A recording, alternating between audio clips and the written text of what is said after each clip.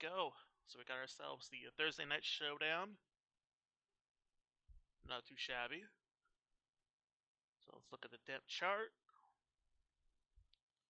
I got a couple injuries, but nothing really too much to worry about. Oh, that's scary. Look at that. That's pretty scary. I didn't know they had that many injuries. Okay. Alright, so let's see. Again, we're gonna go our normal route. So the highest is looks like it's gonna be Mayfield. Baker Mayfield. Take a look at his game log. He scored 19 and 31 points. The reason why is that's high is because of these two games.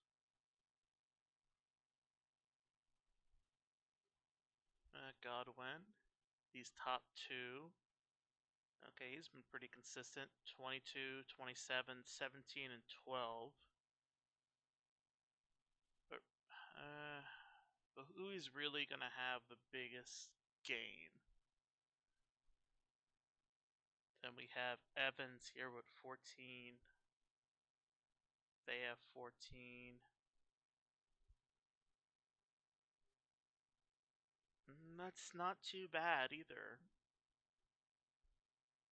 That's not too bad.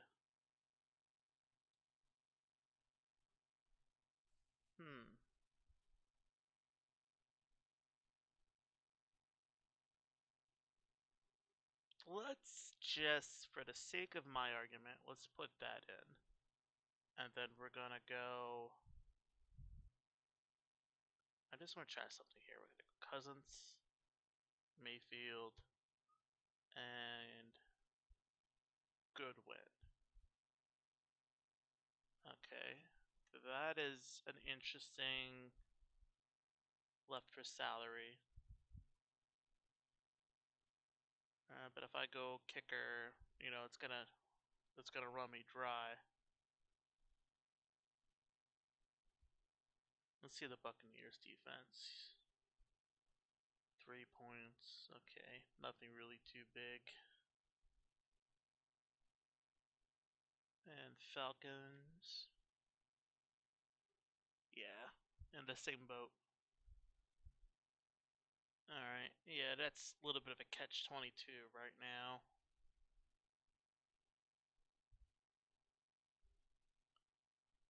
Yeah, he did nothing in the last game. Failed to catch any of the 3 targets on the Sunday night loss or win over the Saints.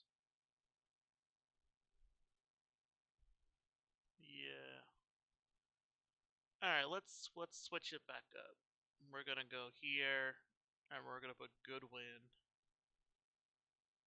as our captain. If I'm gonna do Goodwin, I'm gonna do Mayfield, and we'll keep Cousins there. Yeah, because he's been getting a good amount. 17 points.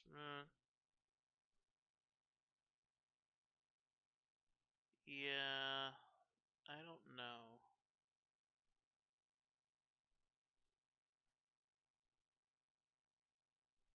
He's cheaper. So let's just say we want to do that. And then we're going to throw the kicker here. Chu, he's just... Why would I not add him in? Because 4 points, 10, 7, and 20 points. That's insane for a kicker.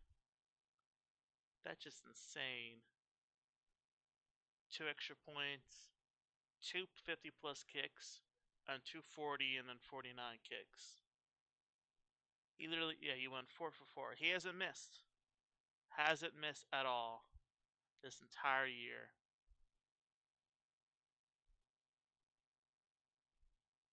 I think that's a good idea. You know, I like that. I do like that. That's 10 points, comes pretty consistent. Now maybe if I switch out him and I put, you know, Robinson in, That's okay. You know, I'm still averaging a good 10. What is it? 10.2. And what will that be? 11.4. But the question is, who's going to have more points? Is Cousins or Robinson? I can't put my money on not, Robinson. That just makes the smartest bet. So then now I'm just worrying about the last two. Like this is just where I kind of want to do no special reason. I want to see if maybe if the Falcons are, winning the game. Let's go here. Like I really think that since they're home, they're gonna keep the momentum. But I think Tampa Bay is gonna keep up with them. I'm really hoping that this game is a little bit of a shootout, but a lot of sacks, a lot of maybe a turnover or two, a touchdown will be nice. A defensive touchdown or a punt return or a kickoff return. That might be not bad to decide that because they are what 14, 4,400 points, and if they get me, you know, let's just say a pick six, that's 8 points right there. I'm just looking for that and maybe a sack or two, and that's I might go that route. I really might go that route. And just because I have that, it's it's not going to be any higher. So could Pitt have a redemption game? That's the kicker. And he had one good game there at home. 7 point. Nah, I guess that's not too shabby. Yeah, he had 50. Yeah, he had 50. One of his targets. Yeah, but he got 50 on that one play. So if he only received two of that, then yeah, that's 9 yard. Yeah, he got a 50 and then a 9 yard gain on another catch.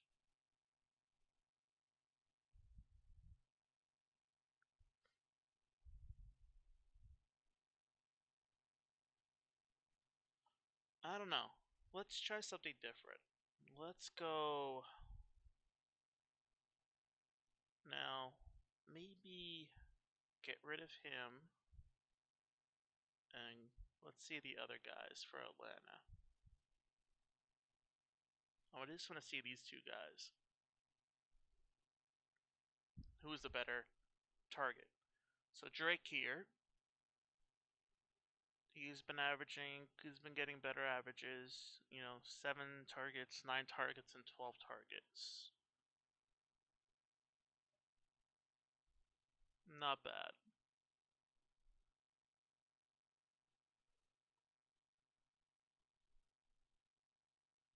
Not bad. So that's around like 30 some targets. And Mooney here. Again, pretty much the same averages. They've been averaging around the same amount.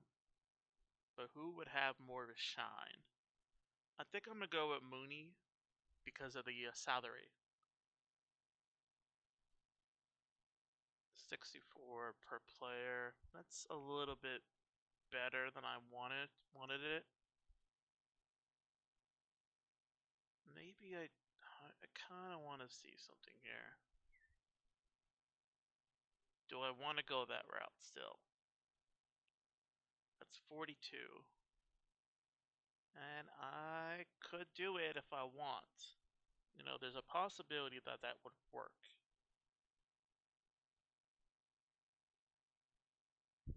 Now, my choices are the tight end or the defense. And been doing decent as well. He had 9 targets.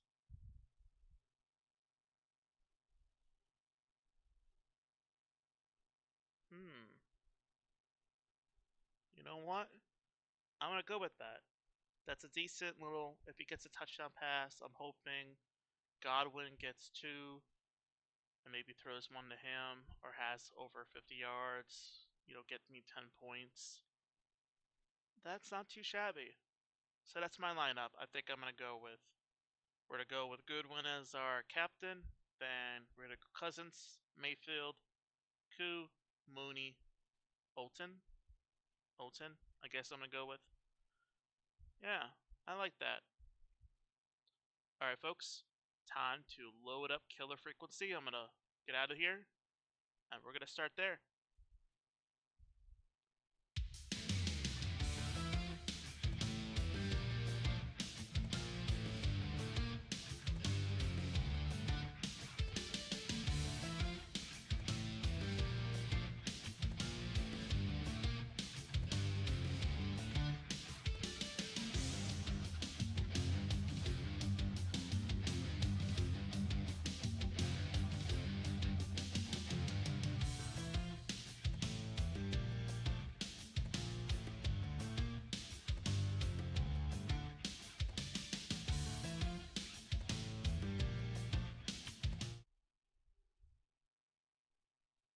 And we're loading up right now. This game goes pretty fast. I like it.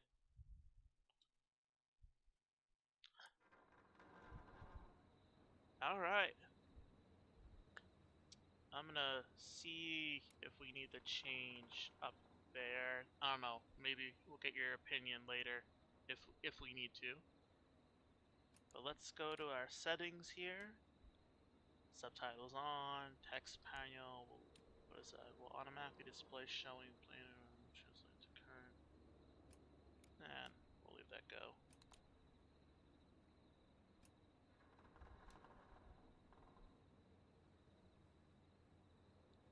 I'll keep everything the way it is and see how it feels.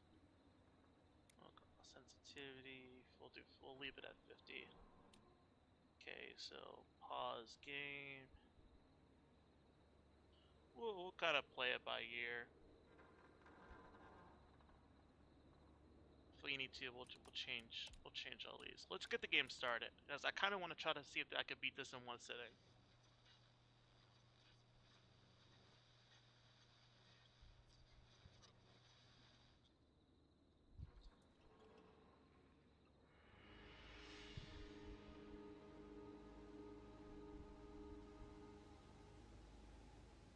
Yeah, this is not that bad. Not that bad. Okay.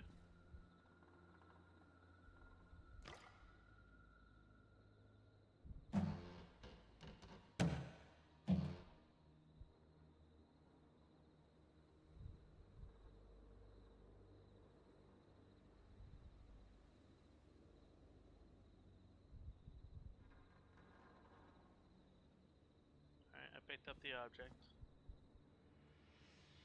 Okay, so drop is F.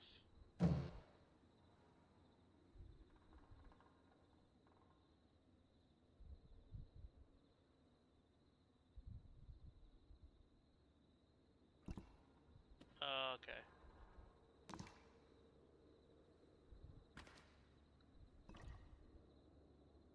Okay, so I could easily do like pick-me-ups. Like I could pick it up or I could throw it. Alright, so that kind of just like drops it on me. But if I want to like put it somewhere, that's a little bit okay, I got it.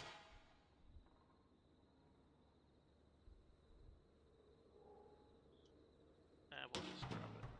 We don't need it.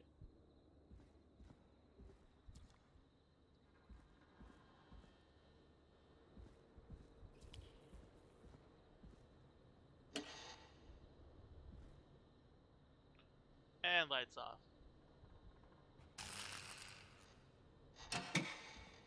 Okay, I'm just playing around.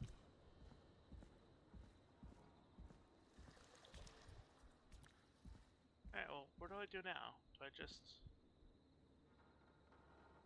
You can hold... Oh, I can hold 2 objects. Ah.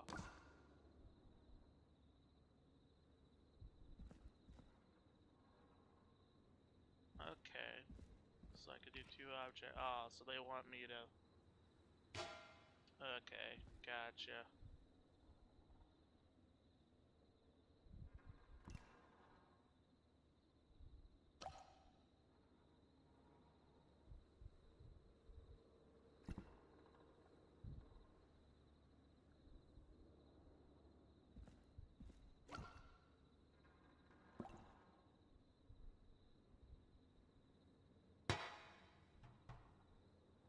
There you go. Was that recycling? Is that what you wanted me to do, game?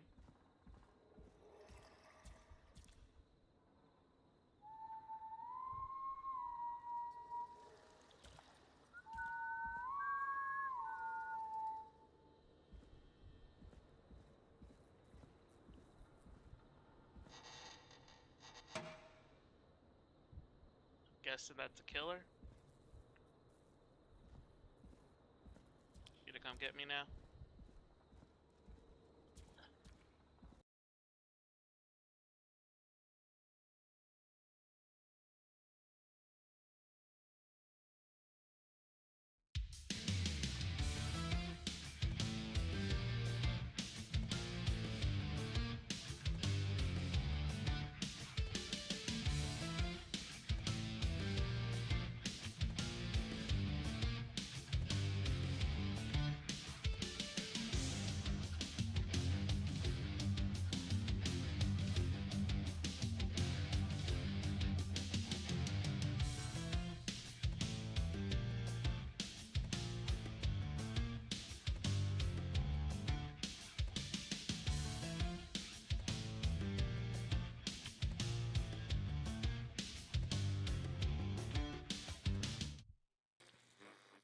Alright, we're back.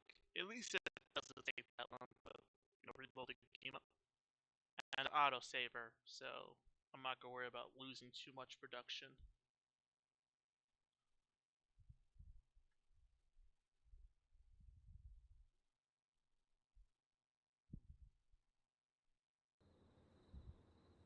Alright, continue. I kind of like that that's my loading screen. That is pretty cool. Okay. Alright. I already know. Yep, I know. Yep. We pick up. Yep, we pick it up. We toss it.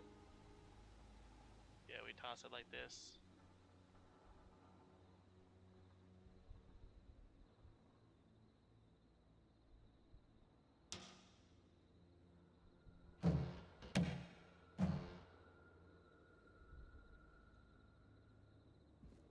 Yeah, we'll do it again.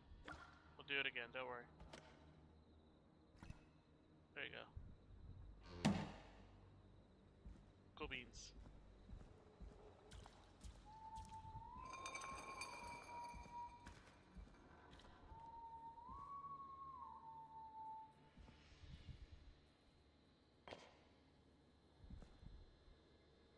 Oh, E to inspect.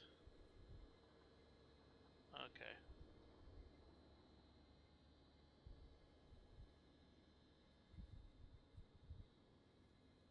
Yeah, it's a coffee cup. I got it. Is it mine?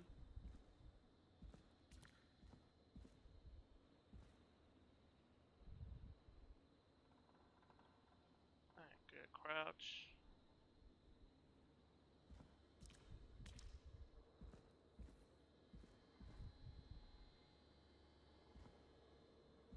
Alright, so I guess I gotta crouch over there, right?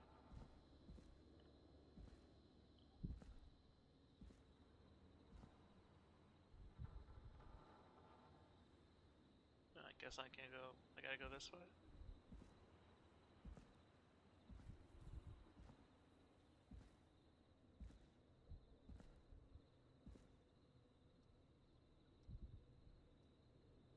Hold. Okay.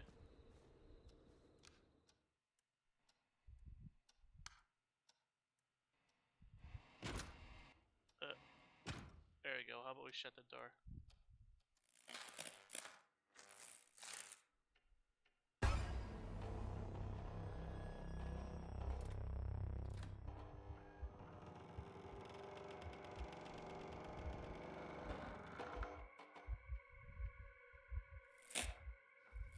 Yeah, I saw you.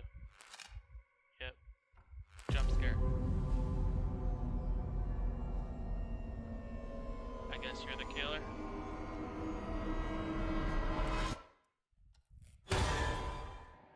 Yep.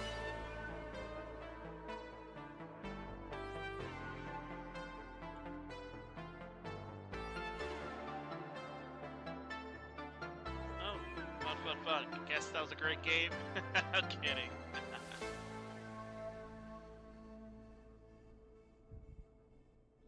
All right. You hear something, Peggy? Huh? Hear what? I thought I heard someone yelling, or I don't know, a howl. Forrest, is this a joke? No, I almost swore I heard something. Oh, and here I was thinking you'd finally started to ease up. You probably just heard some cats outside. Cats? You know, 4 legs, whiskers, tails, not dogs. I know what a cat is. But I mean, does Gallows Creek have a stray cat problem or something? Not since the rats moved in. Anyway, you ready to do the pre-flight checks? Seriously? Do we have to do these checks every time? And do you have to call them that? Reggie pays us to check the equipment before each show, and he pays us to call it a pre-flight check. But if you're sure you don't want to... Let's do the checks. All right, fine. Let's get through this. Alrighty, this is your captain speaking. Really? Come on, let's have a bit of fun with it for once. Buckle in, folks. We're about to hit some tubular rents. Let's start with record playing. Okay. Grab a record, stick it on the player, and hit play. Easy.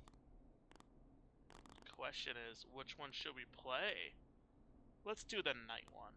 How about that? Forrest, you need to grab a record and stick it on the turntable. I did.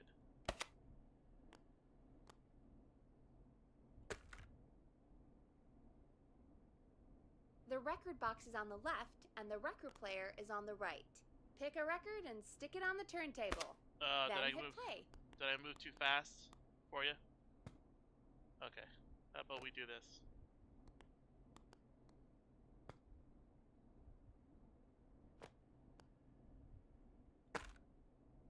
Did that work?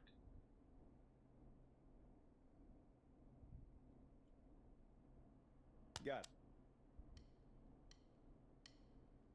There we go. Great.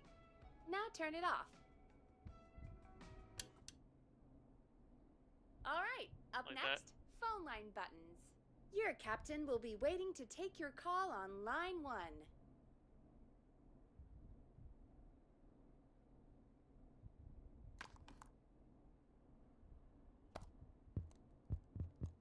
Line 1 is the leftmost button.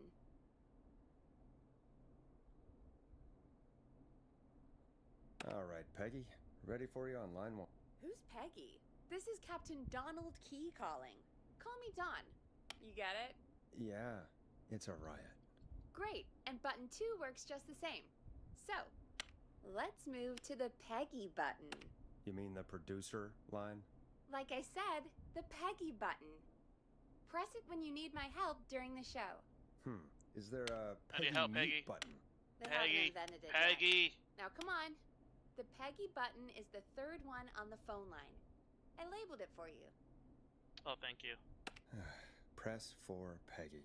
This is your brain, Forrest. Sorry I made you such an unfun turkey. I'm a turkey now, am I? Okay. Are we almost done? Sound blaster next.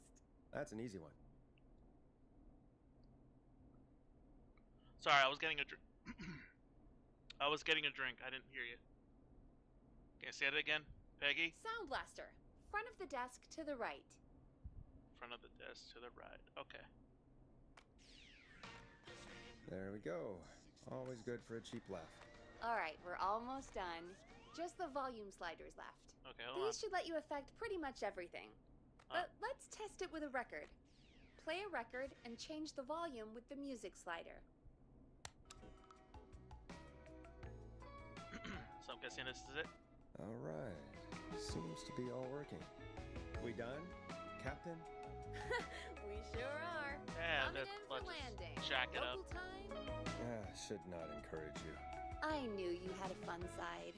It's my fun side that gets me in trouble. Now, let's get the show started. Yes. After your introduction, our first segment is Guess That Scream. I thought that was a joke. Nope, and don't blame me for this one. It's Reggie all the way, and he demands we do it tonight. Okay, Forrest, shut the music off. Alright. I'm ready. Okay, you're live in 3, 3, 2, 1. Here we go. 189.16. Good evening, Gallows Creek. This is your host, Forrest Nash, and you're listening to 189.16, The Scream. Before we start taking your calls tonight on Gallows Creek's only late-night phone-in talk show, I need to let you know about a special competition we have for you this evening. Guess That Scream. Yeah, This you is guessed actually it. one of the station manager's better ideas. Here's how it works. I'm gonna play you a scream, then you call and guess that scream. We need you to guess why they're screaming. Did they stub their toe, saw off a finger, or discover the corpse of a loved one? That's Damn. good. Now, Forrest, hit them with the tape. We'll play that scream in just a second. Listen close, and then call in to guess that scream. Peggy, what do you mean play the tape? I used to have a tape guy do that for me. You're not in Chicago anymore, Forrest. Here in Gallows Creek, you get to be your own tape guy.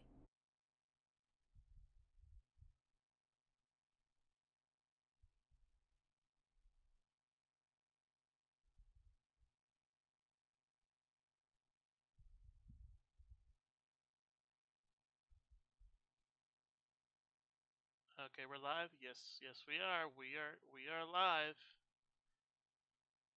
Let me just get my HUD back up. I lost you a little bit there. You didn't miss much. All right, resume. Just think of a scream and let it rip. Oh, God. Do I really need to do this? Sorry about that. I'm back. Had to step away there for a second. Listen close, and then call in to guess that scream.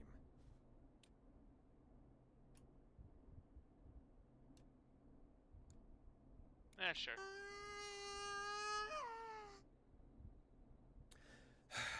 Well, folks, there you have it. Call in with your guesses, and if you get it right, you could win 2 tickets to the amazing Stay there. Maze and 1 free fried dough. Fried dough? Just Fried call dough. in at 555-239-KFAM with your guess. Now, here's some music while you get dialing.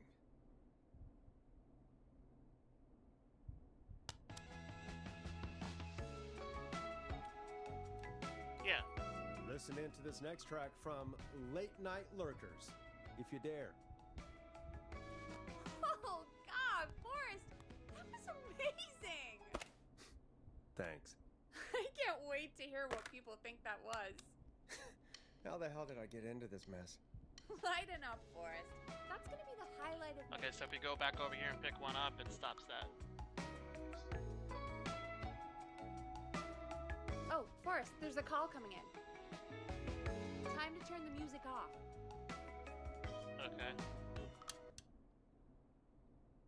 Call me up. Welcome to 189.16, The Scream. Caller, you're talking to Forrest Nash. What's going on with you tonight? Forrest, thank God I made it through. My name is Leslie Harper. I'm the 911 operator and police dispatcher for Gallows Creek.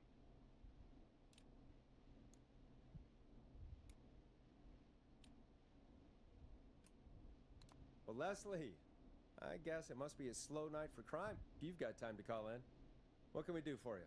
Slow night? Forrest, I found a body. I need help. Forrest, I recognize her voice. I'm pretty sure that actually is our 911 operator. Oh, damn. I think this is real. Peggy, I'm not gonna be happy if this is a prank. I don't do prank segments on my shows. It's No, in my babe. contract. Forrest, I really don't think this is Yeah, a prank. Peggy. You should call the sheriff, really. Leslie, if you're telling the truth, you should report this to the sheriff. What was his name? Sheriff Andrews or whatever? I'm at the sheriff's office right now. Wait, what? Sheriff Matthews is dead. What? Damn. Sheriff Matthews is dead? I couldn't get any response from the department. That's never happened before, so I came to the station See and the dead body? I found him. Oh, you must be the dead body. Oh, God. Poor Sheriff Matthews. Do you know what happened to him? Someone got him. Someone got up very close and I really don't want to say what they did to him. Did he fight back? I don't Stab him. know. I think he tried. He's surrounded by bullet casings. I think he tried to shoot at whoever it was, but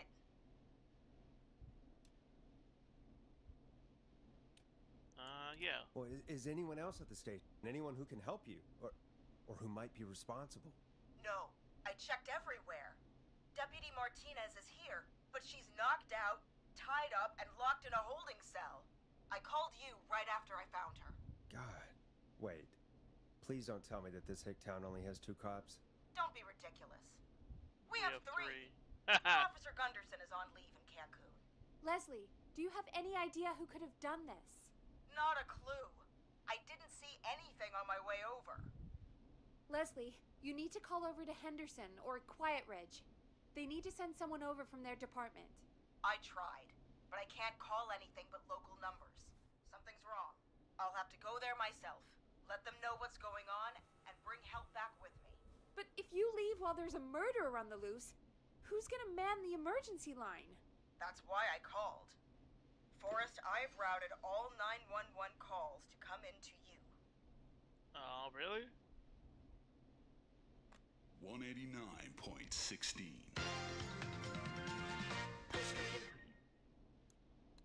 No, I'm sorry, but this is a terrible idea. What on earth made you think to do that?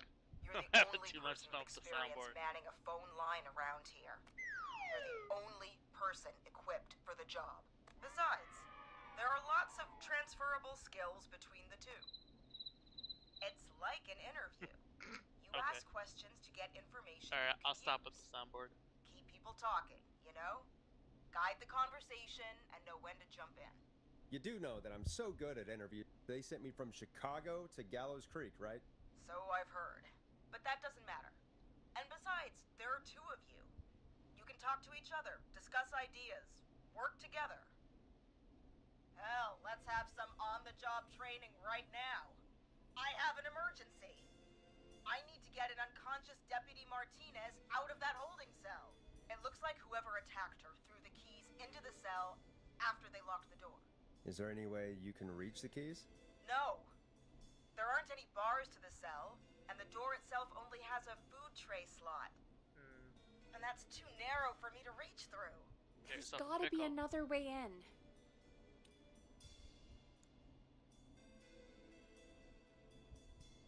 There's got to be another set of keys somewhere in that office. Those can't be the only ones. Of course. Yes, there must be another set.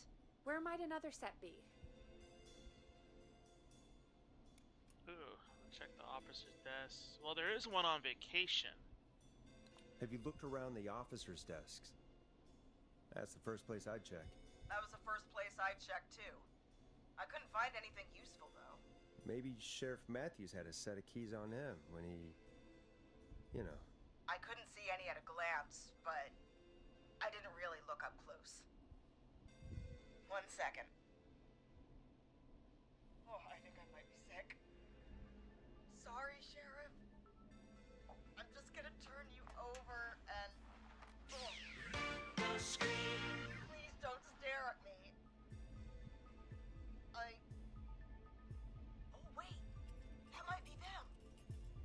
I think I got the cell keys. Looks like Sheriff Matthews might have saved his deputy. Do the keys work? They do! Give me a minute to untie Deputy Martinez. I'll be right back. So far, so good, I suppose. Sounds How good to are me. you feeling, Forrest?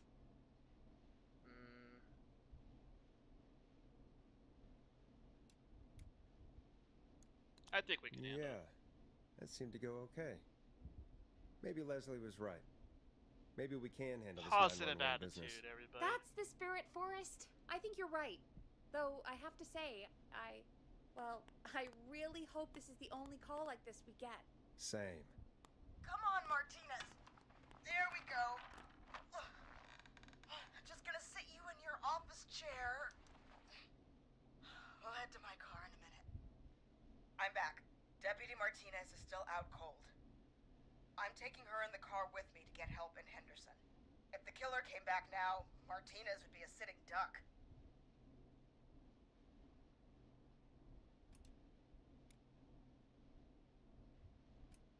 That's a good idea. We don't want to take any risks right now. Thank you, Forrest. You and Peggy just worked together like you did earlier. You can do this. Now I'll be back as soon as What? My car! My car is on fire! What do you mean it's on fire? How the hell? Did it just go up in smoke? What happened? Wait. What? No. Killer. No way. This can't. Oh, Forrest, we have big trouble. What's happening? What's that noise? It sounds like whistling? Whistling? It can't be. Oh my god. I can see him, but he's dead, right? Right? But that mask, how the hell is he? Who, Leslie? Who? The whistling man! The whistling man? The whistling man. Who's the whistling man? He was a serial killer back in the 50s, wore that mask. But he's dead! He's... What the hell? Doesn't sound dead to me. Do you think he attacked Sheriff Matthews and Deputy Martinez? He's coming this way. Leslie, stay inside and lock the doors. Right. Shit, we need a new plan. My car's torched. We need to think. Run for it, hide in the station, take a police cruiser. Well, if he bombed your car... I think you need to stay put and hide in the station. You should be safe in there. We can't just stay in here. I need to go get help. And what if he gets in? What if he finds us? There should be police cruisers at the sheriff's office, right? Like, you should take one of those. Yeah. Yeah, that could work. Okay, so Let me really, check in if essence, you Martinez could has always any- go back to the main one. Just reach into your pocket there, deputy, and... Yes, got him. Keys for squad car 3. I saw that parked out front when I got here. Nice one, Forrest. Good thinking. But I didn't really think about it. Wait. I just sent him to stay in there. how am I supposed to get us to the car? The whistling man is right there. Well, you don't want to... The sheriff must have a gun, right? Can you see it? There was a gun next to him. Let me grab it. Shit. It's empty. He must have emptied it trying to defend himself. Are there any other weapons lying around that you could use? I didn't see anything earlier. Let me check Deputy Martinez's belt.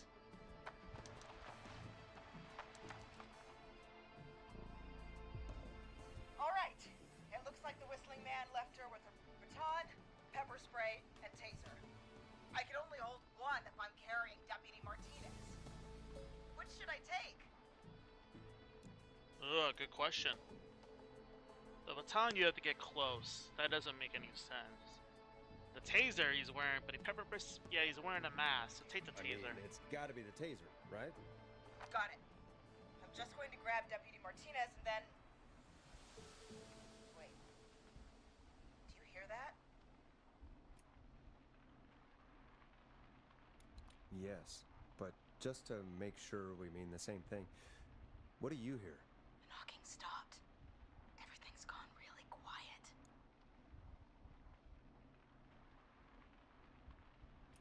You said you could see the whistling man earlier. Can you still see him? Let me take a look. No. I don't see him anywhere. But I can see the car. Squad car 3. It's right there. It's a trap. Okay. Deputy Martinez? If you can hear me, it's time to move. Just lean on me. Yep. you sure about this, Leslie? No time like the present, right? So, here we go. Come on, Leslie. Again, you're hooked into dispatch now, so I should be able to radio you when I reach the car. If I reach it. Speak to you soon. Good luck, Leslie. That's one brave woman. Definitely. God, I hope she makes it through this. You know, I've got to say, this really wasn't what I expected when I came into work today. Well, they always say you have to be ready for everything in live radio. That is true. Oh, I think we've got Leslie back on the line. I'm putting the call through. Hello? Forrest? Peggy? This is Leslie. Are you there? Over. That's a big 10-4 there, good buddy. I'm guessing you made it to the car then? Sorry about the CB chat. Old habit. But yes, we made it to the car. Okay. Deputy Martinez is in the passenger seat, still out cold. Dan I don't Deputy. see the whistling man anywhere, and I don't plan to wait for him. So I'm going to get us moving. Jesus! God damn it! Get back! Get away from her! Leslie, what's happening? The whistling! No! Get off her, you son of a bitch! Yeah! Take that! Leslie, what are you waiting for? Get out of there! Don't worry, Deputy Martinez. We're out of here. Leslie, are you two okay? Did you get away or... Forrest, that taser?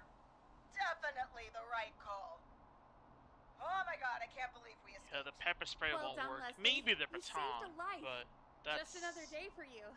That's Oh my just God, an easier yeah. route. But let me tell you, I prefer doing it from your side of the phone. Leslie, how long do you think it's going to take to get help? Gallows Creek isn't Nowheresville, but it's pretty damn close. It's going to take a while, maybe 2-3 hours each way. Slightly less if I put my foot down.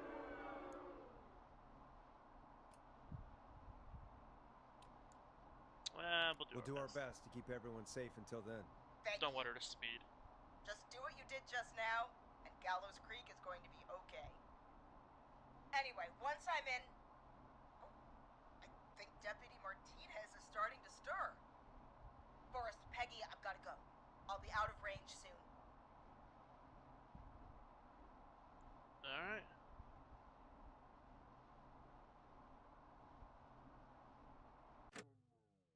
Okay, I just wanted to see something here. Okay, paper ball basket made. That's kind of funny. Okay. But I'll radio back as soon as I can once I got the cavalry. No, nope. My chat went down, I think, again. Hold on. There we go. We're back, we're back. Take care, Leslie. Be safe out there. Good luck, Leslie. Feel better soon, Deputy Martinez.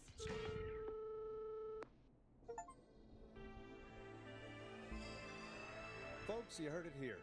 We've got a killer on the streets of Gallows Creek tonight. Please make sure to stay safe. And Leslie, we're counting on you.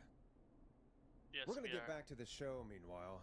If you have anything on your mind or have any information about this Whistling Man character, then give us a call. We'll talk here on 189.16, The Scream. For now, here's another hit record for you all to enjoy.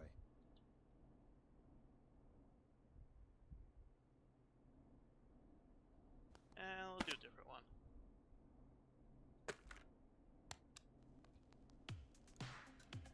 Time to go on the journey that is Last Processor with their hit song 1980X. This is not what I signed up for, Peggy. This is actually insane. Did she really say it's gonna take her 4 hours? This guy's gonna kill half the town in 4 hours. Forrest, that's not helpful. I know, I just... Who is this Whistling Man character anyway? He was a serial killer back in the 50s. Edward Marshall Mooney. Went around in a freaky mask, whistling, and killed about a dozen folks in Gallows Creek. No reason for it. No motive. He just... Wow. Okay. What happened to him? Well, police chased him up to Ellis Point one night. We call it Whistling Point now. And it was, well, it was on this night actually. The police cornered him and he jumped into the river. His body was never found. So is he alive? Dead? I mean, what's the story? Story is he's biding his time. No waiting body. to take revenge on the town. All right. No That's death. the story.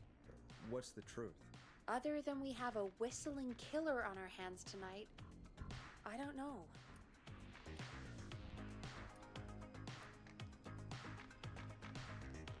I guess we'll find out what we're dealing with, whether we like it or not. I guess so. At least we got the word out, I guess. What kind of listening figures do we get at this time? On a Thursday after midnight, could be around 35? 35. Isn't 3,500? Huh. I didn't realize Gallows Creek was that large. No, 35 people. At best.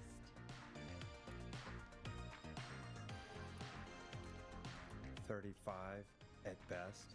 35, yeah. It's a school night. And what's the population of Gallows Creek? I don't know exactly. A little over 1,000? Oh. How many did you get before? You know. Before my career exploded and I ended up on a midnight hour talk show in the town of 1,000 people? Yeah. Before that. Around 5 for most shows on the low end. Big gas could pump that up to 10, 15, easy. 5,000 on the low end? I can only dream of that. 5 million. Million? Yeah, sometimes that's just the Million. way it goes. At least the Whistling Man hasn't killed me yet, I guess. Yeah, I guess we're gonna learn a lot about perspective tonight, huh? Oh, we have a call coming in. Take it when you're ready. Okay, Forrest, shut the music off. Okay. Let's Hello, do it. caller. You're live on 189.16, The Scream. Is everything, all right?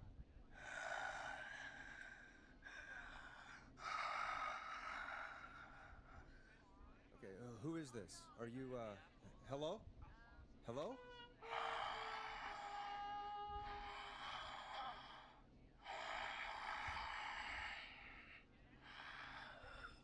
Okay, what's your name and why are you calling in?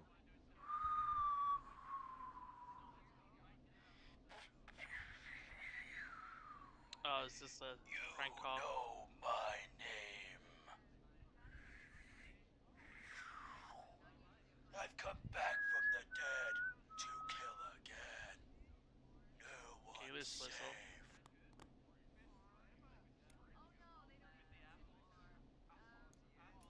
Do you accept requests? I've got a list of names I'd love to see in the obituaries.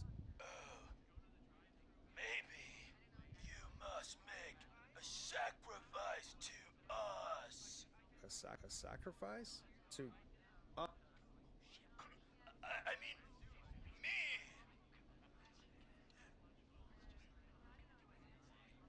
We want cheese-dusted pretzels. I mean, I want cheese-dusted pretzels. Or I'll cut your face off. Not my face. Goddamn kids. I'm cutting them off. Not yet. I want to deal with them.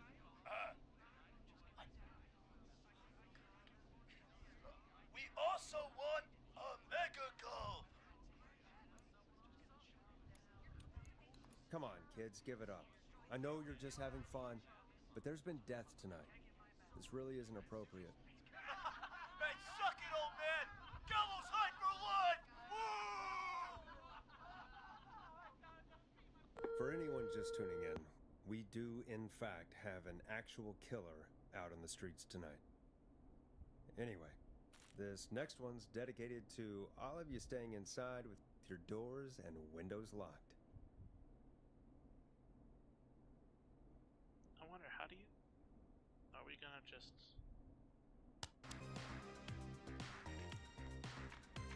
Hope you Yeah, we'll enjoy do it this one again. as much as I do. Peggy, the hell was that? Kids pretending to be a killer who right now is stalking the town? It's a thing. A thing? Oh, kids around here. They pull pranks pretending to be him. By pretending to be this whistling man character? They think it's funny, but it's not. It's not funny at all.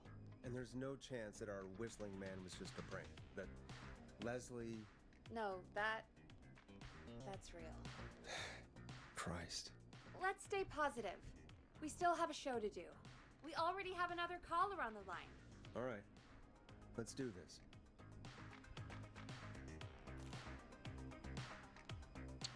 I guess we'll do another one. Hello, caller. You're live on The Scream with me, Forrest Nash. What? I dialed 911. I need the sheriff right away. Okay, right. Well, I'm filling in for 911 tonight. What's your name and what's your trouble? My name is Sandra Sharp, and I need the cops now. I'm sorry, but the cops aren't coming. Leslie's on her way to Henderson for help. What? God. Listen, you've got to help me then. I drove to the edge of town for a jazz run, and now some psycho dressed like the Whistling Man is after me, knife in hand. Oh, God. It's actually happening. Where are you now? Did you escape to somewhere safe? Oh, I did, baby. I jazz ran all the way to my car and nothing flat. But I dropped my keys somewhere along the way. I never locked the door, Lisa. I've got a place to hide, but I can't get moving.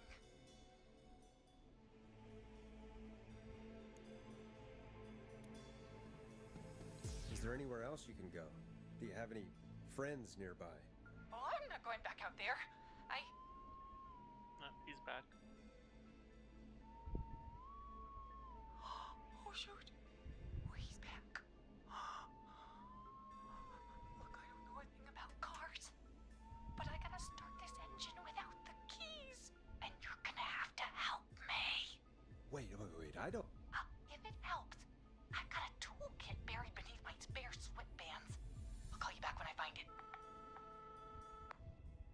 You're listening to 189.16, The Scream. Hosted by me, Forrest Nash, your friendly neighborhood radio host, mechanic, and savior. Sit tight while Sorry. the record spins, folks. This one goes out to you, Sandra. You're gonna love this next track. Doesn't the station have a show about cars? The Tamora twins or something? Timberline twins talk motors. Yeah. You know they're not even brothers. Really? They look the same, though. I know, but they're not even related. It's weird. I Very asked weird. them about it once, and they got really sweaty and defensive. Anyway, go see what you can find. The offices are out the door and down the hall.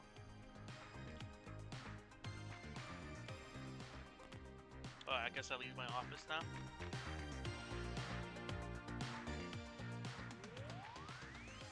Alright.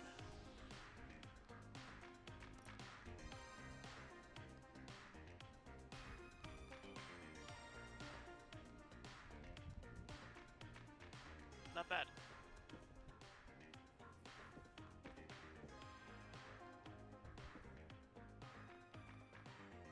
Are those flies? They're flies.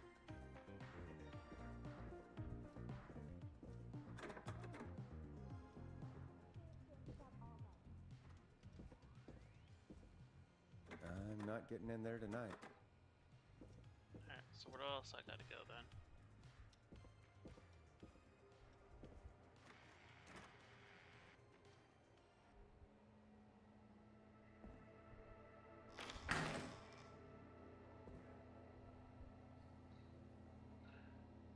Wait, is that it?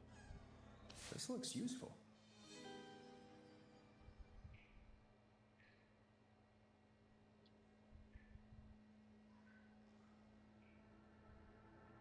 Oh, okay. Just use a screwdriver if the key fails. Remove the steering column cover. And then check for serial numbers. Okay. We're gonna keep that.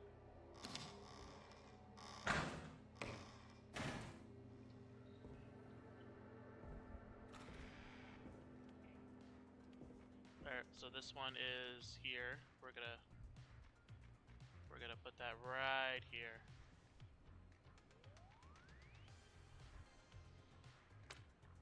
So we know we need that. Alright. We've been there.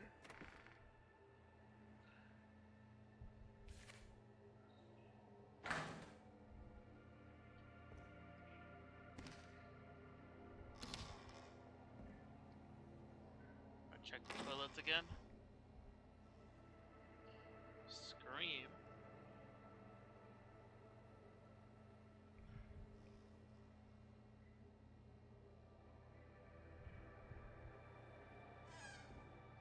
Okay.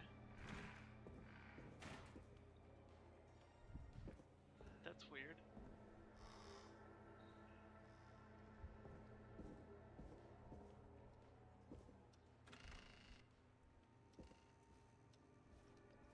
There.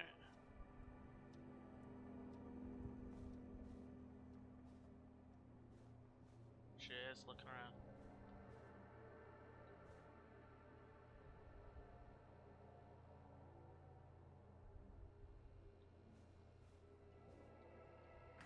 Not bad animation, you know, for this type of game.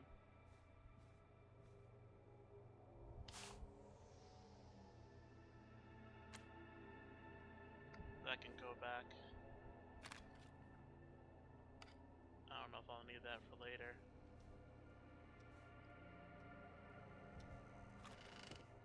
So many locked doors, so few keys. Alright, I think I got what I need.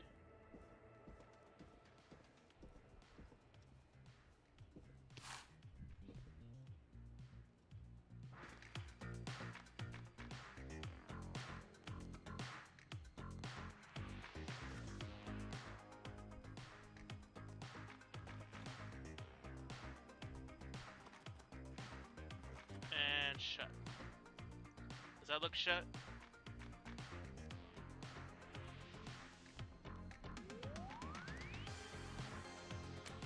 Alright, that's good to have there.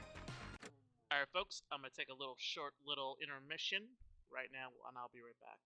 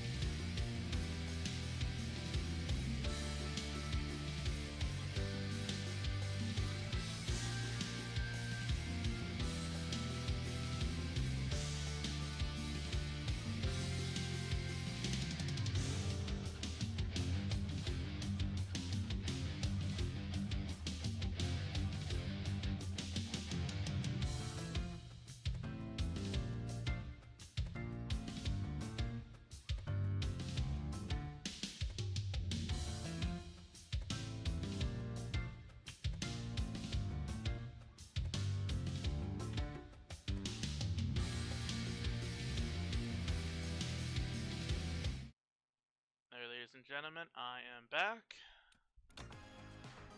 So let's oh, Peggy. You find anything? Yeah, I found a magazine about hot wiring cars. Well, that sounds perfect. When you're ready, shut the music off. Alright, let's help her. Caller on line 1. Thanks, Peggy. We're back with 189.16, The Scream. How are you holding up, Sandra? The creep's looking through the parking lot trying to find me. But I've got my tools, and I'm ready to get this hunk of junk moving. How do we start this baby?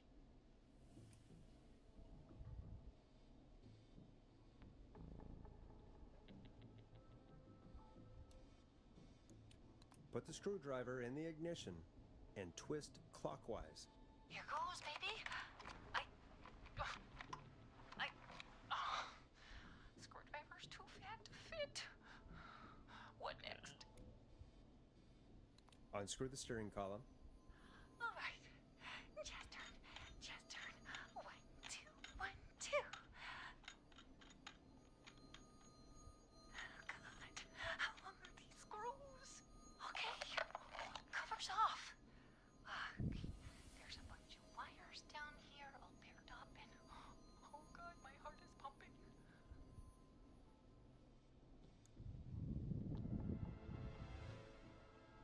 Tell me exactly what you see. Okay, we can do this. There's a red wire, a blue wire, a yellow wire, a green wire, and a brown wire. What's the serial number on the steering column? The number is 576-894-320. Okay, so it's 726. So let's see here. There's a 4 before the 3. There's a 4 before the 3, and 7 in the number. Okay, there's a 4 before, and number 7 in the number. Okay, that sounds like it's gonna be red and blue. So if there's a 6 anywhere and doesn't start with a 5, no. If there is a 0 at the end and doesn't come before, or the 3 doesn't come before the 6. So I think it's the red and blue, right? Strip the blue and red wires and twist them together. Why not? Here we go. Blue and red and twist and turn and... Oh! Oh, it won't turn off! Oh, don't listen to me, Dad. Radio. 3 pink wires going into the stereo. What do I do?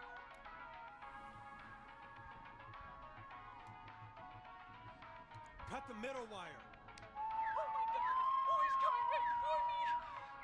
Thanks for nothing, you... Oh, you bad bister! I do a mean kickball change and I swear I... Well, I guess it was. I'm so sorry, Sandra. Oh well. You didn't deserve that. Sorry, Sandra. Poor woman.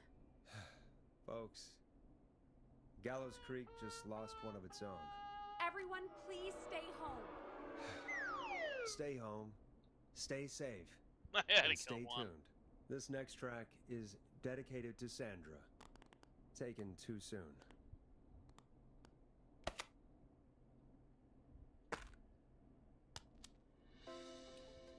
It's David Scopo with Moonlight. I still can't believe this is happening. Right? Like Gallows Creek didn't already have enough to worry about? What do you mean? Gallows Creek is a miserable place to live. Really? Miserable? Ah, there it is.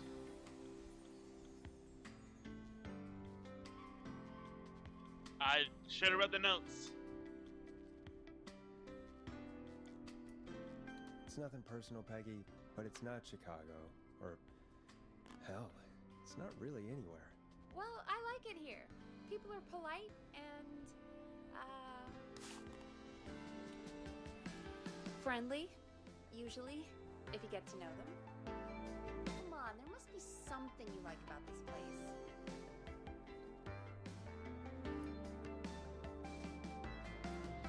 Some folks have been okay. You're not terrible after a while. Not terrible after a while? High praise coming from Forrest Nash. You know what I mean, Peggy. I do.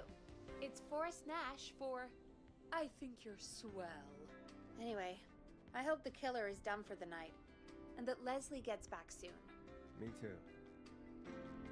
Can we at least call off that stupid Guess the Scream contest now? Yeah, that'd probably be a good idea. We did kill one person. One survived, one died. Caller on line 1.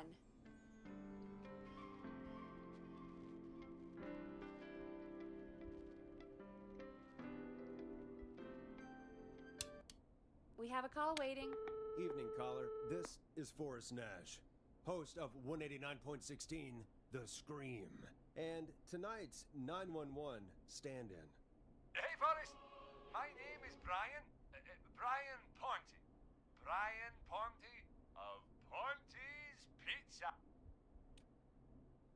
Hello, Brian. What have you got to say about what's happening? I'm so happy that Deputy No, we're just Martinez gonna go through this. survived. I've seen her a lot over the years down here at Ponte's Pizza. Oh, you did a really great job. And as a thanks for all you did there, I just wanted to tell you that I'm sending you some coupons for free pizza. Here Free at pizza! Ponte's Pizza. Wow, Brian. That's really good of you. You really don't have to, though. Oh, it's the least I can do. And if you like it, well, you're in luck, because we're always running great deals that'll have you eating for pennies. Sounds great, bro. And let me tell you, the pizza we have is to die for. Oh, no. Poor choice of words tonight, I guess. Yeah, a little bit.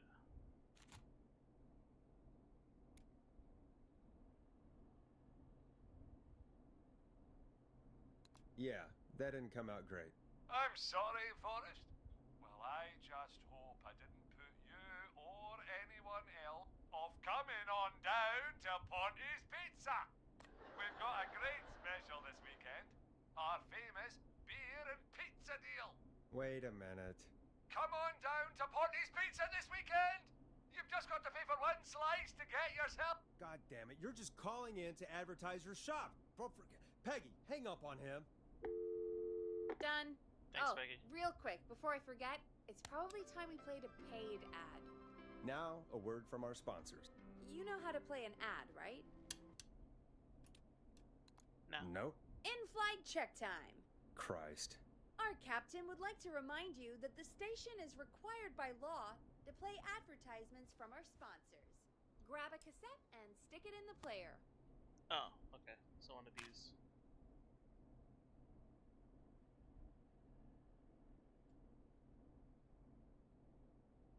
The cassette player is on the desk in front of you, just above the sound blaster.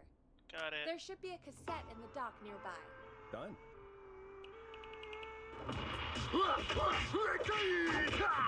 Do you seek ancient wisdom? Do you want to double your power? Are you ready to unlock your inner warrior for only $24.99?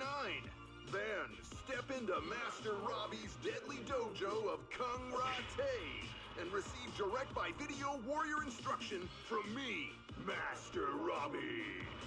You will learn the 4 qualities of an ultimate some past conqueror. videos The there. power of the alligator, the discipline of the tarantula, the speed of the tuna, the poise of the scorpion, and the wisdom of the bullfrog. Using classified techniques, I'll unlock your inner chi after only 5 30-minute video sessions. Ultimate power and wisdom can be yours now for the low price of only $24.99. Just call 555-7861 USA to take your first step to becoming a champion.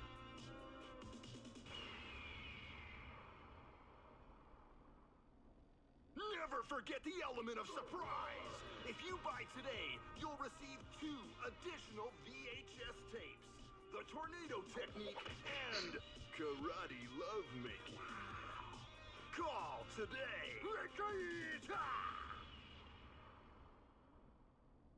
Do people really buy this kind of thing? Don't pretend like you're not interested.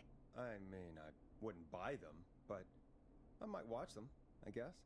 Yeah, I bet karate lovemaking sure is something. Is Forrest Nash at a loss for words? Let's just get to the show. Wow, what a deal. Only $24.99. And I'm not just saying that because they're paying for the airtime. But unless they pay us more, then it's time to get the show moving along with our next caller. Another caller. Welcome to The Scream with me, Forrest Nash. Yeah, Leslie. This is Maurice Russell from the Gallows Reporter. I'm at the office. This guy just broke in downstairs and... Wait. Forrest Nash? I want to speak to 911. Put Leslie on. What? God, another one? Oh, is that the radio? Which one did he say it was at? Leslie's driving to Henderson right now. She left me in charge. Why on earth is Leslie? Oh, never mind. Just put me on with Sheriff Matthews. Sheriff Matthews is dead. Ted? What happened? Did you witness the incident? Are you willing to do an interview for the reporter? I can cite you as an anonymous source, if that's a concern. Nah. We're live on the air. Anything we say can and will be broadcast. Live on... Damn it. All right. There's obviously a lot more going on than I know. Yeah, there's a lot happening tonight. You said someone broke in. That's nothing to get worked up about. Some idiot kid just broke in, dressed as the Whistling Man. Teens. They get worse every year. This punk wasn't even a disappointing twinkle in his daddy's eye when Edward Marshall Mooney stalked the town. But I was there. I covered it. You don't understand. That's not a prankster. That's the Whistling Man. Of course it's not. It's a stupid kid. Every year this happens. They think it's funny. Not a big deal, old man. But they didn't live through the terror 30 years ago. Anyway, I know for a fact. Edward Marshall Mooney is dead. I don't know who I'm looking at on the security monitor. But if he killed Sheriff Matthews... Where are you now? I'm in the boardroom, upstairs. We got security cameras all around the building. You can watch them on any TV set here. And there's a set in the boardroom. Maurice, is there any way you can get out of there? I sure as shit hope so, kid. But I'm not sure how I'm going to do it. That crash you heard was him tipping over my filing cabinets. He's blocking the stairs. I'm guessing the stairs are the only way out? That's right. And it would take me a good few minutes to move those cabinets. We need to do something. But what? All we can do from here is... Forrest, I think I've got it. Why don't we call the killer? They'd have a bunch of phones set up across the office, right? In different rooms, with different extensions? So we call one of them. Draw the killer away. Buy Maurice time. That could work. Exactly. It's worth a shot. I can hear you, you know. The son of a bitch hasn't killed me yet. Sorry, Maurice. Peggy and I were just trying to figure out... I don't know. I'm gonna try to not You to realize get him dead. how stupid that plan sounds, right? For that to be successful, you're gonna need every phone extension, plus a plan of the entire office floor, all delivered while the killer is en route. I've got it. And thank God I've always been cool under pressure. Don't go anywhere.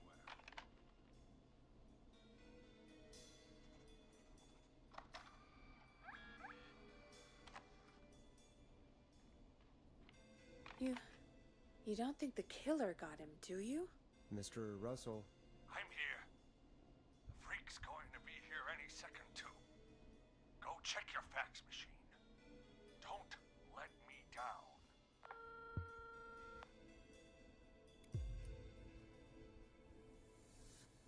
Tell me where the fax machine is again, Peggy? The fax machine's in the office on the other side of the hall. Thanks, Peggy. Be right back. Okay. Okay. Go to the office on the other end of the hall. Grab the fax from the machine. Easy.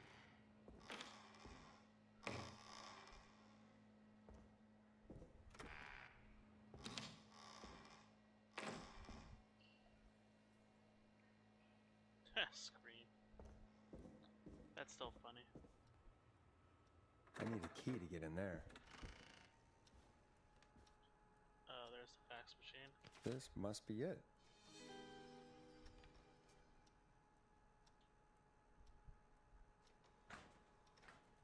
Okay.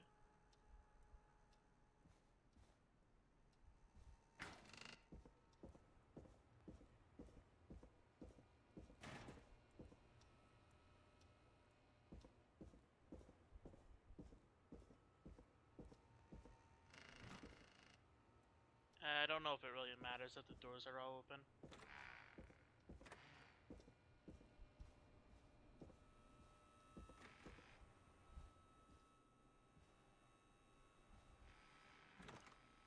I guess it doesn't really matter.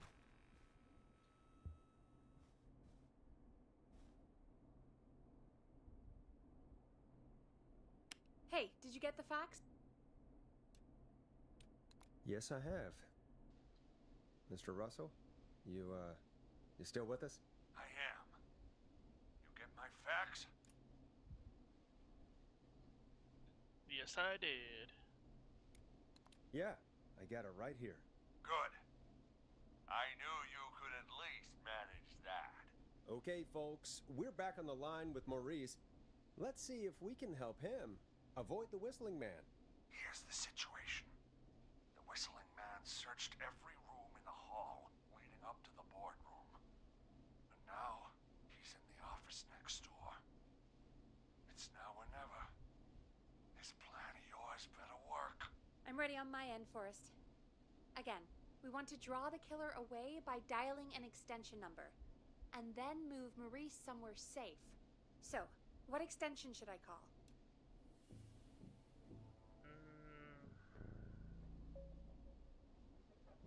Good question. Was it call the archives? Archives that's exit 1. Call the kitchen. I might say the kitchen, but I don't know. Maybe.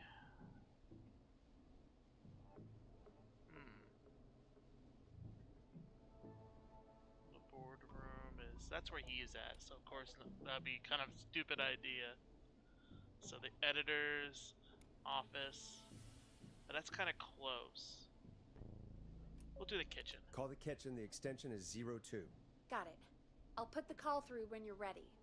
All right, Nash. Where do I need to go?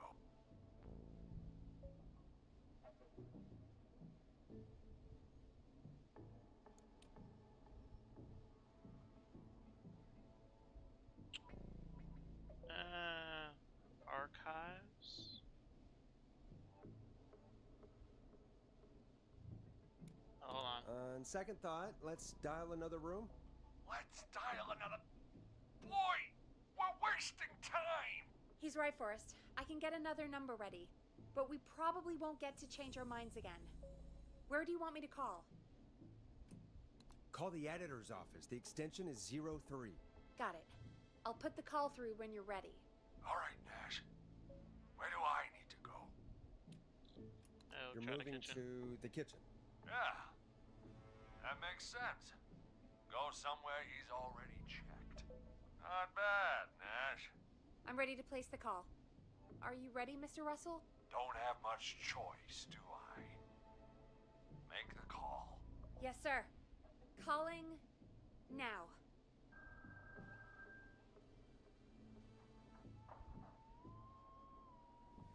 I can't believe it. He's actually heading to my office. It was all Peggy's idea. Credit goes to her. Don't mention it. The coast is clear. I'm shutting off the TV, so he won't see me on the security cameras. Then, making my move. I'll call when I get there. Alright. Do you think he'll make it okay? I'm sure he'll be fine. But now, what do? We gotta find some way for him to get past that barricade. What do you mean? I don't think calling the Whistling Man is gonna buy Maurice enough time to move those cabinets. We gotta think of something else. Yeah. Maybe we could... Oh! Call incoming. You ready? I don't think I'll ever be ready for this stuff. Don't worry, Forrest. You've got this. I've got Mr. Russell on the line. Alrighty. Mr. Russell, are you there? I am. I don't think he saw me. I gotta give you credit for that, but I'm not out of the woods yet. Right. Let's review where we are. So, the only way out is by the stairs, which the Whistling Man has blocked with furniture. Exactly.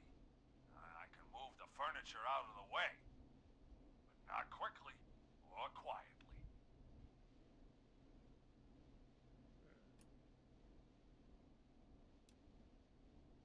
Could you lock him in a room? That'd probably buy you time enough, right? Maybe. But the damn fire regulations say every door in the office has to unlock from the inside. He'd be able to get out just as soon as... Wait. No. I got it. The secret archive through my office, where we keep our most sensitive records. Ooh, a secret archive? Reggie would love that. What have you got back there? Juicy secrets about outer space?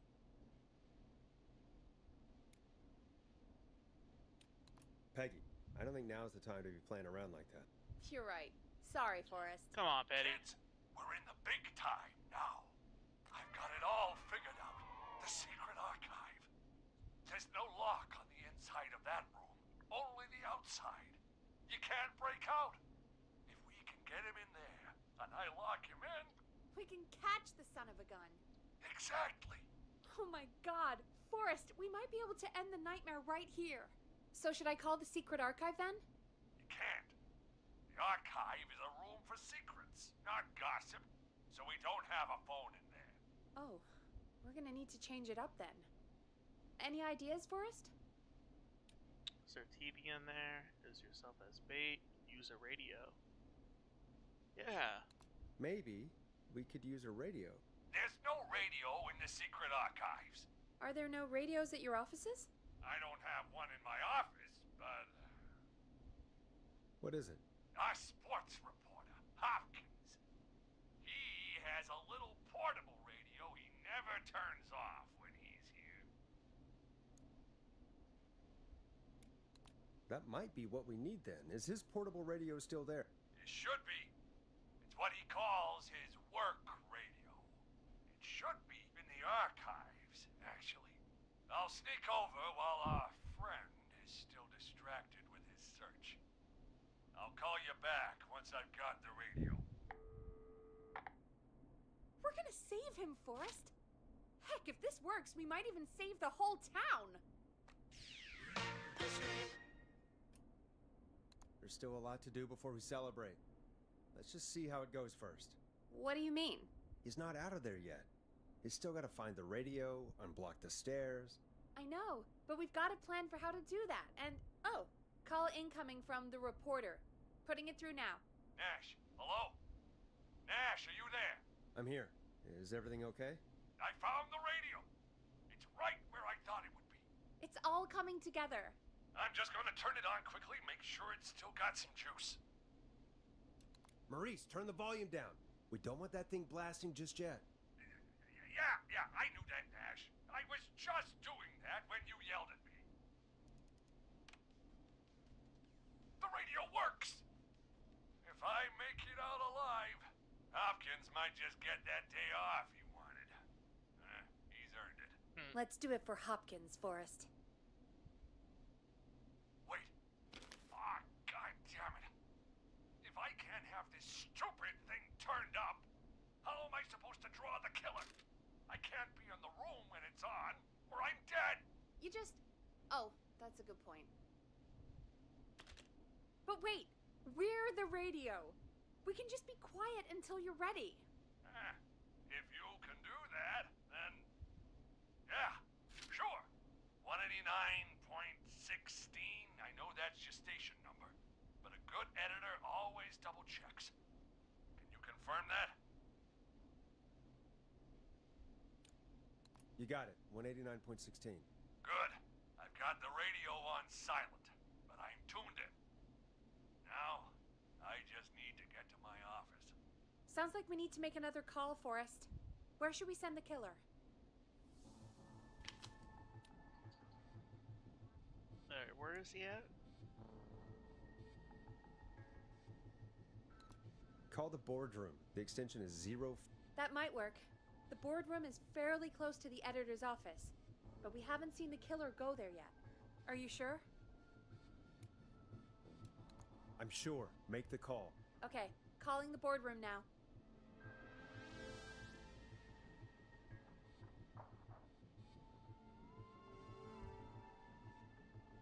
He's on the move. I'll call you guys from my office in a second. Looks like we're almost through this nightmare. Any idea what you'll say to draw the killer in?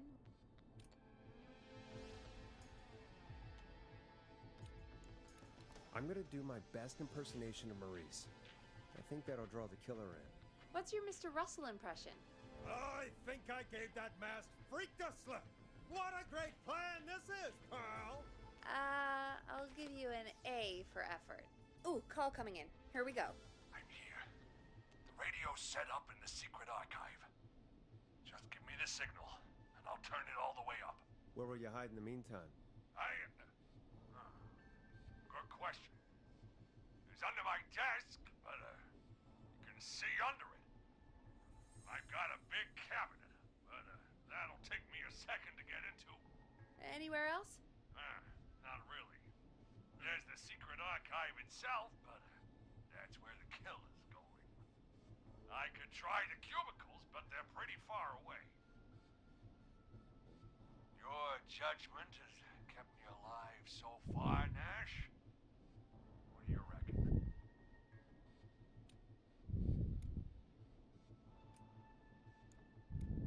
Hide in your cabinet. All right. Well, That's what I would this do. is it. If he dies, I'm he going dies. to go turn the radio I'm up sorry. to full blast now. Don't say anything until I've had time to hide. You got it? We know the plan. You can trust us. Here we go.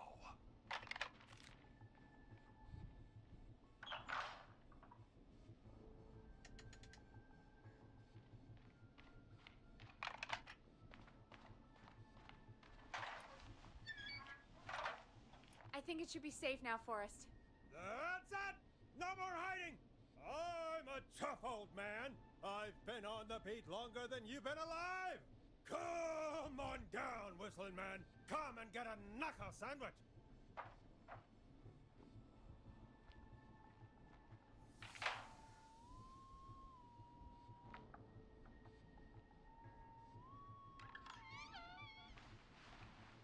Listeners, this is Forrest Nash of 189.16, The Scream. And if you've just tuned in, See you in hell, kid! we've just locked up the Whistling Man. Forrest, you beautiful bastard! I can't believe that actually worked!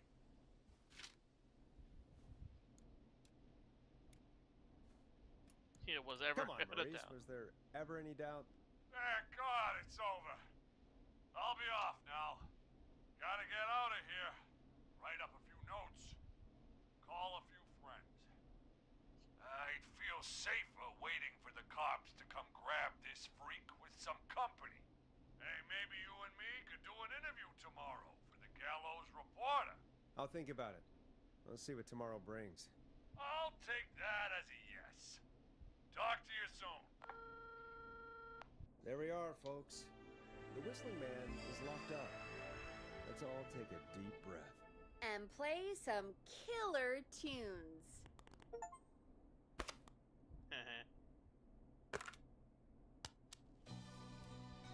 Here comes one of my favorites. Looks like the night should be pretty easy from here on out. Right? Thank God that's over. I guess we got some downtime now. I could ask you some questions to kill the time? You're gonna interview me. You sure about that? You're not so scary. Besides, we've been working together like a week now, and you're still all shrouded in mystery.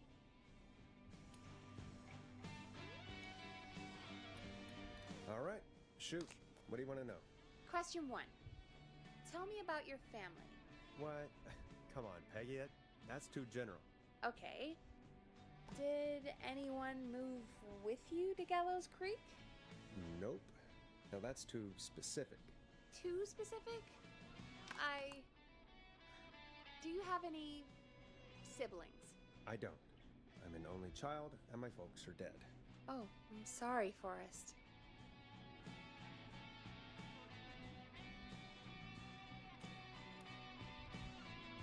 It's okay, Peggy. That's how it goes. Anyway, what about you? Any siblings? Your mom and pop still around? I thought I was asking the questions. You are. I'm just making conversation now. Oh. Well, my folks went the same way as yours. Oh. Yeah. My dad walked out when I was about 13. He'd been a wreck for a while. Then he got himself into a wreck. Well, that was Dad. Mom didn't take it well. She remarried pretty quick after that. There we go. She wanted to forget Dad so bad, she even made me take my stepdad's last name. So I'm Peggy Weaver now. Anyway, Mr. Weaver got sick one day, and my mom didn't last long after he went. I'm sorry to hear that, Peg. Don't call me Peg. Yeah, sorry. I was just trying to be... Alright, hold on a minute. I know it's been annoying me lately. I gotta find out how to throw things here. Pick up, grab, press is that. Drop item is F.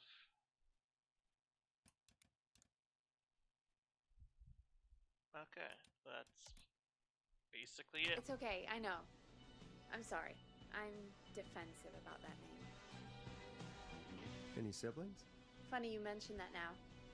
No. Not anymore. I had a sister, but I haven't seen her since before my dad. Hold on. Someone just rang the door buzzer. What on earth could someone want at this hour? I don't know. Do you want to go check it out? Me? Yeah, I'll go. You sure you don't want to go?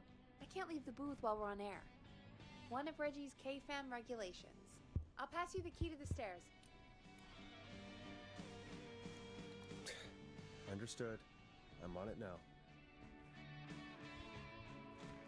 The buzzer's on the front door. See you in a bit.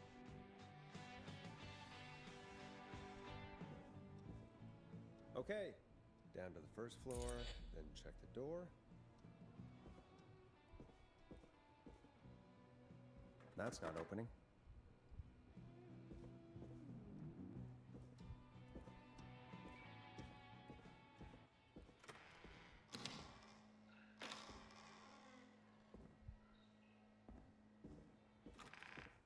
That's so funny to me.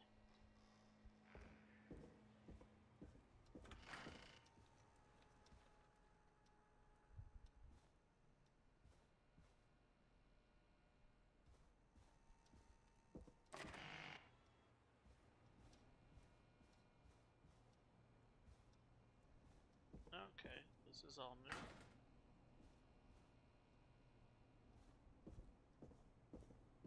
A tape. What is this? Axe final decapitation? Alright, let's grab this tape. Play on air. Alright, I guess we're playing that on air.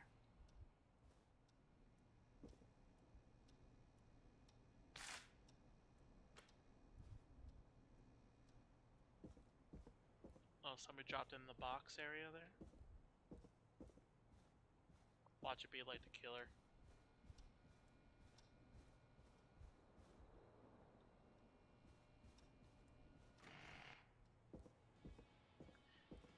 door shut on me.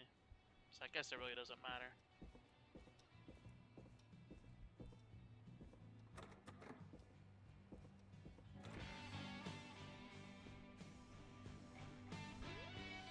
Who was there? I didn't see who it was.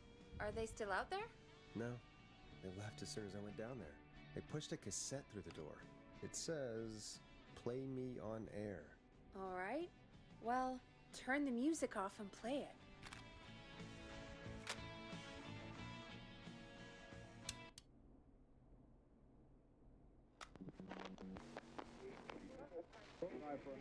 Hello, Gallows Creek. Time to Pay the price.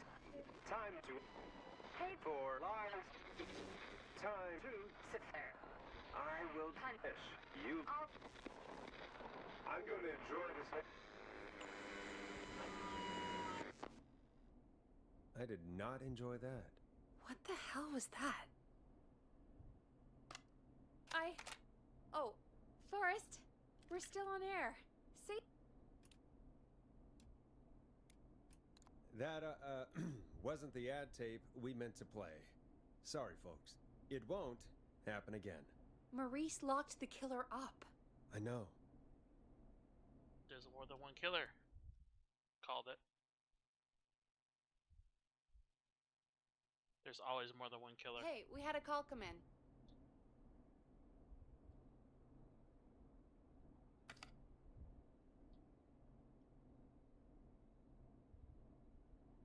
I suppose I should take this call. Caller, you're on 189.16 The Scream with... Ash! Shut up and listen to me! Mr. Russell? What's wrong? Are you okay?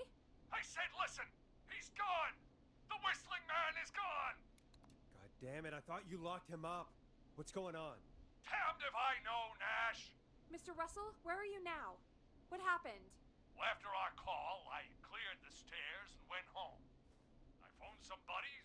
We came back here to keep watch. Then what happened? I'm getting to that. We came back here. Door was shut, just as I left it. We had a couple of drinks, and, well, there was a bunch of us, and we were all armed. They thought we could teach the freak a lesson before the cops got him.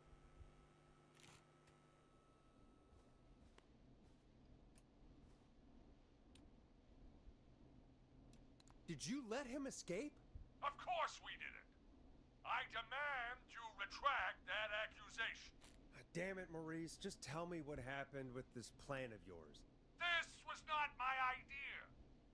The guys just grabbed their weapons and unlocked the door. I braced myself and Then? then nothing. The room was empty. The door was still locked. How the hell did he get out? Are you sure it was still locked? I'm telling you, it was locked. No way out of there. None. Maybe. I mean, I know it's crazy, but if he's back from the dead, then... No, there's... Don't be ridiculous, Peggy. It would explain things. I mean, how do we know he's not? Mooney, there's no way. Whoa, did you say something, Maurice? Baloney. I said baloney. Look, I don't want anything more to do with this. I'm clearing out of Dodge. And I recommend you and everyone listening do the same. He seems really spooked. Wouldn't you be if you got attacked by a serial killer who turned out to be a demonic spirit? He's not a demon, Peggy. Yeah, you're probably right. But what do we do now? only an hour in-game passed by. That's kind of funny. Thank you again, Mrs. Mackenzie, for the helpful tip. The bagger at the grocery store cannot whistle. We'll remove her from the suspect list. Let's go to a break. I need you for a second. All right, folks. We need to take a quick break. This one's for all those folks out there keeping the hatches battened. It's funky, it's groovy, it's Stabbing the Twilight by Knife and Easy. Use names. All right, Peggy, what's up? I pushed a cassette under my door. Go play it.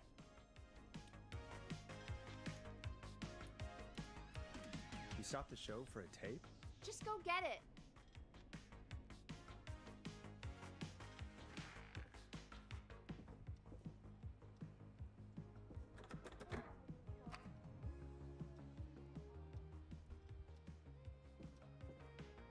What does that say? Play me ASAP off air.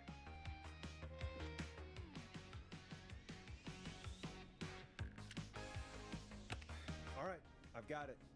Did we forget an ad or something? I don't know. It was buried in my work mail. I only just saw it. See what it says. Play me ASAP. Off air. That's Reggie's handwriting. And he wrote it in purple. And? Purple is Reggie's angry color. He only writes in purple when he's really pissed off.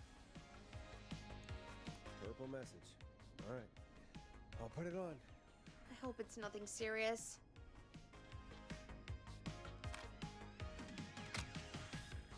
Or try your call again. Straight to voicemail? My God. Are there any professionals at KFAM? This is Gina Franklin. I'm calling because your backwater station has not honored our agreement. We gave you Mr. Snatcher's newest single, the kind of honor you never had and probably never will again. And we've still not received any information about when you're fitting it into your busy programming. I'll be frank, I didn't want you as part of this debut, but Mr. Snatcher, due to his prior friendship with Mr. Nash... Prior and current friendship, Gina. Forrest, mate, you alright? Don't worry about Gina, you know how she is. But yeah, can't wait for you to hear the new single, man. I think Final Breath is my best work yet. I really hope you and your listeners like it.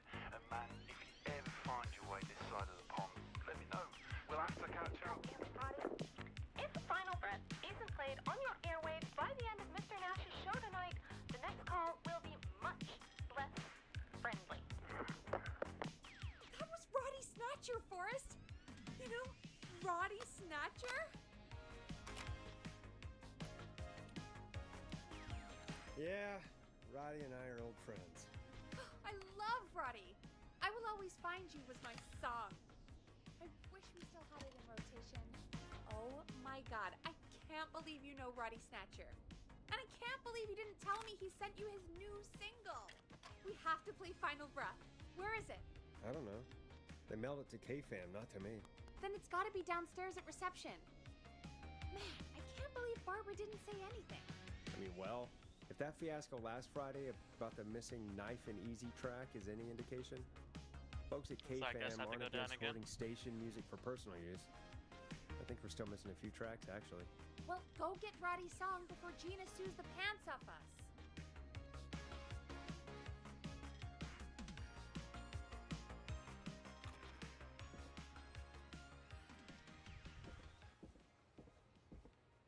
And I said it's what, downstairs?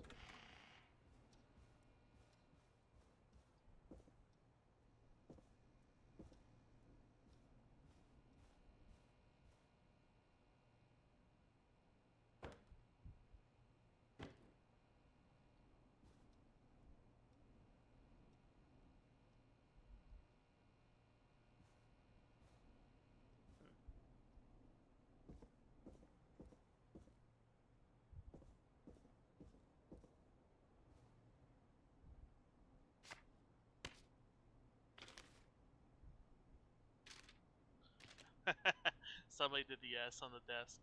That's funny.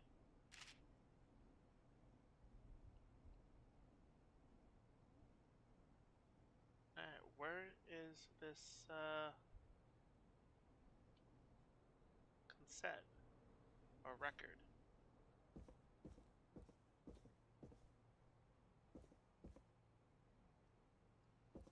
They said it was downstairs.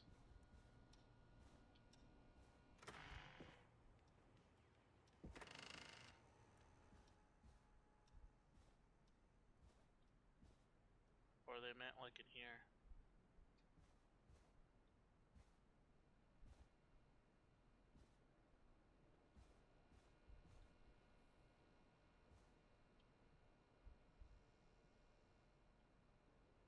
It's kind of funny how they have everything there.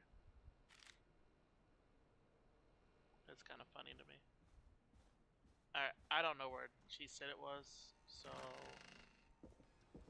let's go back over here.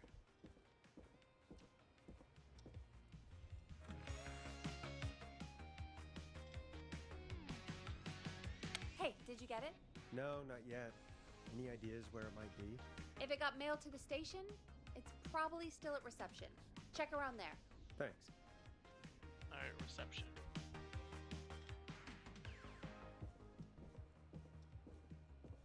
Locked tight. Alright, so it is by reception.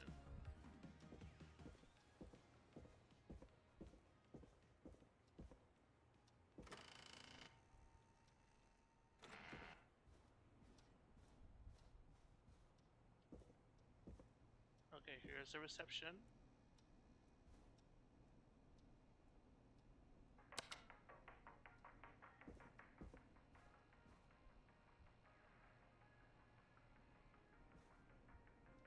Oh.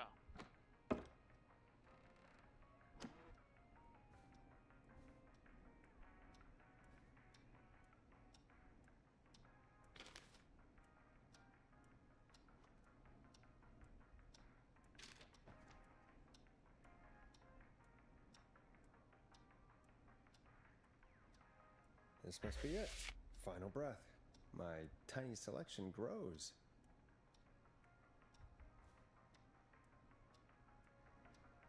Cool. Needs a key. Alright, I'm gonna leave everything like that. Pretty certain that it will be put back in order.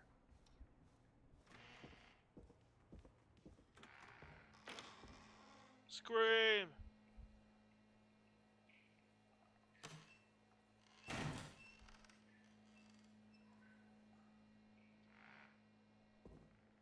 What is that? Oh, that ain't creepy. At least it's only in the... Yeah, okay. Never mind.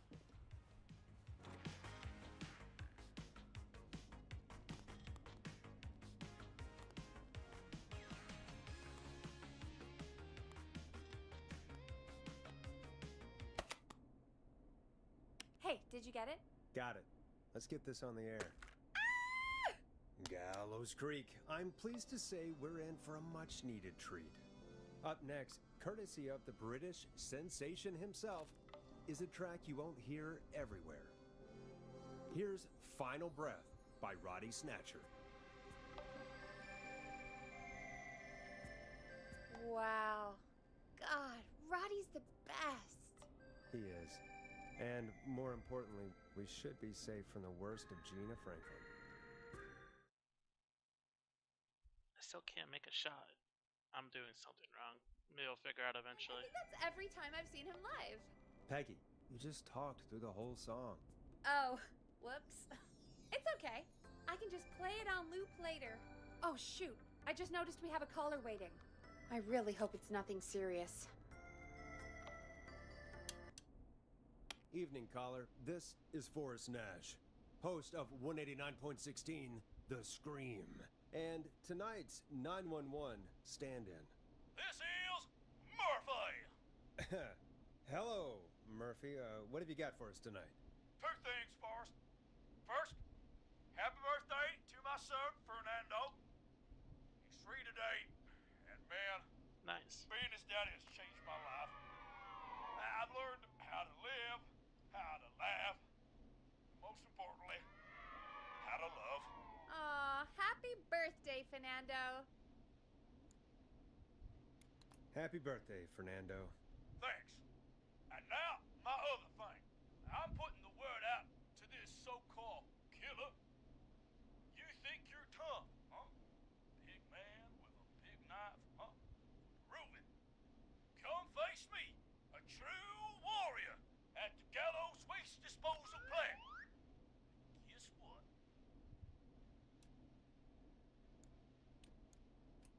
Oh boy, here we go.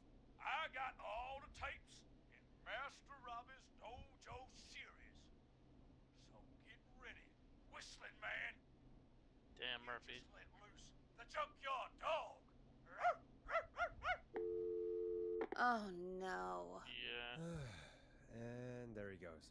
Ladies and gentlemen, keep your fingers crossed for Murphy as he tries to become our hometown hero. Although, having heard that Master Robbie ad earlier, well, don't get your hopes up too much. Anyway, we'll be right back after this commercial.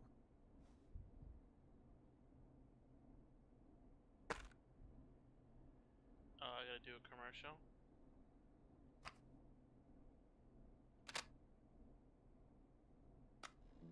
Teddy Gallows Jr. is a family man, a devout Christian, and a proud patriot. Teddy Gallows Jr. is Gallows Creek. Like his father and all his fathers before him, Teddy Gallows Jr. has worked hard to create jobs, improve infrastructure, and make Gallows Creek a good place to raise a family. Unlike current mayor Linda Cartwright, Teddy Gallows Jr. lives in Gallows Creek. He's our neighbor, and he stands with our neighbors. Like Sheriff Matthews, who, after years of keeping the peace, Mayor Cartwright is trying to force into early retirement. Teddy Gallows Jr. doesn't believe in keeping a good man out of a job.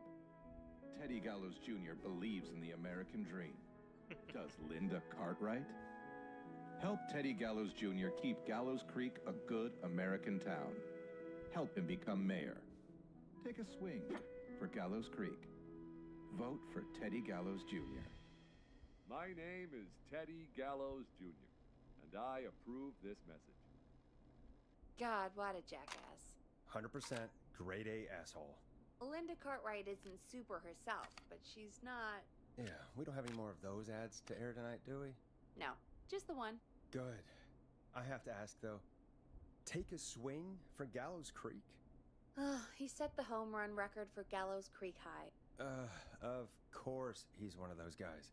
Yep, he played lots of sports back in the day, and he never lets anyone forget it. Right. Let's just get back to the show. Well, folks, hearing that reminds me that every vote matters. That ad really made me want to take a swing at Teddy Gallows. You mean take a swing for Teddy Gallows? Yeah, sure. Let's find out from our next caller who's got their vote. We got a caller. You know what to do. Hello, caller. You're live on the stream with me, Forrest Nash.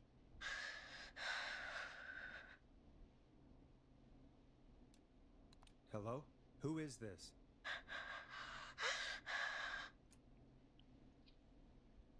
Are you okay? Do you need help? Forrest? He called me? That horrible whistling down the phone. He's coming for me? Jesus. Okay, listen, caller. Don't panic. We've done this a few times now. We can help you. A few times already? So, you saved them, or? Sure. Sure. Okay. Just one, Dad. Okay. We're gonna help you. Can you tell me your name, caller? I'm Dr. Sullivan. Virginia. Sorry. Take some deep breaths, Virginia. You're gonna be okay. Please don't let me die. I won't. Just calm down. Tell me where you are right now. What's your address? Oh, God. Maybe you can hide in your house? He'll find me. I know he'll find me. Is there a neighbor you can call for help? No. Everyone's away tonight. There's just a fraternity down the street. You live by a frat house. Yes, they're having a party. That takeout coming in all night. One covered in beer cans. They're getting wasted. And I'm about to get... Oh, God. Virginia, what's the name of the frat? It's... Oh, God. I can't think. I can't... Any idea what the frat might be, Peggy? If I knew where she was, I might know, but... Wait, the takeout! If we can get takeout to the frat, we can get a message to them to go and help. Virginia, who did they order takeout from? I don't know.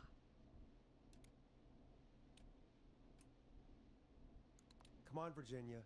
Try to remember. I can't do this. Well, folks, Seems like our Virginia hung up. While we try to figure out what takeout to order, here's some music for your own midnight snacks. Enjoy this classic by Smooth. It's their hit song, The Word. Peggy, what places do takeout in Gallows Creek? Off the top of my head? Well, there's the barbecue place, Grilling Spree, and you can order from Chalupa Cabras. Oh, and of course we have Ponte's Pizza. That's it, I think. All right. We'll call each place and ask who they deliver to tonight. That's not going to work. Takeout client privilege. What? There was a lot of competition back in the day. Things got ugly. It's a long story.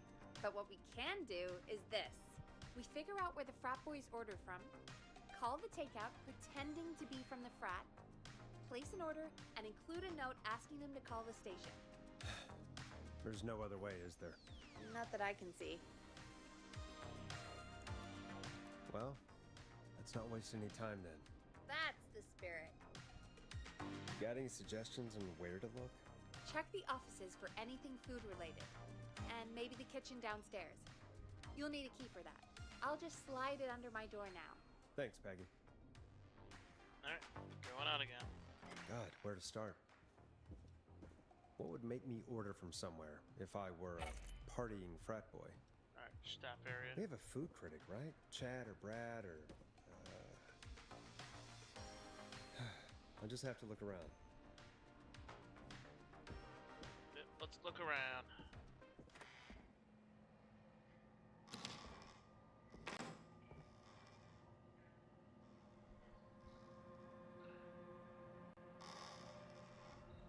I can't pick that up. And scream. Nothing over here.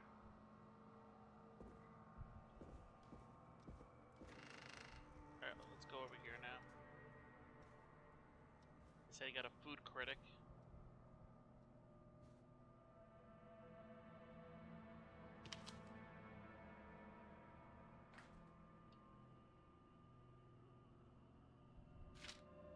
Grilling spree.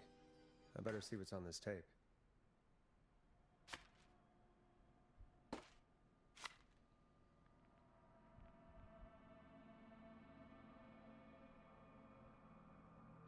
Is that supposed to be their handwriting?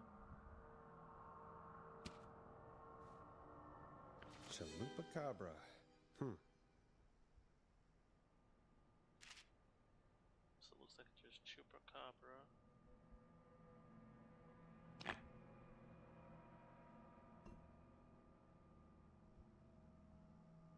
A promotion, huh?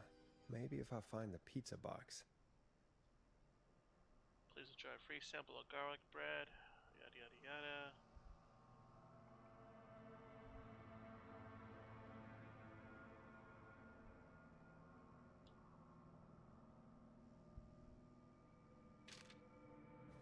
Okay.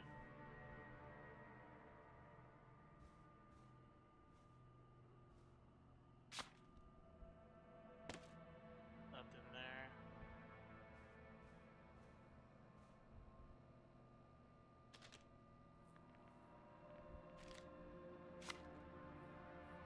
Nothing there.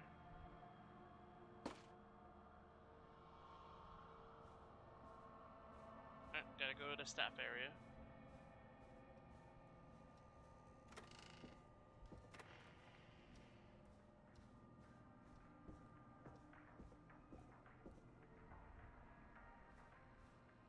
Oh, so they do leave the things open for me. Whatever I did last time.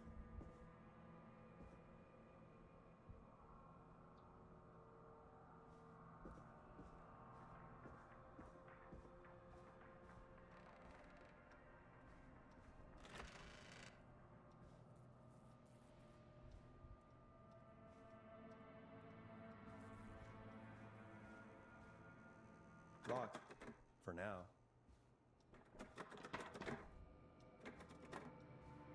Oh, there's so many other rooms here. Not getting in there tonight.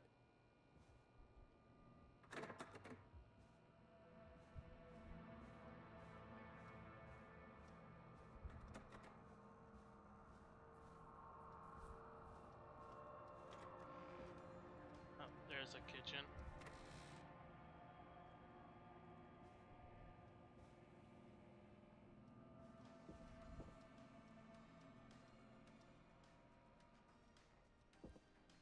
Rooting through trash. This is a new low. Ooh. Interesting offer. I wonder how well Gallows High performed.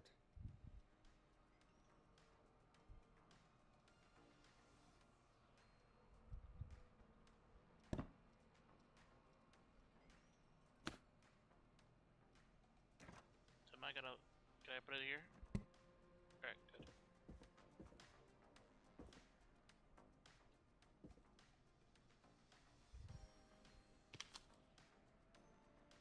And add this chicken scratch.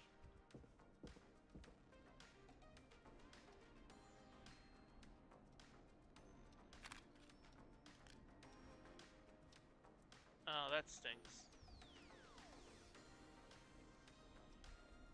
Alright. So, the chili one and the pizza place.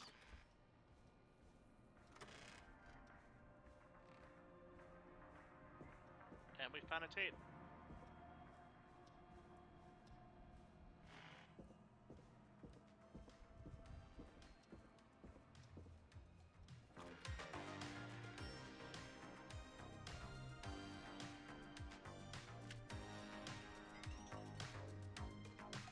Hey, find anything useful?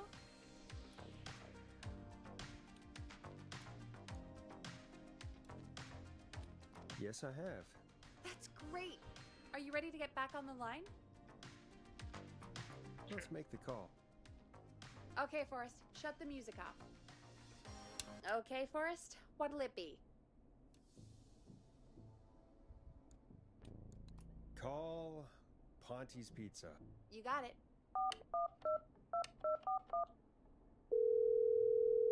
Ponte's Pizza is on the line.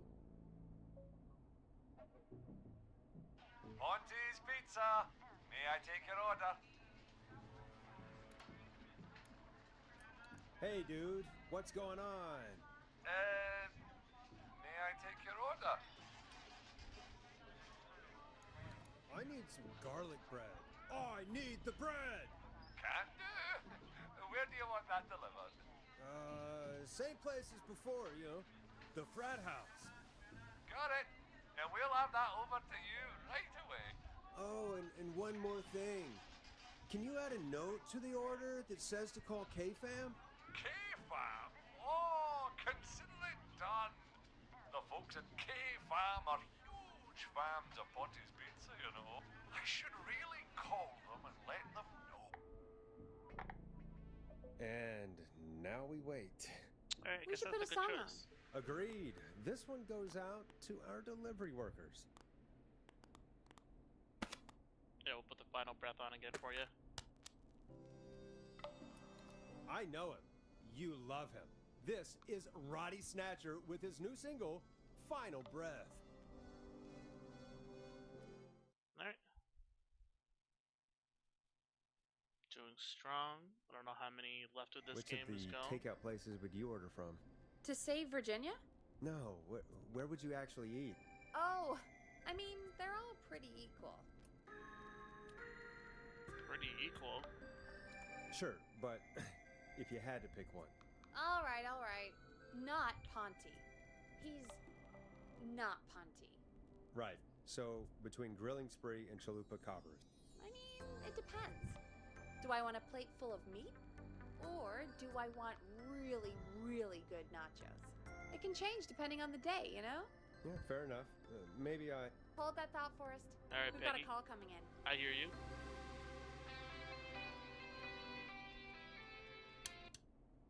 Hello, caller. You're live on The Scream with me, Forrest Nash.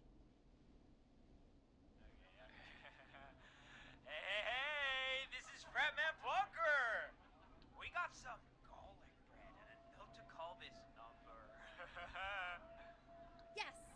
Bunker! This is Forrest Nash from 189.16, The Scream. And Is this Goose?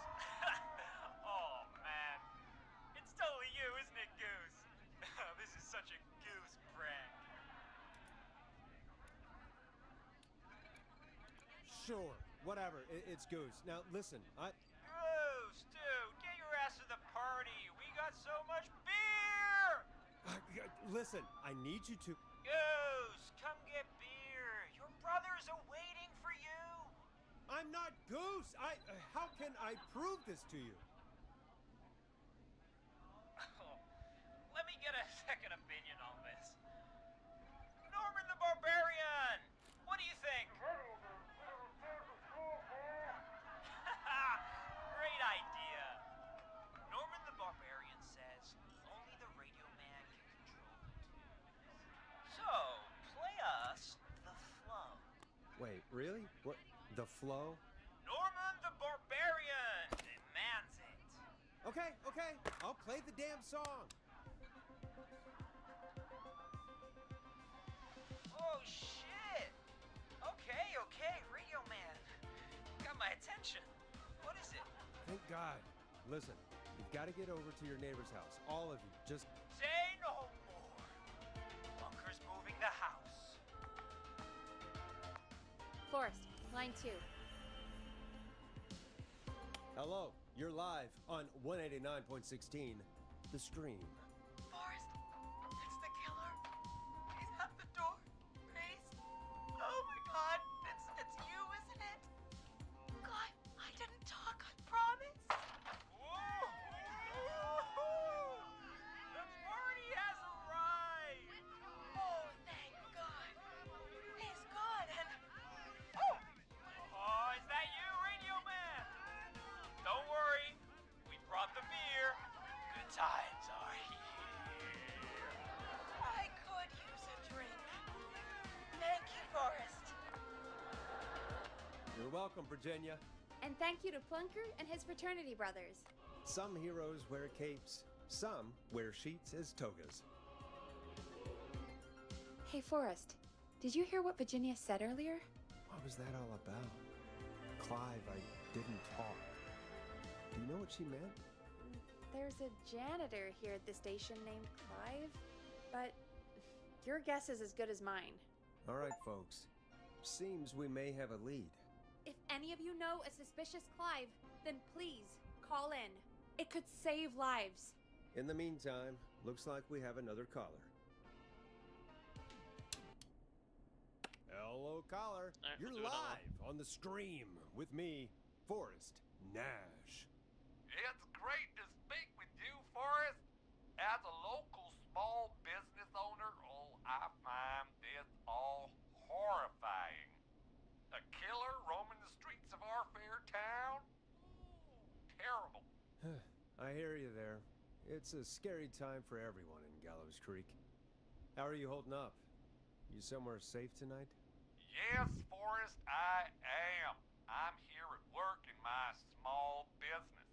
It's a safe, family-friendly place.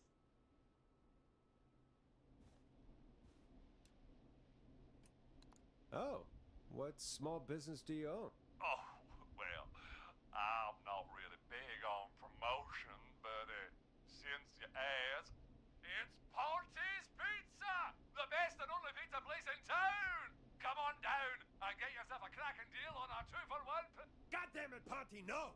No free ads! I mean, I guess we can't be that mad at him. Calling Pontes did save Virginia. I can be mad, Peggy. That sort of thing just... I can be mad. Look, he's gone now. We already have somebody else on the line. Just take a deep breath and let's keep going.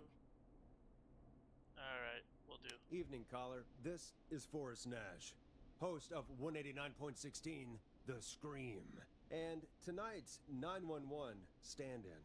Hi. Hello? Am I on air? Sure are, caller. What's your name? And what have you got for us tonight?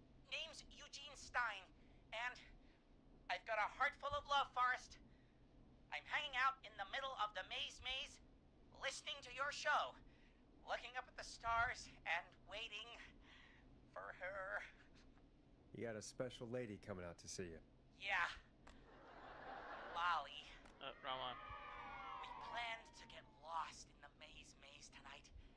To take our first journey together into the love labyrinth. That's why I'm calling, actually. I thought she'd be here an hour ago.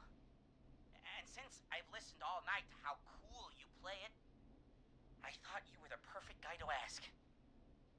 Should I call her up and ask if she's coming, or wait and see? For real, kid?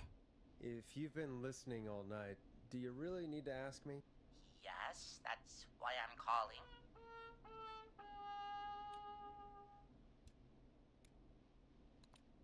Eugene, do you really need to... I'm just not sure, you know? Eugene, you really need to go home to your parents. My parents are dead, actually. But, Damn, Eugene. Oh, jeez. yeah, I guess it's not the night. Hang on. I hear some rustling. I guess she came after all. Molly! I'm in the middle! It'll take a little while to get here, but, thanks again, Forrest. It's been good talking. Oh, wait a second. Molly can't whistle. No, this is supposed to be the best night of my life! Not the worst.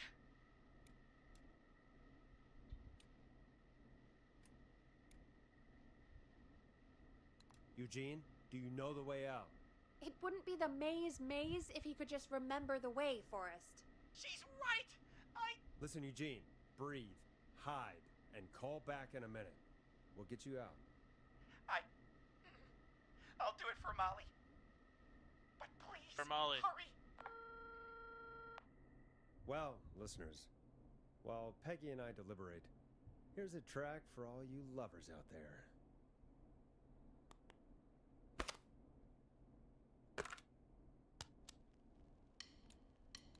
You'll like this next song. How the hell am I supposed to get him through the maze? You know Barbara, our receptionist? She's a maze fanatic.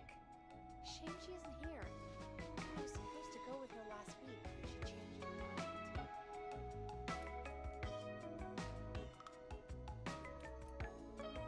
Maybe we should call Barbara then? If she's so big on the maze. We could, but I don't actually know her number. But she probably has maze stuff somewhere. Go and see what you can find. Okay. That'll hopefully be enough. Which one is Barbara again? Barbara! You know, Barbara! Forrest, I've seen you speak to her. Help me out, Peggy. She's the receptionist. Sits at reception, never does any work because she's talking to Brad all day. Ring any bells? Right, yeah, sorry, I guess it's just the stress. No excuses. Just go and find something to help us. Alright. So it's kind of like you do this thing, you get clues, you try to find the best way to help out. Nothing wrong with that.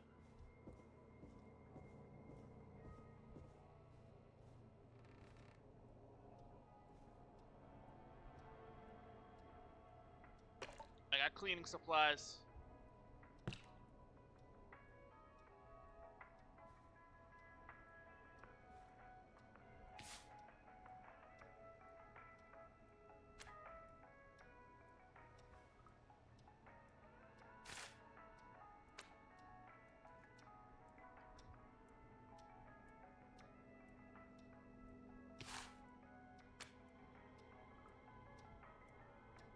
Bingo. Here's what I was looking for.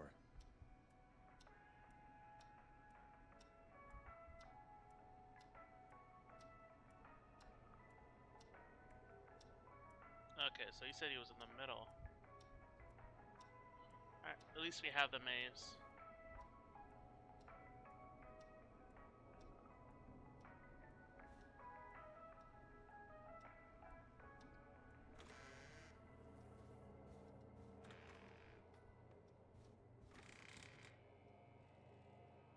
Alright, just looking at my surroundings. Alright, heading back.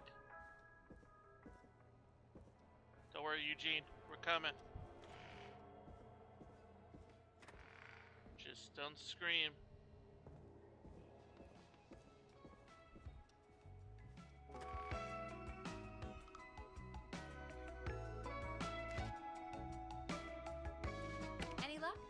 Yeah, I I found a map for the maze in the trash. Why was it in the trash? Never mind. It doesn't matter right now. That's a question for Barbara later. Eugene called while you were away. He's on line 1. Welcome back to 189.16, The Scream. I hope you lovers like that track. And I hope we can help our lover in the maze. Eugene, you're back on air. I'm lost, Forrest. I just ran and I don't know where I am. I'm at a crossroad, facing a tractor statue. There are hay bales painted gold on my right.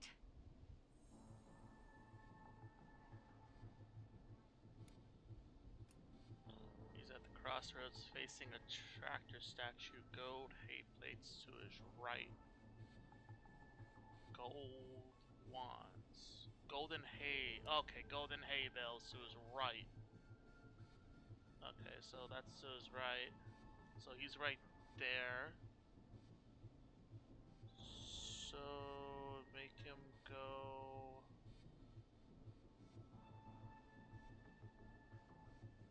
So he's facing. I'm not really good with mazes, to be honest with you. Go backwards. Oh, shoot. Okay, here I go. This, doesn't look right. No, I'm going back to where I was. Jesus! Oh, shit! He's cutting through the walls! Where do I go?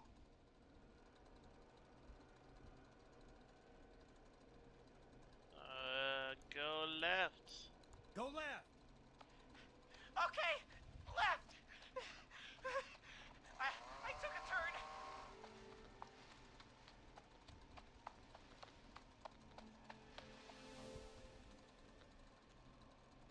Pig statue in front of me. Messed up rocking horse on my left. Okay, so he has a pig statue in the front. So that's 3, and a rocking horse on his left. Rocking horse on his left.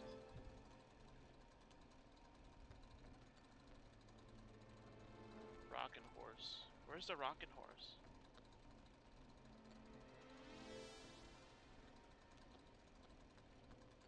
Pig statue in front of him. So the pig statue is 3.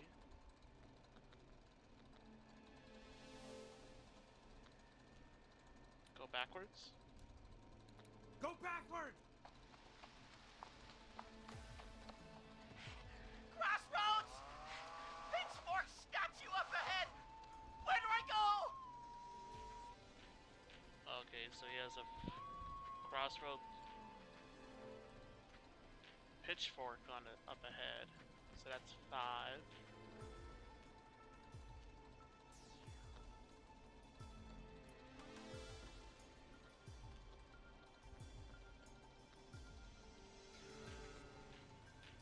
Left. Go left.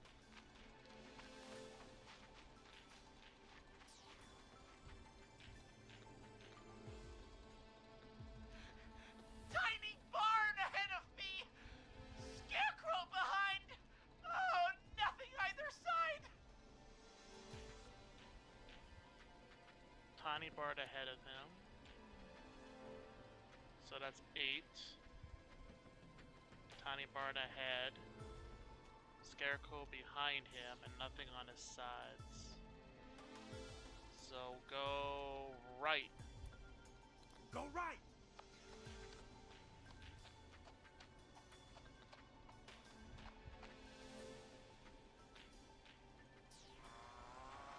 Ah! Just past the corn silo! Oh, I didn't see anything else! He just passed the corn cell and didn't see anything else on his way. So he passed that. So he's gonna have to go right. Go right.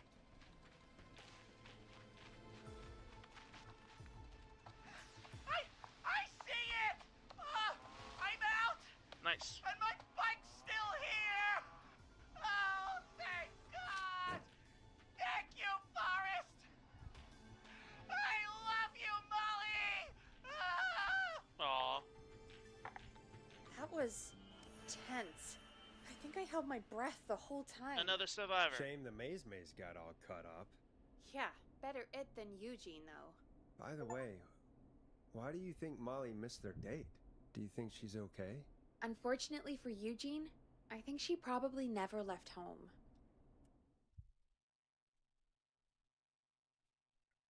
Poor Eugene. And thank you for calling in, Mr. Walton. We'll make sure to add the town librarian to our list of suspicious Clives. Remember, report a Clive to stay alive. Next caller is up, Forrest, so take it away.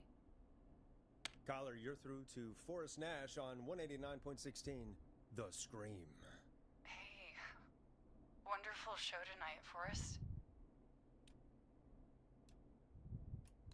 I don't know about wonderful, but, thank. What's your name, caller? You can call me Dawn. Could you play my tune, Forrest? Your tune. Sure. Long Ride Home. That old song. Sure. We got it. I think I played it the other day. Thanks. It'll be good to hear it again. All right, folks. Coming up is that old classic. Forrest, I don't think you're gonna find that song. What do you mean? I played it a few nights ago. I know, but, we don't have it anymore. What are you talking about? I threw it away. You threw it in the trash?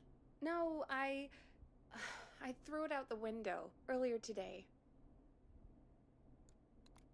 And why did you throw it out the window earlier today? Brad was annoying me all afternoon. He played it on repeat because he knows I don't like it. So I grabbed it and threw it right out of one of the office windows. Not my finest hour, but I can only take so much. Damn, Peggy. All right. So, what do we do instead then? Let's just play a different song. We've got more important things to think about anyway. Gotcha. Okay, folks. Here comes some unrequested music. Sorry about that, Dawn. Maybe try again tomorrow night. Sorry.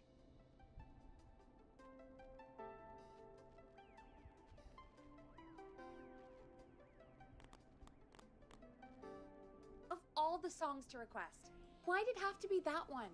Gee, Peggy, what did the barn finds ever do to you? Wrote that song, for one. It gets real old when you're forced to listen to it on repeat for years. Why couldn't they just request Roddy? Oh, Forrest, scrap the song. We have another caller. Sorry to cut the music short, folks. Callers take priority tonight. Welcome to 189.16, The Scream.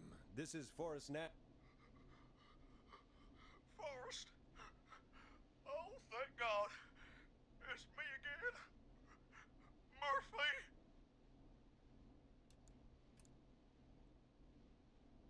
Talk to me, Murphy. What's wrong? Oh, the killer got me, man. Why did I ever trust a guy named Master Robin? Oh yeah, this is the guy from It's not earlier. important right now. Just tell me what happened. Goddamn Mason. He came to the gallows waste disposal plant.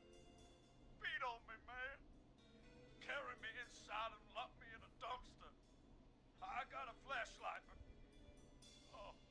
Oh, goddamn. I smell smoke. I think he started a fire. Hold on, Murphy. We'll call for help right now. You gotta hurry, man.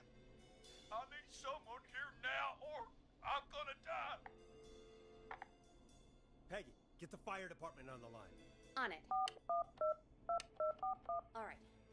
Now just... Come on, pick up. Hi. Yes, I'd like to report a fire over at the Gallows Waste Disposal Plant. It's an emergency. What do you mean it's not operational? Oh, it's right there. Why is there no backup vehicle?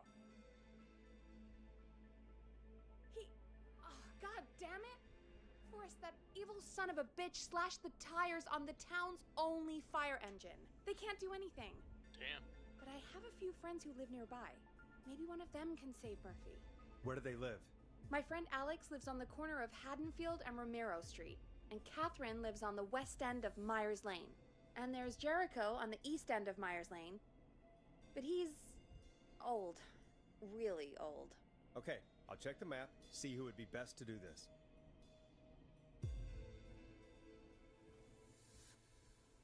Okay, I forgot everybody that they said.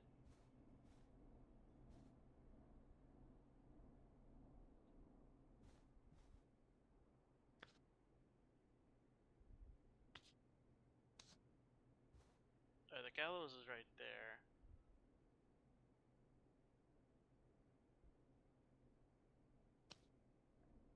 Am I gonna need to... Alright, Forrest, who should I call? Who can help Murphy? Where is Murphy again? Forrest, really? He just told us he's at the Gallows Waste disposal plant. Okay, sorry, I forgot. Yeah, but I forgot who else is there. Alright, Forrest, who should I call? Who can help Murphy? Where is Murphy again? Oh, they're Forrest, not gonna give really? me the options He just anymore? told us he's at the Gallows Waste disposal plant. Okay, sorry, I forgot. I don't know. Nope, don't know.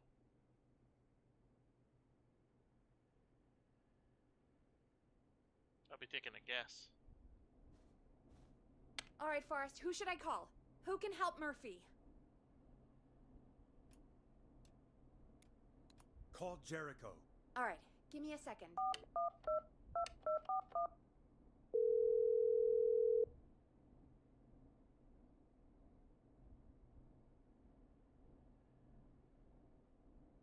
They're on the way. They'll call from the plant. You can direct them from there. Well, let's hope they get there in time.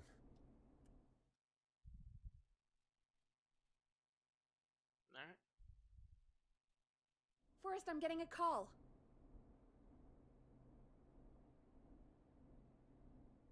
Are you sure you can't? What's happening, Peggy? Old man Jericho wasn't fast enough. I don't know why I even mentioned him. But I did. The plant burned down. It collapsed. So Murphy is... Poor Fernando is gonna be crushed.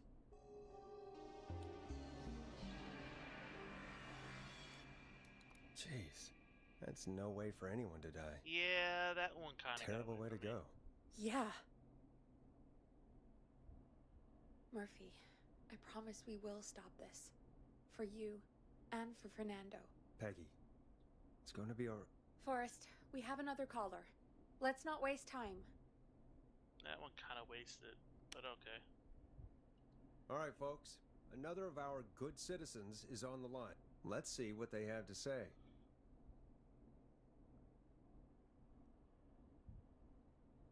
Welcome to 189.16 The Scream. With me, your host, Forrest Nash.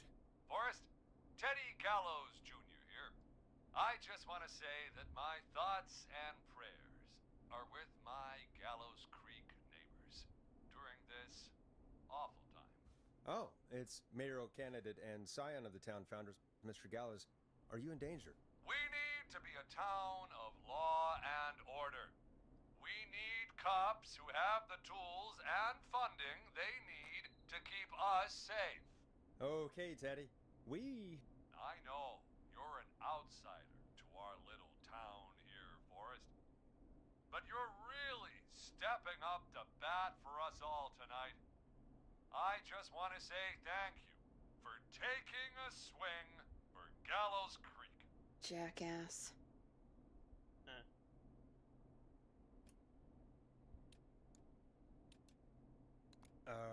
Right. Thanks, Teddy. Now, are you... Teddy, you lowlife! This is not the time to promote your damn campaign. I just want to make sure our town is safe and prosperous. That's why the Gallows Family Factory, founded by my father, Theodore C. Gallows, God rest his soul, which employs over 200... Teddy, unless you've got an emergency, I'm cutting you off. You know what? I do have a problem. A problem that's ruining our town. You know what it is?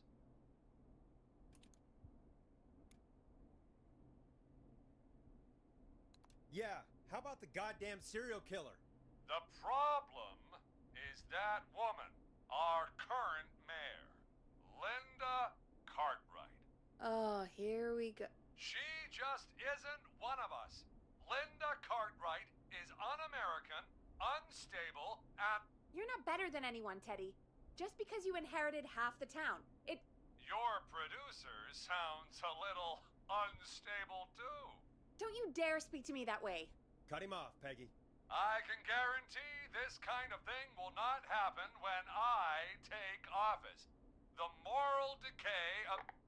And that's enough of Teddy Gallows Jr. for one lifetime.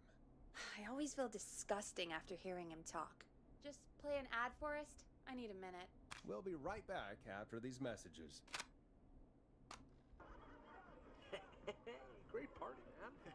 Thanks. Can I grab another beer? Hey, sure thing. Let me grab you one out of the fridge. Oh no, we're out of beer. What am I gonna do? The party is going to be over. Fear not. A grilling spree will give you a free 6-pack of beer if Gallows High wins this Tuesday. Say what? That's right. Order a meal deal from us and you'll get a free 6-pack These ads of are beer if entertaining. Gallows High wins. A free 6-pack? Righteous. You heard me. 6 beers if Gallows High wins. Sounds like you already had enough beers. 89.60.60. Me too, Billy. Me too. Come on down to Grilling Spree or call 555-749-8335. We've got barbecue you'll die for. Yeah. Hey, Forrest. Do you know what the Grill Reaper's favorite grilling spree order is? I have a feeling you're gonna tell me. Spare ribs. Just get me back on the air. And we're back. We got a caller. You know what to do. Caller on line 1. Hello, caller. You're live on the Scream with me, Forrest Nash.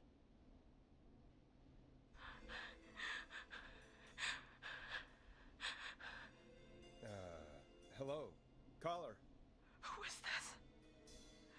I need the police. I'm Forrest Nash. I'm standing in for 911 tonight. What's wrong? There's a guy hunting me and my friends. I think he's killed some of them already. That's him. He's just outside. I can see him from up here. God damn it. She's just a kid.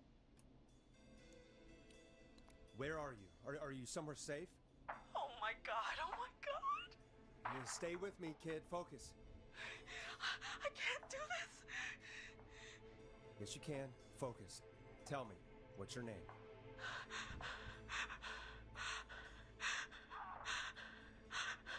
Sweetie, you can do it. What's your name? Carrie. Good. Carrie, listen to me. We're gonna get you out of there. All right? We're gonna try now, to. Where are you? The old murder house. Upstairs. I'm at the end of a hall. There's a bathroom, a couple bedrooms, a closet. Oh, he's coming. Where should I go? I don't know. Go to the Go closet. to the closet. Okay, I'll...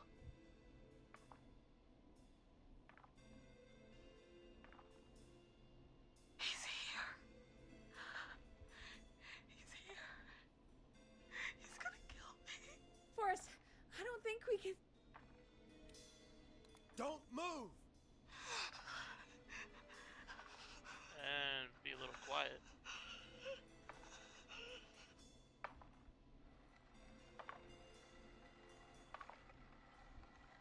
Oh no! Oh no! Ah! Oh no!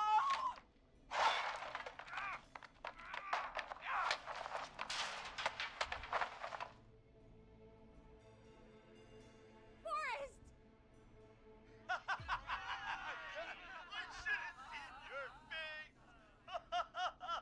What? What? What? Are you kidding me? Okay, what the hell is going on here? Oh, who's on the phone, Carrie? The cops? It's just a joke, jeez. Wait, Isn't that... Jimmy, that wasn't funny, you sicko! Of course I called the cops, but some guy just answered instead. What guy? Forrest Nash! What the hell are you all doing? It's prank night, old man. We're just having fun. That's the kid! The kid who called in earlier pretending to be the whistling man. That's it. I'm out of here.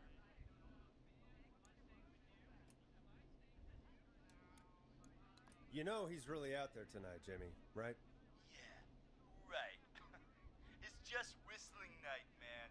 That little idiot. Whistling night? It's a stupid tradition. Especially stupid since that one kid died back in... Would you take off that stupid mask if it's hard to breathe?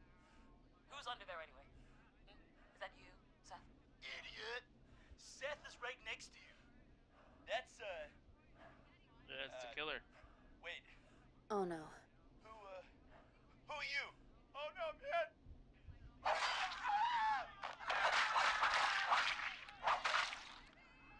Everyone, get inside!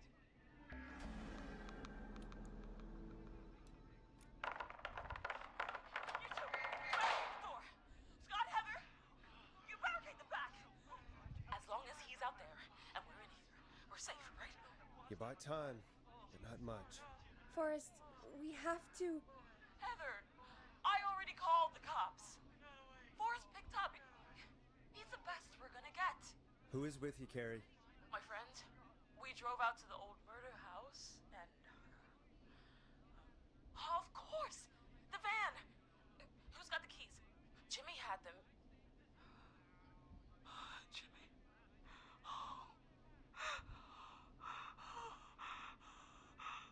No, she's hyperventilating again.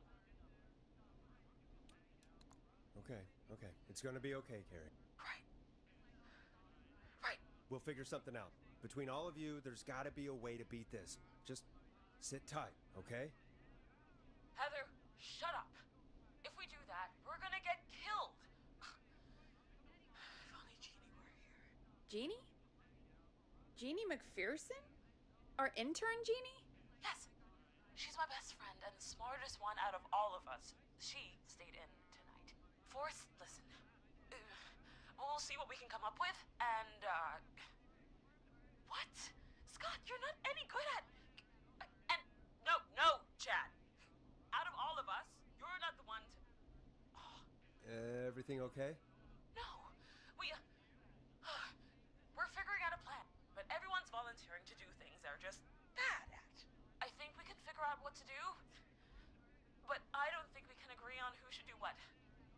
I think you'll have to be the tiebreaker, or else these idiots are gonna get us killed.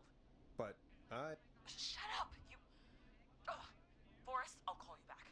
But I don't know anything about your friends. These damn kids never learn. Breathe, Peggy. It's okay. They do this kind of thing every year, Forrest. People get hurt. All right, folks. We're gonna work out a way to save Carrie and her friends. This next one goes out to all the trapped kids out there. Stabbing. Yeah, we're gonna put that. Peggy, you mentioned something about their friend working here? An intern? Yeah, Jeannie. Seems a nice enough girl, but a bit head in the clouds, you know? Not sure why we took on an intern. We really didn't have the office space for one. Poor thing got tucked away in a dark corner somewhere downstairs, I heard. All right, I'll go see if I can find her desk. Hopefully she has something we can use.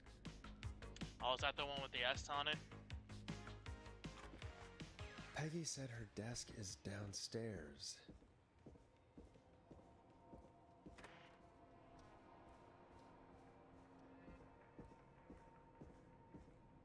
Is it over here? Yep, Jeez, there it is. they really tucked Jeannie away.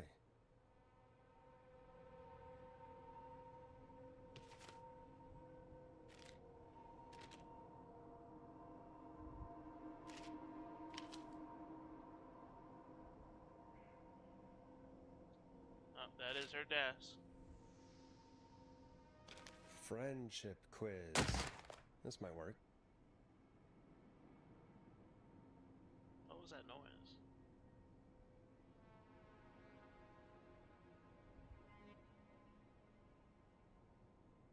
So most likely to peak Mount Everest, most likely to win the worst poker face, most likely to end up in prison, most likely to escape prison, most likely to become a Olympic athlete.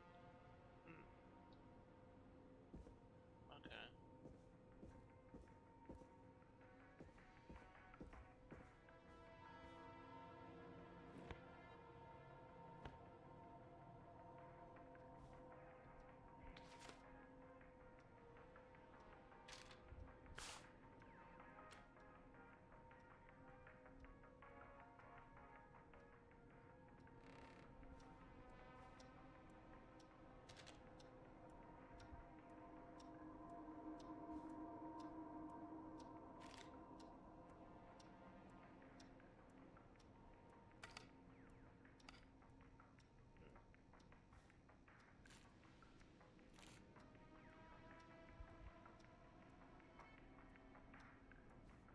Okay, let me just go back.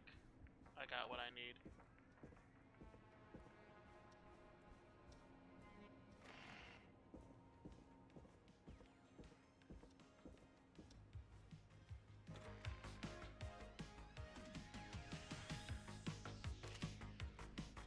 Hey, you find anything that'll help us out? Yeah, I found a friendship quiz with all these kids on. If you think that'll help, then good enough. Carrie's on line 1, whenever you're ready. Time to turn the music off. This is Forrest Nash, back again with an unlucky caller on this unlucky night. Carrie, are you there? Yes, we've got a plan, but we can't agree on who should do what. You want me to be the tiebreaker? Exactly. I'm ready. What's the first step? Okay, first things first, we'll need a spotter. Someone who can keep an eye on the killer. We'll need someone on the roof. It's gonna be a hard climb. We're deciding between Heather, Kyle, and Hot David. Who should climb on the top? So somebody who was the most athletic. So it's either going to be David or Hot David and Heather. Most likely to end up in prison. Most likely to escape prison. Most likely to peak Mount Everest. Heather. Heather sounds like a good idea. Heather is too... Yeah, we'll do Heather. But what is David good at? Hot David. David is athletic.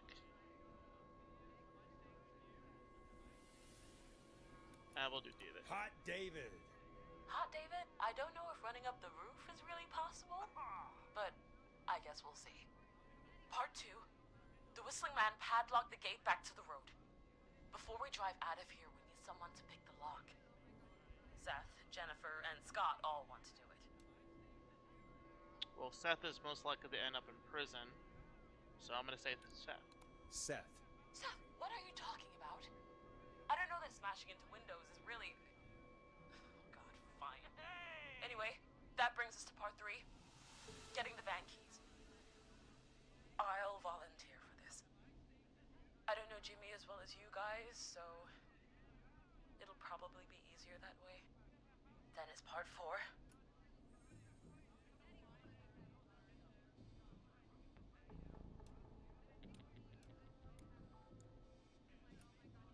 This plan is, well, it's ambitious. Thank you. You're doing great. What's the next part? Part 4, we need someone to lead the Whistling Man away. We need a fast runner. For this one, we're trying to decide between... who was it again?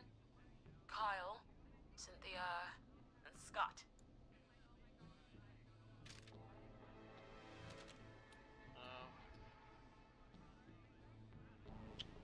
Well...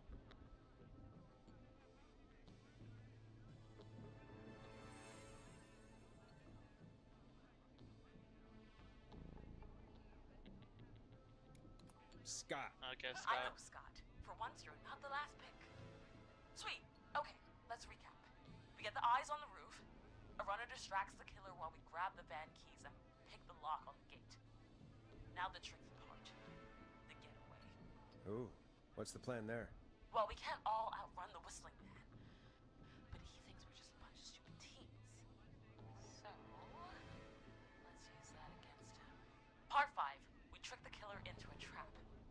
Someone can pretend to be injured. Who would make the most believable bait? Who you got? We got Lisa, Tammy, and Cynthia.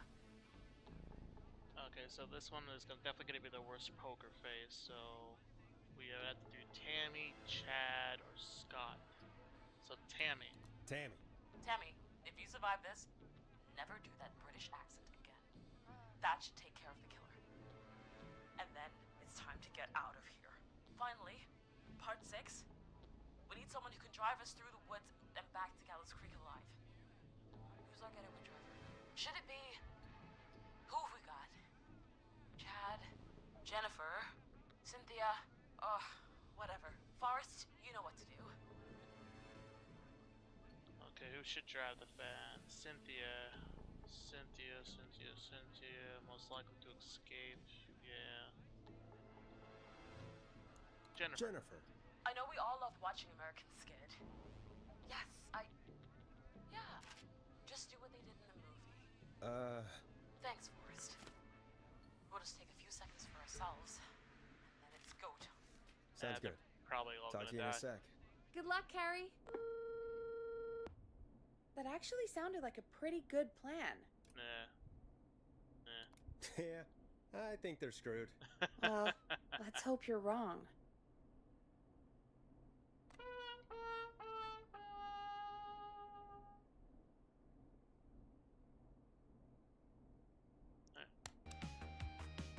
Oh, the kids are back already. Line 1 again. If you're just tuning in, we're coming to you live with a bunch of teens about to flee a madman. Listener discretion is advised. Are you ready, Carrie? We're good to go, Forrest. Good luck. And Godspeed. You got this. Here we go, everyone. Spotter, to the roof. Whoa, careful. All right, Renner. Get ready. Wait for the spotter's signal. Spotter says go.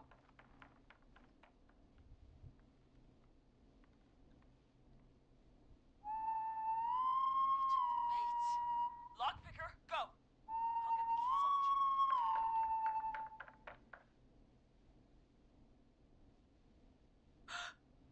off Jimmy. Oh, Jimmy. His face is... The keys, Carrie. You need to get the van keys. His face is lying next to him, Forrest. He got cut. Oh, God.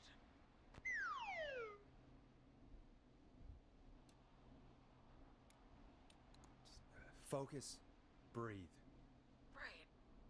Right. The van keys.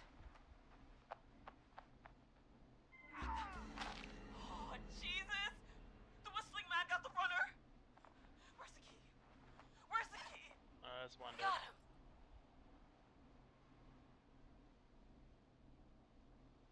God, hurry up, lockpicking! Oh my God! Oh. Oh. Yeah. Oh. I failed this one. Oh. Terribly! You have to keep going. Don't give up, Carrie. Don't give up. Right. We just gotta So keep pushing on. Spotter. Time to trap the killer. The spotter was bad, and the lockpicker was bad. All right. Bait. Get into position. Everybody else, hide. Oh, damn it. There was really another area. Okay, performer. Now, act like your life depends on it. Oh. There he is. He's buying it. Damn. Oh no. He knows. Hey, damn it. Now, push the bookshelf over.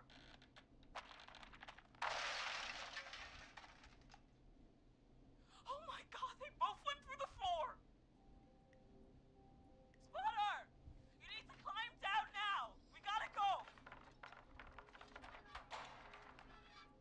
Yeah, I should let them know. Damn it. Everyone to the van now. Driver, take the keys.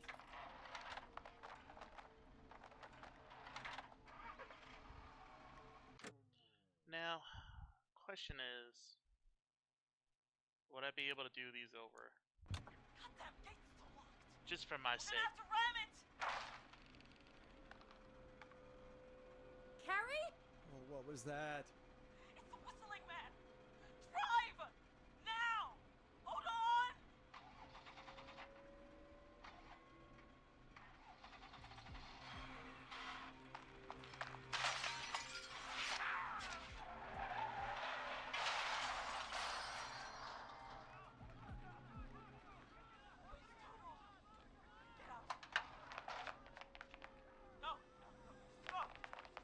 Yeah, this one was a bomb. So this is my bomb pile.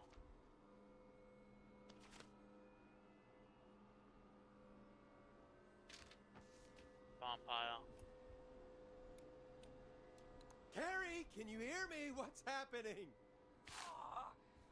Oh, we crashed. Everyone ran. My legs trapped. Forrest. At least this one survived. This one survived.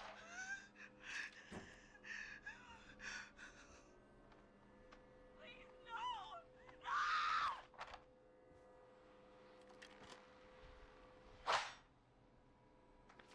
Yep, that hurt her. Carrie?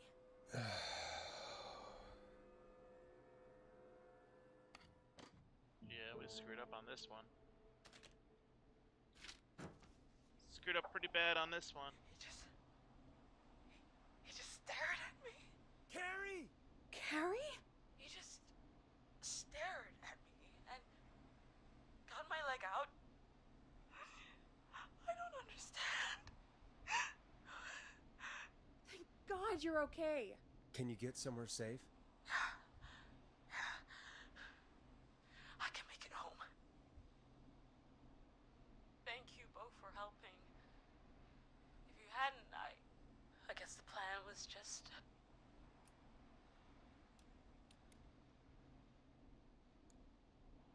It's my fault. Yeah, it was. Don't blame yourself. No, it's... I need to get home. Breathe, Carrie. You're okay now. I'll call you when I'm somewhere safe. Talk to you then. Folks, that was a lot. Yeah. Our thoughts go That out was a to the bomb. parents whose kids won't make it home tonight. For any kids listening in, please stay inside and stay safe. So we're 2 And for parents, 2. Hug your kids Well, extra tight This one tonight. also didn't. Here's a song for the girl walking home in the dark.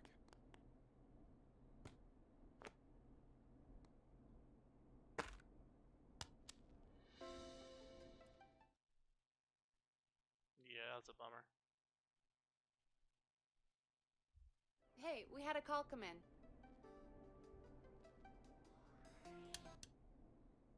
Forrest Nash here.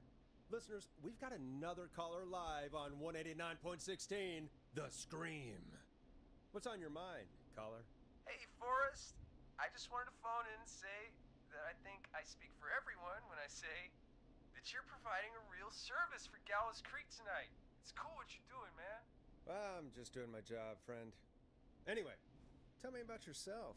What's your name? Are you keeping safe tonight? Yeah, man, I'm good, thanks. I'm at my roller rink, trying to get everything ready for the Harvest Festival tomorrow. I had a guy from Starling Security here earlier installing the Starling 4000 system, so I'm a little behind. As for my name, my friends call me Roller Ricky, and I now consider Roller you a Ricky. friend, my man.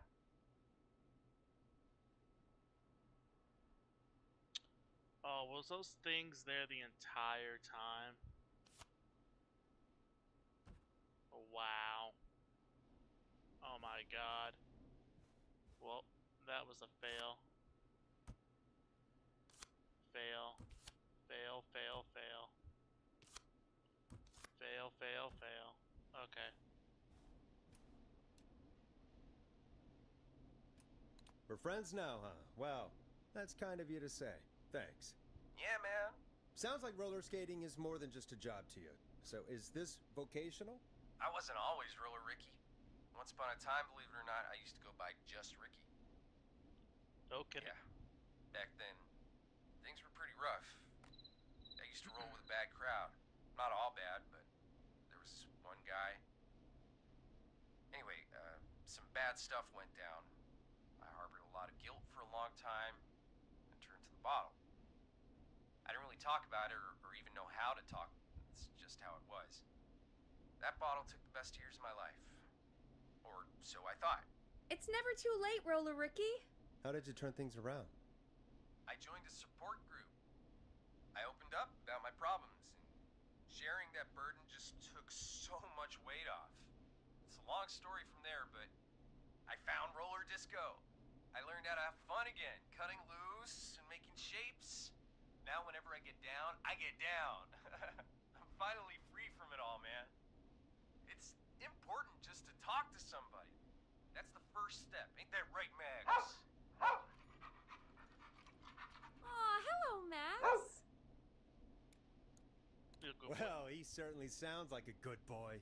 Max is my emotional support dog. He's a rescue dog, but I always say he's the one that rescued me.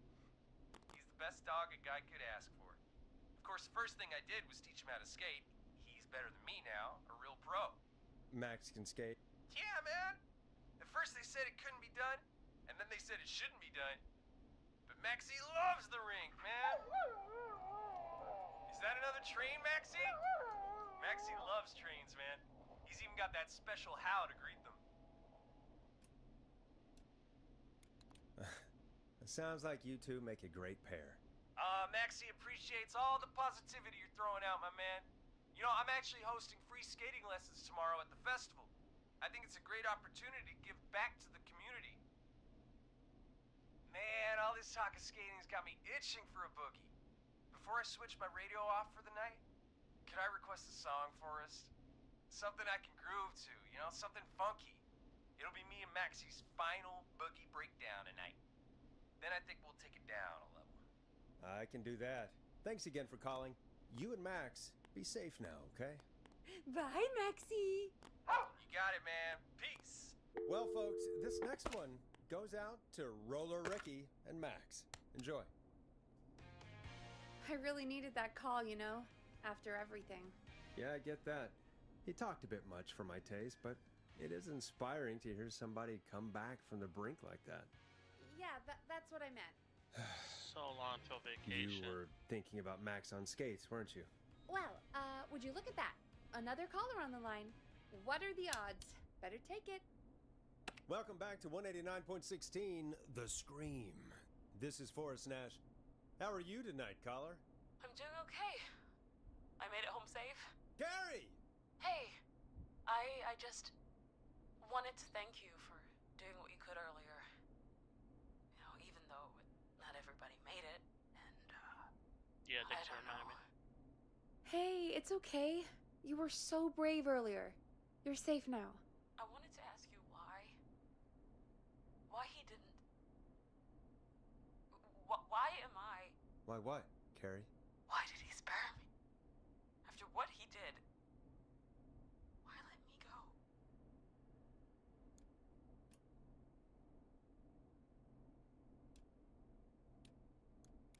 Maybe he only wanted to hurt the pranksters. Maybe. Did he just think everyone was making fun of him? Did he always hate these hazing rituals? I mean, if he did, why wait all these years to... Why do this now? These stupid hazing nights have to stop. Carrie, you did so well tonight. Stay safe and rest. Help is coming to Gallows Creek. We just need to hold on. Thanks, Peggy. Hey, Forrest? Could I request a song? Of course, Carrie. What song? Any song by Blast Processor. And thank you. This next one goes out to Carrie.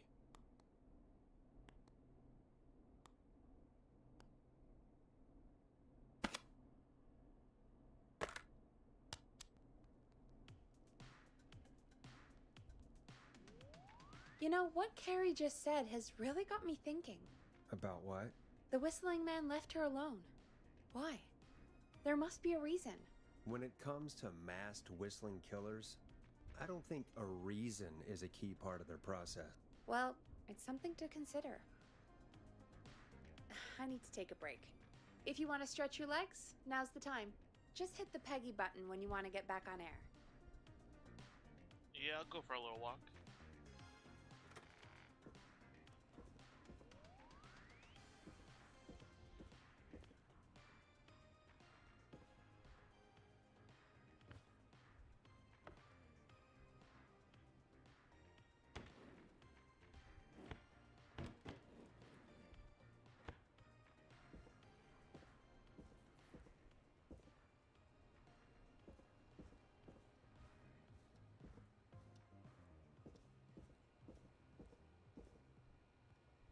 That's not opening.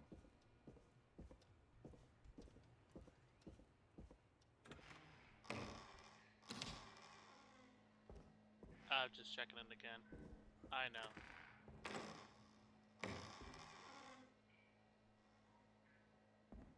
Nothing really new here.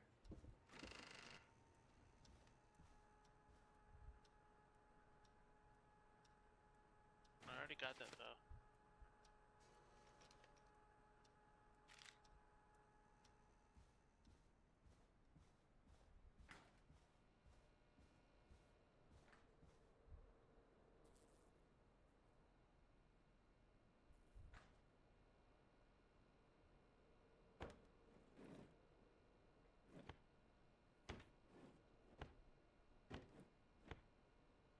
Nothing in there.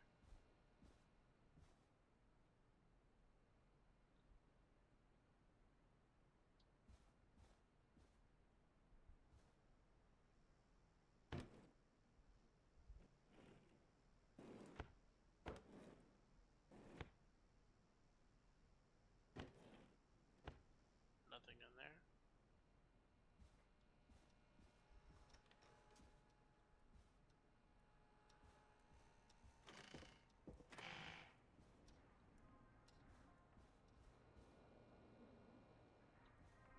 I wonder if I have to go down that way.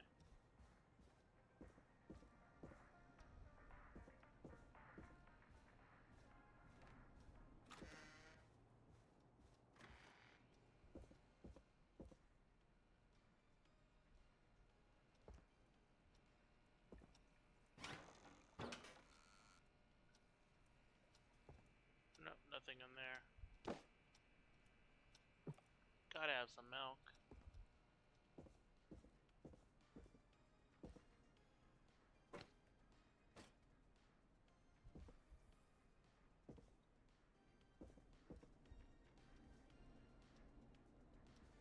Why is this out of order?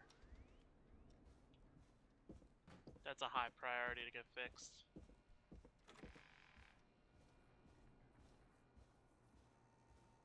So many locked doors, so few keys.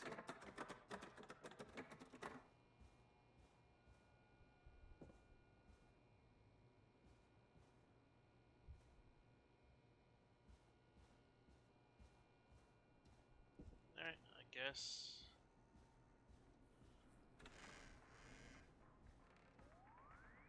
Guess we're gonna go back. I thought maybe there'll be like extra stuff here.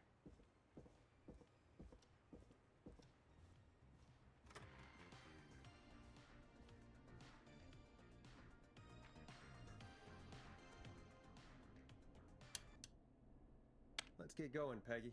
Alrighty, we could run another segment or... Scratch that, Forrest. We have a caller. You're through to 189.16, The Scream. What's your emergency? Hello again, Forrest. Oh, that call with the teens was awful. Those poor kids.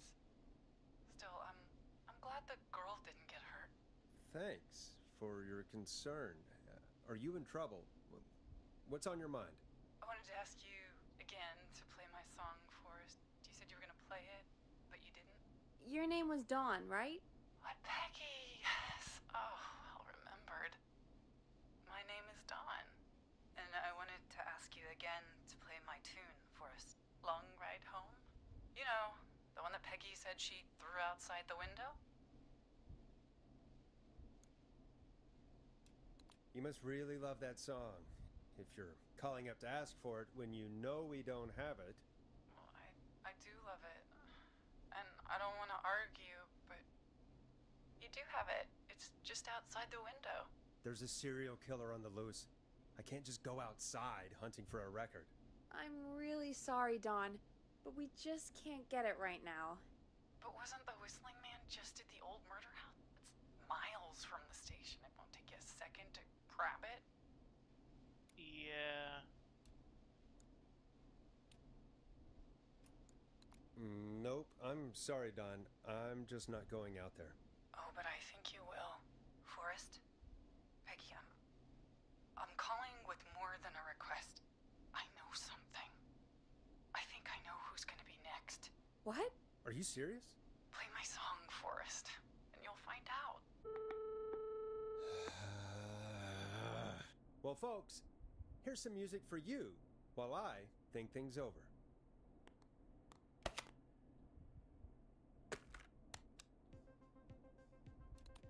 Is she serious, Peggy? She's serious about hearing that song, that's for sure. Peggy, I mean, is she serious about... I don't know, Forrest, but we don't really have a choice, do we? If she's telling the truth... All right, I'll do it. You're a good man, Forrest. I'll slide you the key to the fire door. Okay, already. Wait. Our fire door has to be unlocked? Yeah, You know, I never thought about it, but yeah. We should talk to Reggie about that later.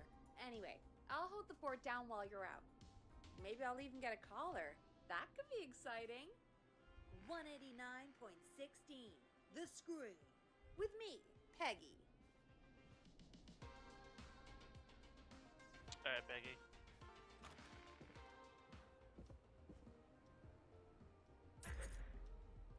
Alright. Found the fire door key.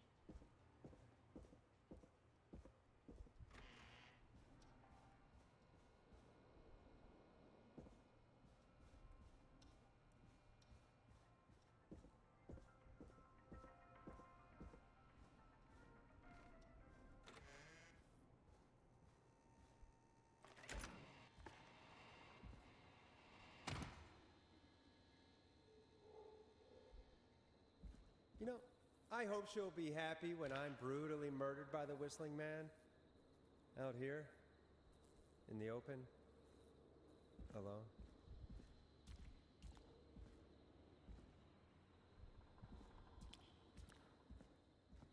Do I go back in here when Of course. It locks behind me. And of course the key doesn't work on this side. Fantastic. Maybe there's another way back in through the basement. A door, elevator, or something. Here it is. Long ride home. I did see you too there, you little fucker. I saw you.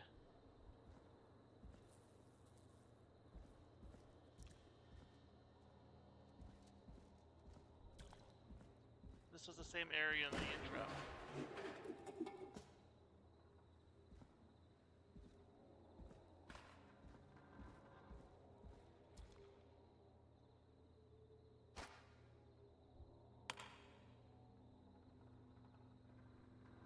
Wait. That looks important.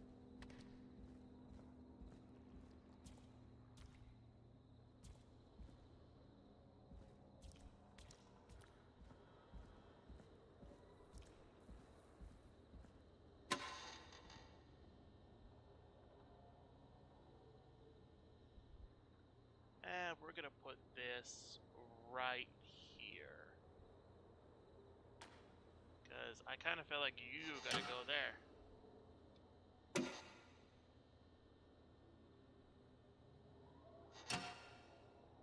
But I did see you there, you little fuck. The question is, how do I get back?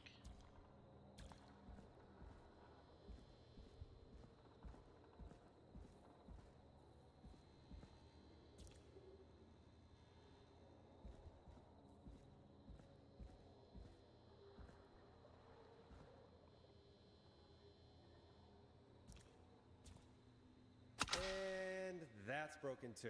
Only the best for K-Fam. See if I can fix this. Looks like a power issue. I should check the fuse box.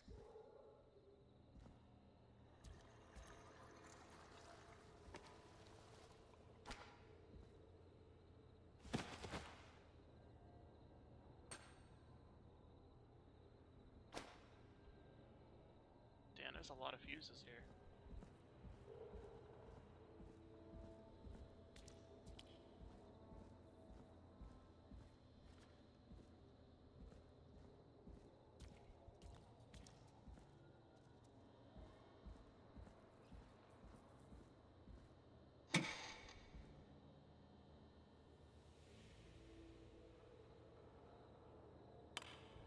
Alright, guess I gotta...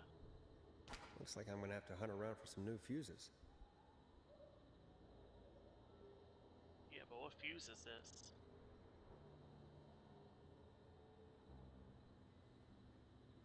$30? Was that 830? Yeah, that looks like 830.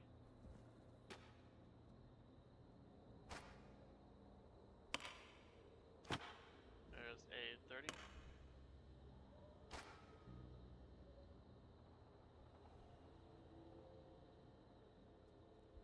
Which one's this?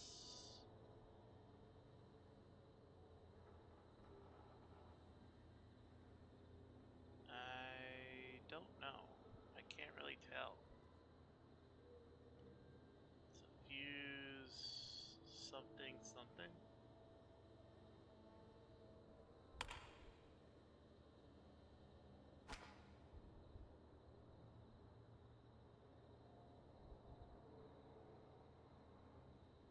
Oh, that's a fuse. Looks like that's a 20.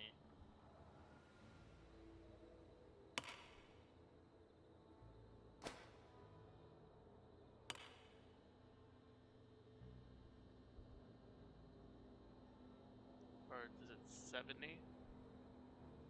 So that's 50. Do I need like a voltage of 70?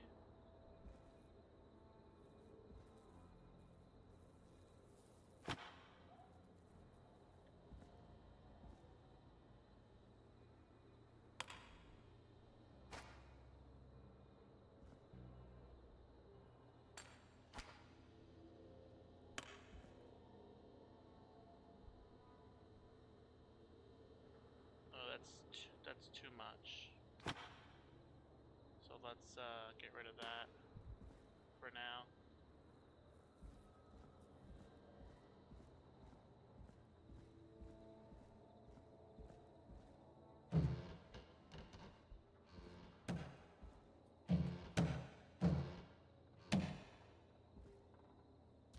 And nothing over here.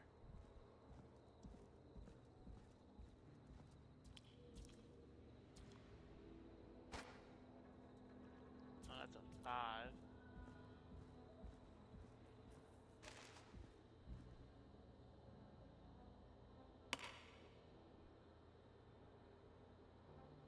Oh, wait. I got it.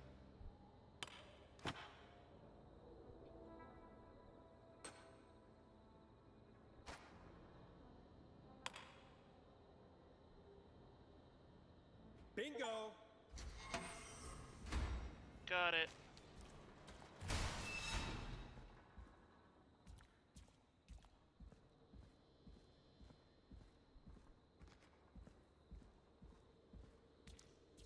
I could probably survive that fall. Okay, how do I shut that off?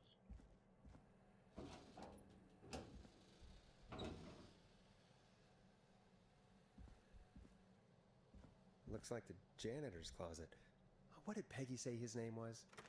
Clive?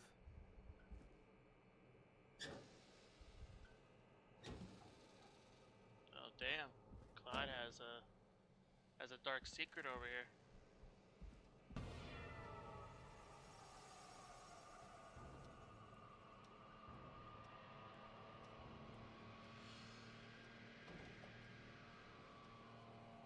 What the hell? Peggy is not gonna believe this.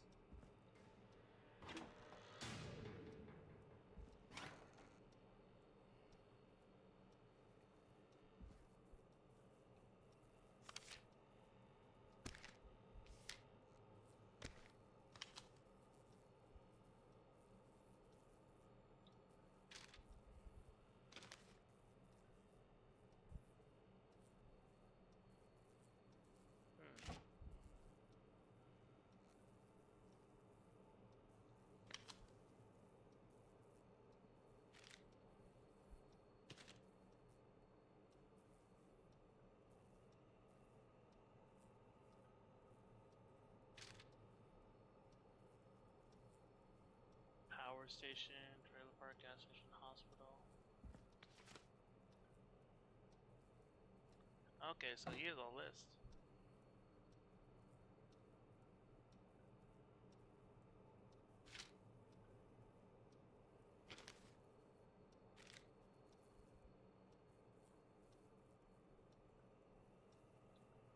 Wait, number 1 is Chuck. Number 1 is Chuck. 2 is Kim. 3 is Rebecca. And then 4 is Aunt.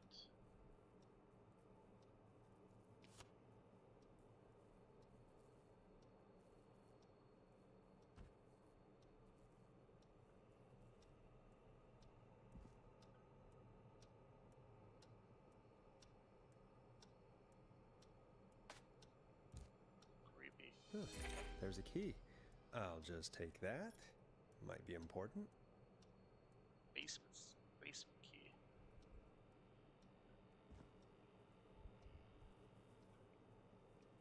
I can't do anything with that.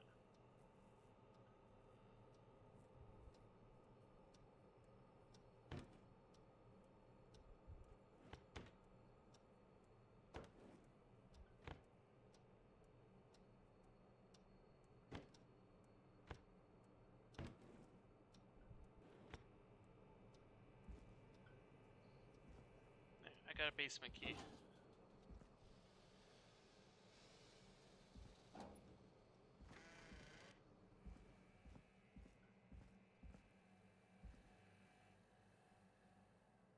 Now anybody can go through there.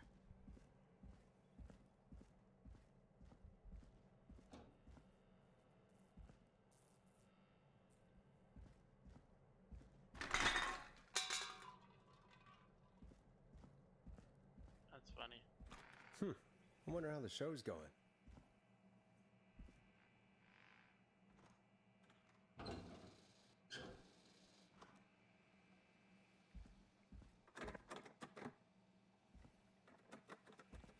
Can't go through there. Oh, I got a basement key, that's right.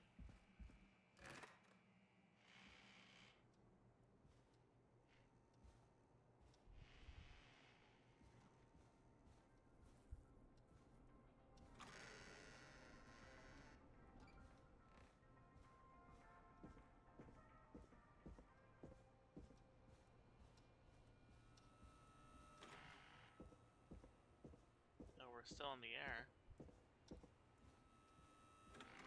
Isn't that such a good song, folks? And now for... Jesus, Forrest, you've been gone for ages. I thought something had happened. Something did happen. Clive the janitor might be Clive the murderer. What?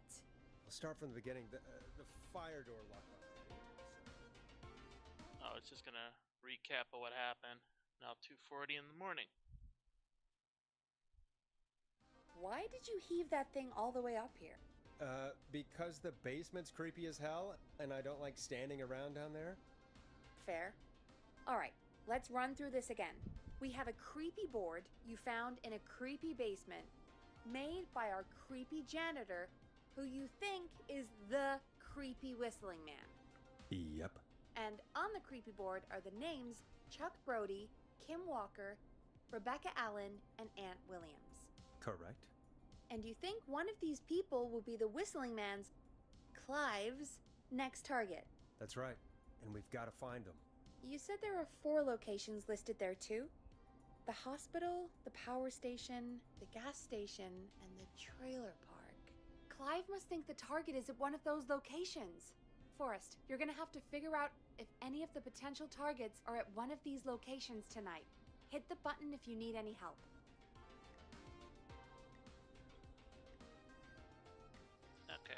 Okay, so I brought this up now.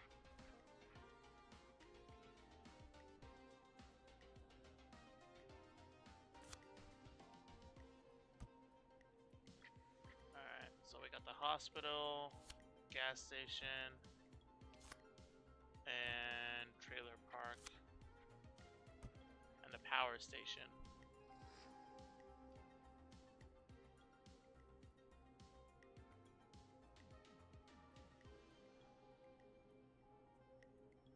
Okay, so former Captain Chuck Burley suffered a career-ending injury and is a victim of festival late last year. Help him on a recovery. Lottery tickets. Hopefully he can stay safe.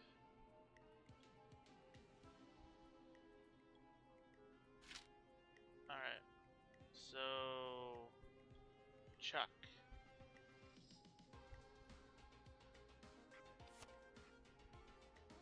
Maybe you're in the hospital?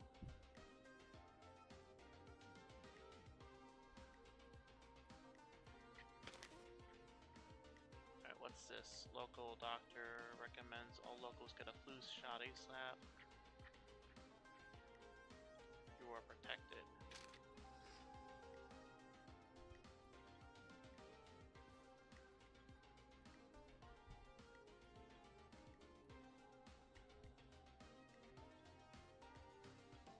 Power station.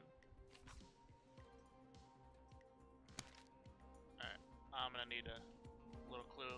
How's it going? It's not going well. I could use some help. Okay, let's review the basics. We need to work out who the next target is. There's 4 locations, right? And 4 people. We need to figure out if anyone is at any of the 4 locations tonight. And if they are, we can call them and warn them. There must be some connections between the notes. That makes sense. Great! Need any more help? I guess not.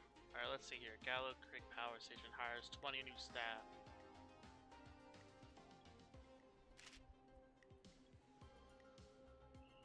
Okay, the power station. So the Gallo Power Station hires 20 new staff members. 11 of them were students. Okay. That is promising. So I need to look at whoever is getting either a job interview .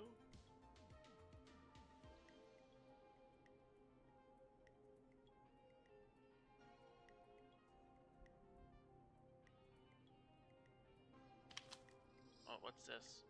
24 gas station brought by local ex-lottery winner.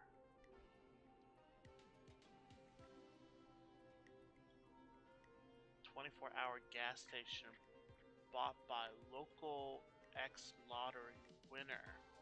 Oh, so Chuck won't be at the hospital. He might be at the gas station because he was the one who bought the lottery ticket.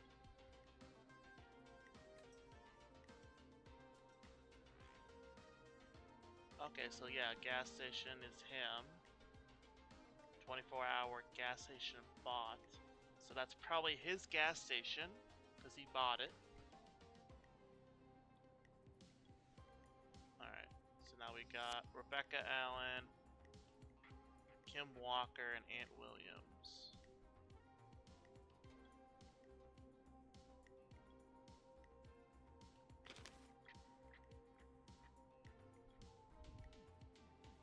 Local legend talks to Manhattan. What's this? Car saver and warrant citizen looking suspicious behavior, multiple cars. Nope. What's this one here? No.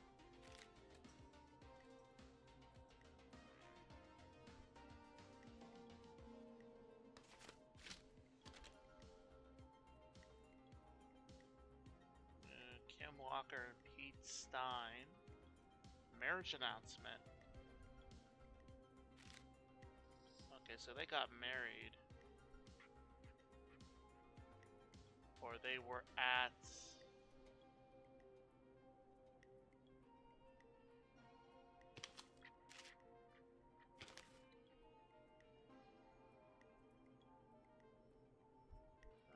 They just celebrated the marriage of Kim Walker and Pete Stein on 30th. Best wishes to the happy couple. Congratulations.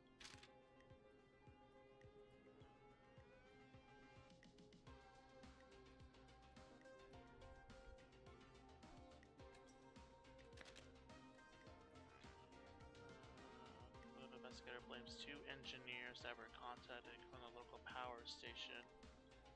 The lead is Ant. Okay, there you are.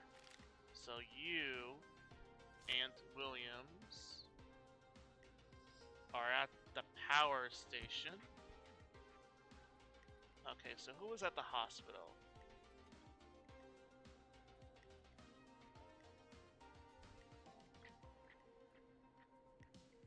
Kim, local doctor. So she's a doctor, so she might be at the hospital. And then Rebecca Allen might be at the trailer park. Is there a trailer park issue I saw?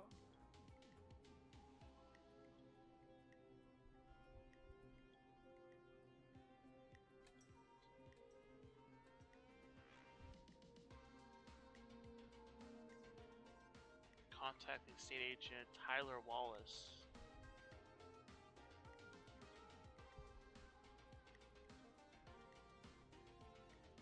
No.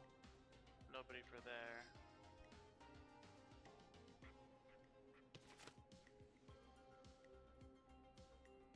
No.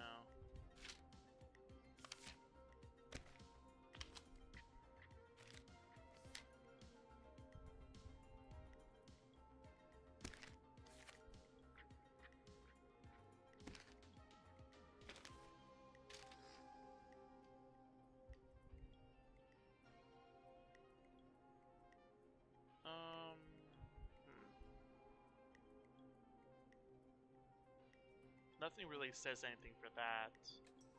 Recommends that all locals get their flu shot ASAP. Who sees upon us? Oh, they're a doctor, so most likely yes. The Kate Williams will be there.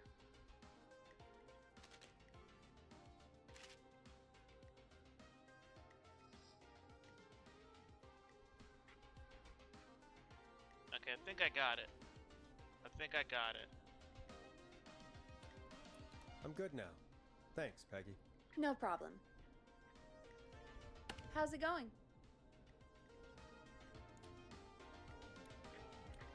I'm okay, thanks. I think I've almost got it. Good luck. That's... How's it going? I'm ready. I'm ready, Peggy. Are you sure? We've only got one shot at this. Alright, let's do it. I'm sure. Let's do this. Okay, name first. Who do you think the target is?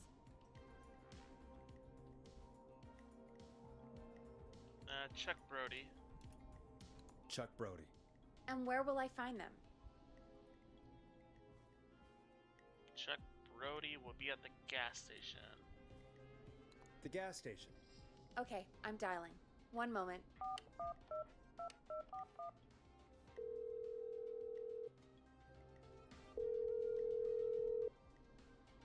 Hello? Chuck Brody! Listen, I know this sounds crazy, but we have reason to believe the Whistling Man is coming for you. You need to get yourself and everyone else out right now. The Whistling Man? What the hell are you? Who is this? This is Forrest Nash. Listen, the Whistling Man's back. We found a list with your name on it, and... Oh, God. It's today. The year I finally let myself forget. It's today. What happened today? Today.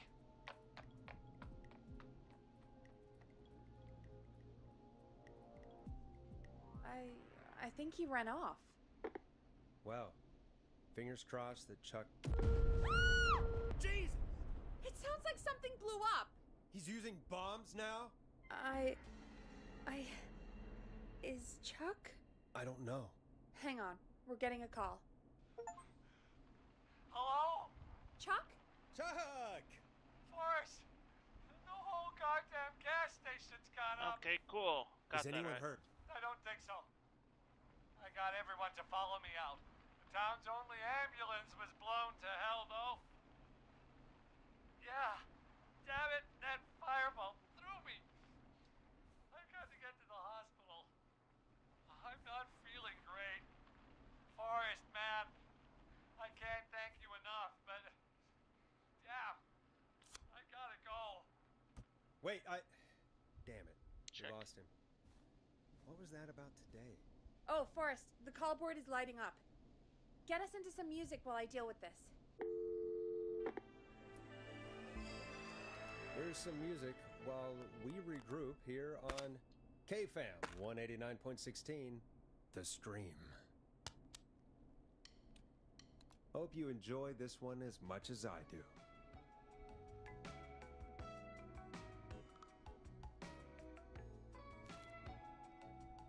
I'm still trying to figure out how I throw.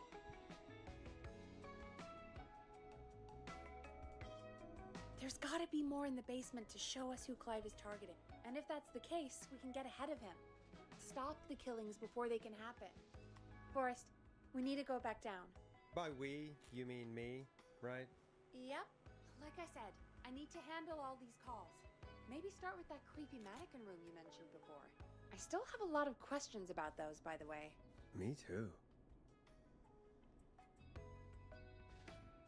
Alright, so I guess I gotta go back over there now.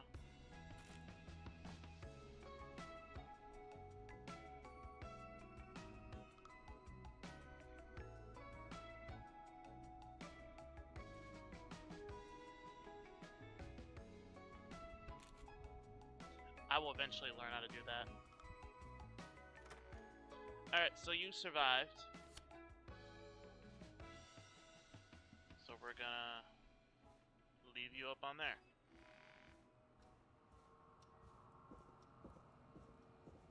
Locked tight.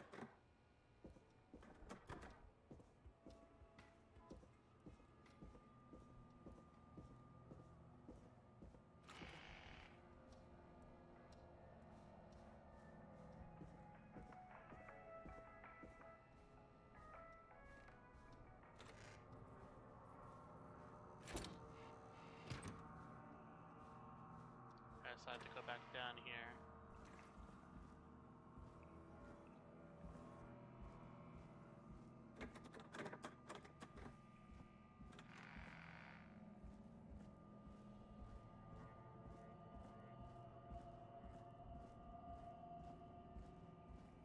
It's still interesting that this is like wide open. Still kind of funny to me.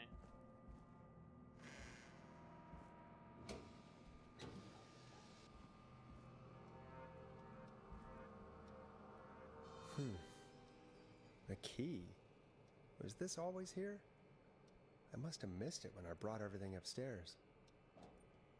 What key?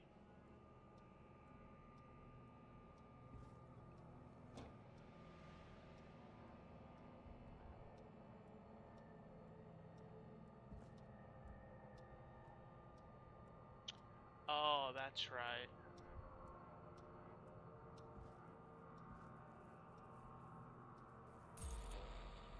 Basement storage. Okay.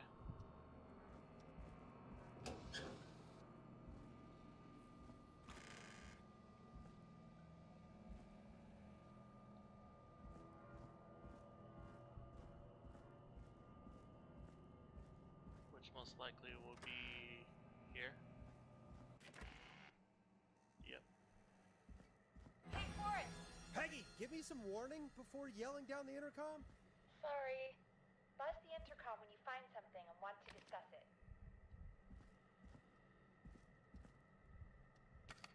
Peggy, I've found a tape and a map down here. A map of what? Looks like it might be to somewhere in this storage area. Weird. Well, maybe the tape will give us more information. Give it a play.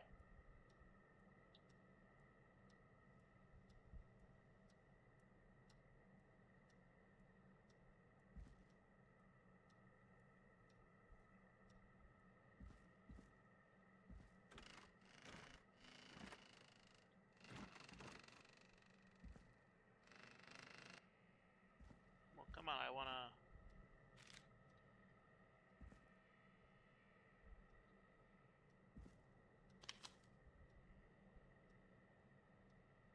Oh, it's definitely there. Like, I just seen it. It's literally right there.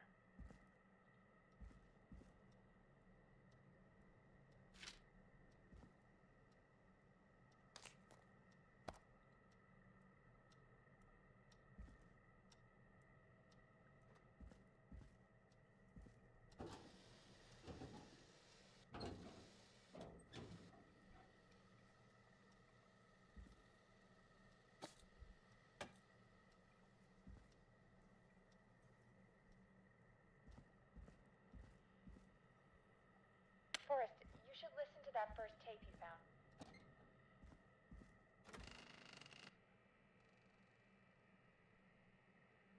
Still more to do. There's still more ED to do here. Yada yada yada.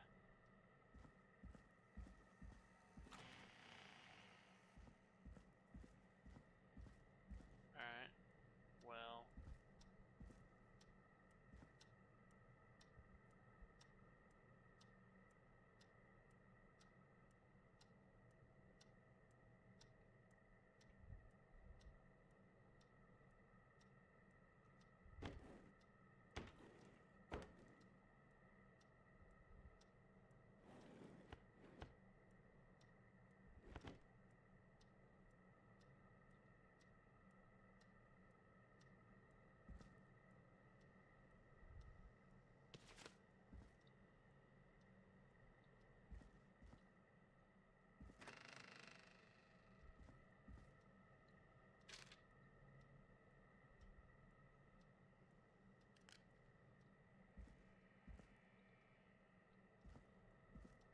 Oh, what else do you need me to do?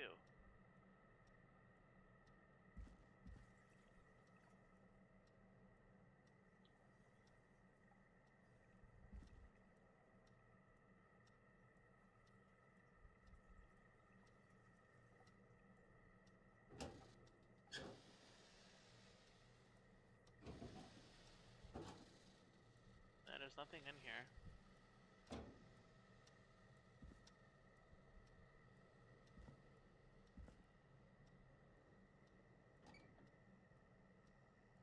Oh. I can play it here.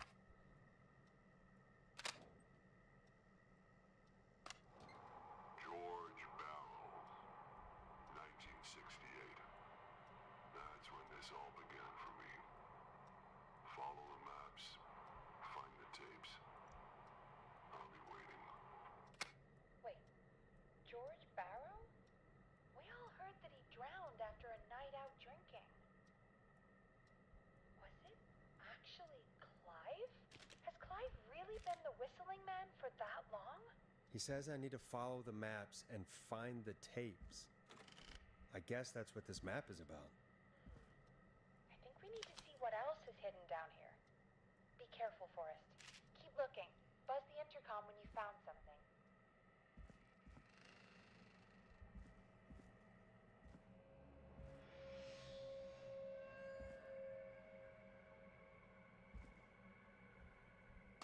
Time of autopsy is 7 a.m. Cause of death is asphyxiation from drowning. The degree of rigor mortis indicates that the subject has been deceased for 5 hours. That puts the time of death.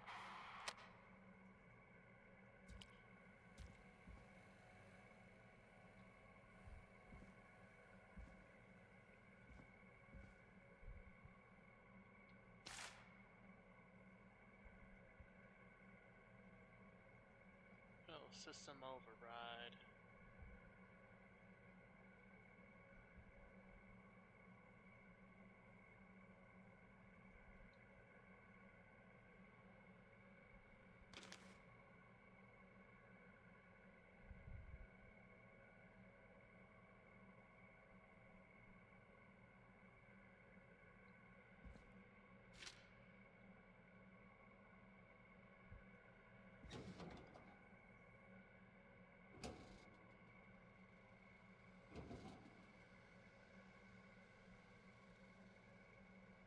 Alright, there's nothing over here.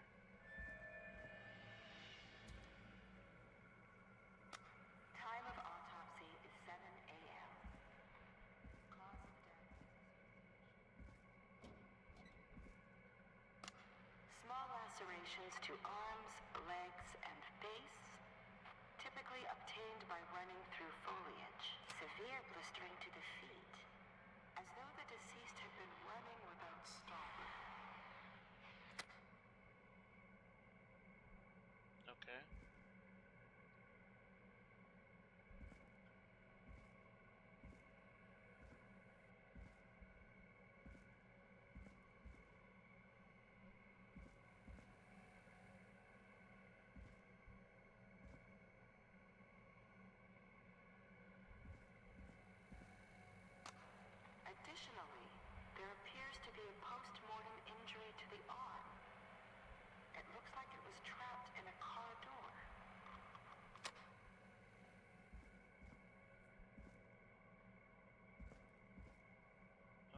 definitely going to be a crotch area.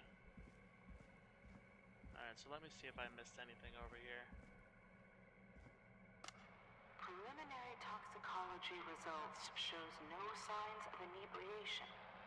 However, a high amount of cortisol was found, indicating elevated levels of stress in the immediate moments before death.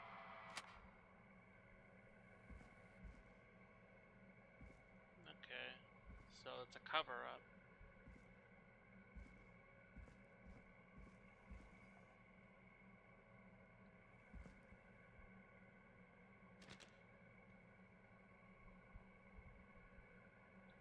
Oh, okay, so this pretty much gives me all the clues. Clues to find all the tapes. Which I kind of did that. I think I found that one already.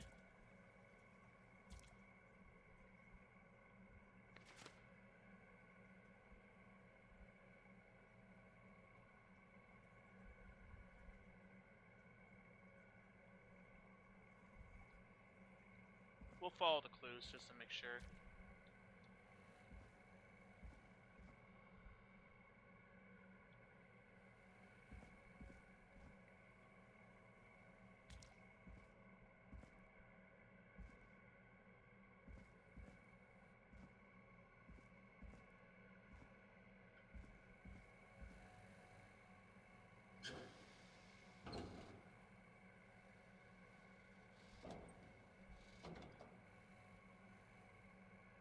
Yeah, that's not one.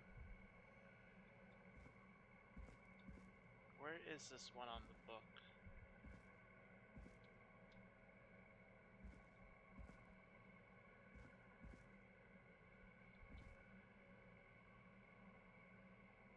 This one? Yeah.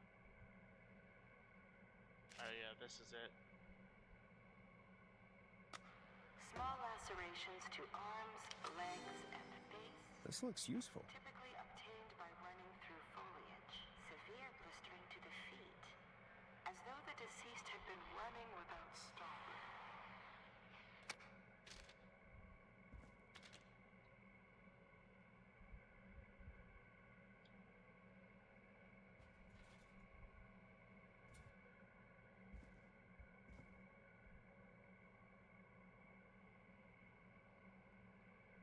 Okay.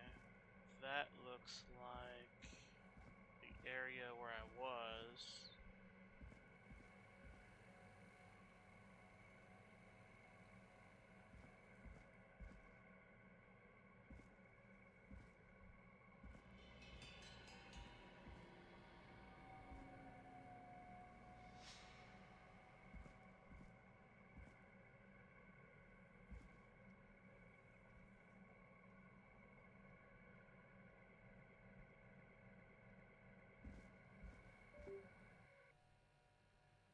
Yeah, I was over here already.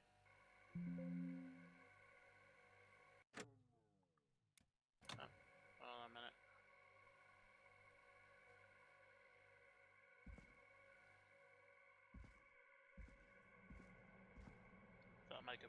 Thought my game crashed.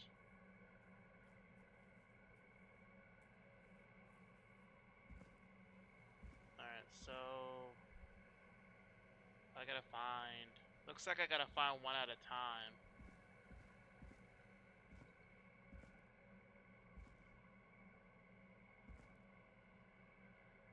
But I found that. I got this one here. So I gotta look for like a dead end, it looks like.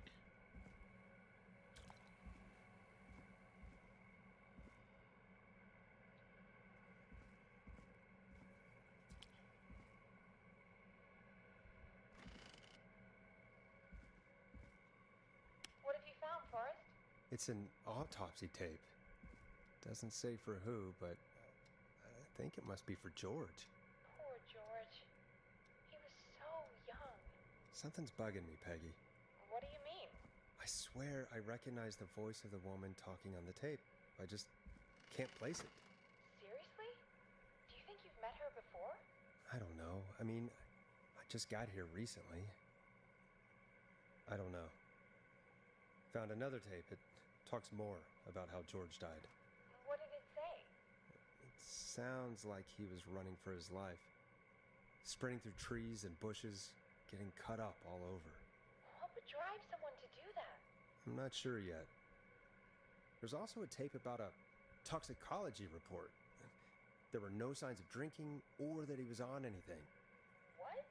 But everyone said he went swimming drunk and drowned. It was in the newspaper and everything. No, he didn't. I found a tape that introduces a new detail to the story. Post-mortem injury. Apparently, his arm got caught in a car door. A car door? Yeah, after he died. How do you suppose they can tell? How can they tell? I'm a radio producer, not a coroner. The written report I found doesn't mention it at all. How did his arm get trapped in a car door after he died? Unless he got it when the police collected his body, I guess someone else must have moved him after he was dead to where he was eventually found. But the report, what is going on here? I found a police report. Mentions a friend from earlier, Sandra Sharp. Sandra? The jazz runner?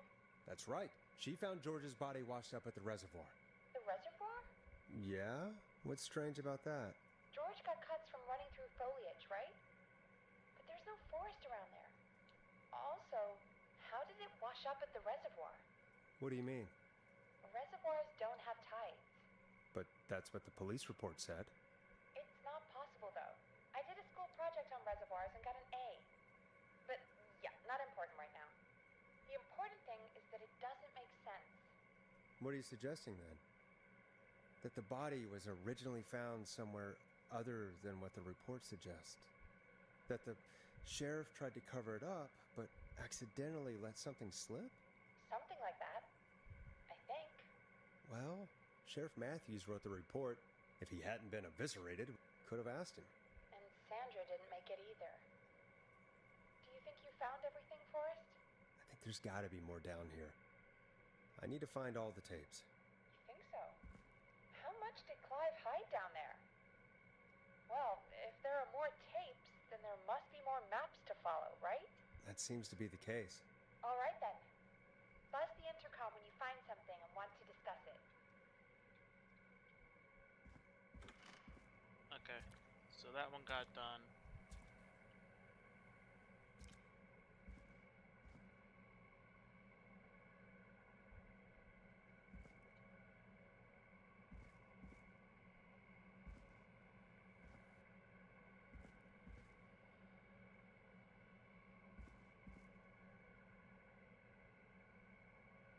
Is that this right here? Yep, that's it.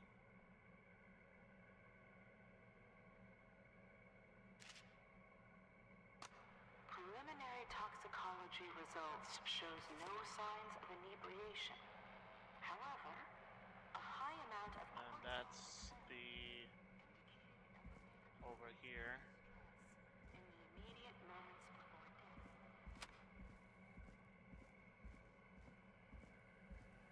Yep, there's that one. Additionally, there appears to be a post-mortem injury to the arm. It looks like it was trapped in a car door.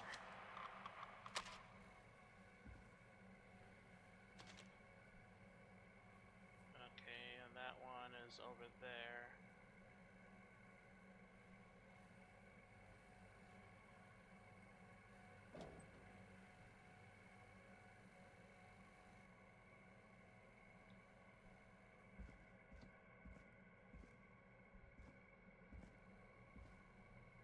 It's right here.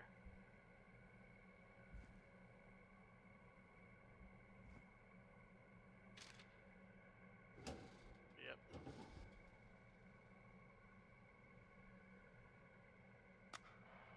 It is the coroner's opinion that the subject likely feared for his life and was chased, resulting in a fall from a height into a body of water, where he hit his head, was knocked out, and drowned. Following that, he was moved. Dr. Sullivan, we need to have a talk. Is that recorded? Shut it off.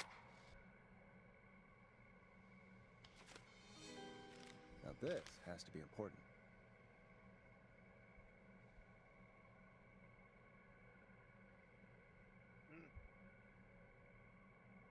What was his name? George?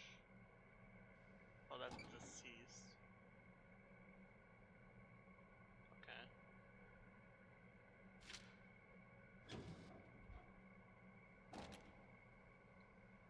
And the final one is over here.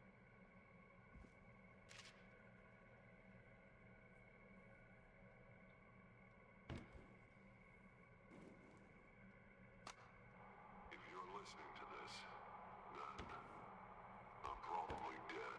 What the? Ooh, a new vinyl for my collection. I've got subscriptions to newspapers all over the country. A few weeks ago, I noticed headlines cropping up in those papers, one after the other. Each headline about a murder. Each murder, the death of someone I knew almost 20 years ago. And each one drawing closer to Gallows Creek. Drawing closer to the anniversary. None of us are innocent, but I don't think we deserve killing.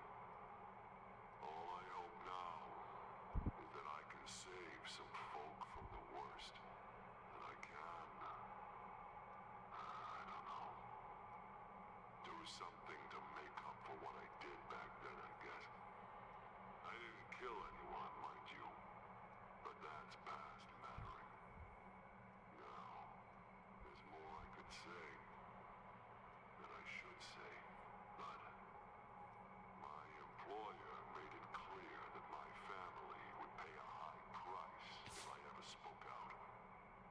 So, hopefully I've said enough for you, listener, whoever the hell you are, to start putting the truth together. What the hell? Peggy is not going to believe this.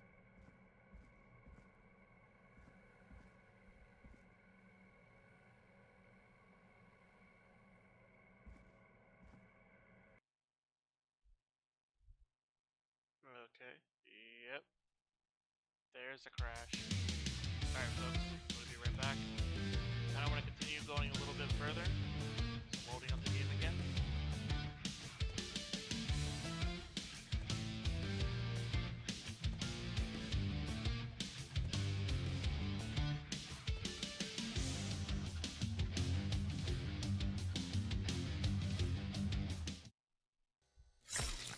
And it's back. At least it takes not too long to load up the game. I'm kind of satisfied with that. Not too shabby. Not too bad at all. I'm having fun with the game. A couple people died on my watch. Unfortunate.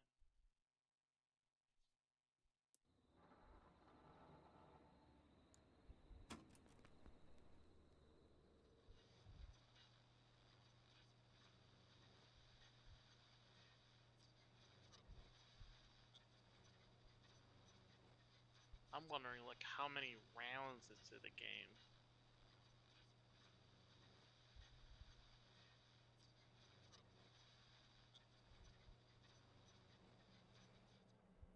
Friend from earlier, Sandra.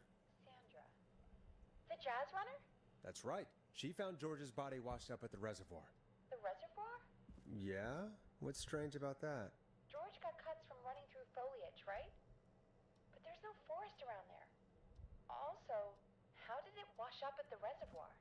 What do you mean? Reservoirs don't have tides. But that's what the police report said. It's not possible, though. I did a school project on reservoirs and got an A. But, yeah, not important right now. The important thing is that it doesn't make sense. What are you suggesting, then? That the body was originally found somewhere other than what the report suggests. That the sheriff tried to cover it up, but accidentally let something slip? Something like that. I think. Well, Sheriff Matthews wrote the report. If he hadn't been eviscerated, we could have asked him. And Sandra didn't make it either. Do you think you found everything, Forrest? I think There's gotta be more down here. I need to find all the tapes. You think so? How much did Clive hide down there? Well, if there are more tapes, then there must be more maps to follow, right? That seems to be the case. All right then. Buzz the intercom when you find something and want to discuss it. Okay. So this is the one right here. I got that one. Then this one here.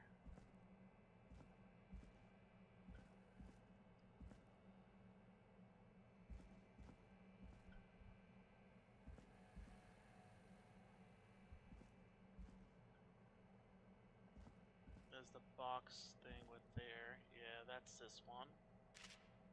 I think I got this one already. Preliminary toxicology results shows no signs of inebriation. Yeah, we already got that portion.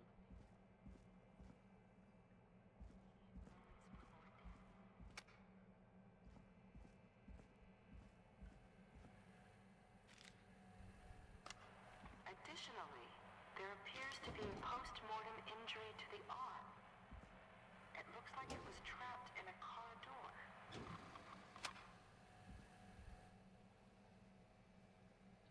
And then in here.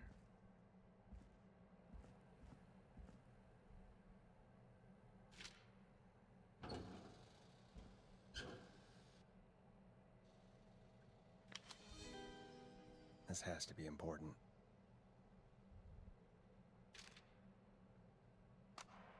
It is the coroner's opinion that the subject likely feared for his life and was chased, resulting in a fall from a height into a body of water where he hit his head, was knocked out, and drowned.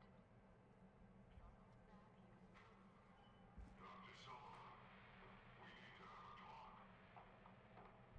That recording. Shut it off. Probably the killer. If you're listening to this, then I'm probably dead. What the? I'm a man who likes to stay informed. I've got subscriptions to newspapers all over the country. A few weeks ago, I noticed headlines cropping up in those papers, one after the other. Each headline about a murder. A new vinyl for my collection. The death of someone I knew almost 20 years ago. And each one drawing closer to Gallows Creek. Drawing closer to the anniversary. None of us are innocent. But I don't think we deserve killing. All I hope now is that I can save some folk from the worst. That I can. I don't know.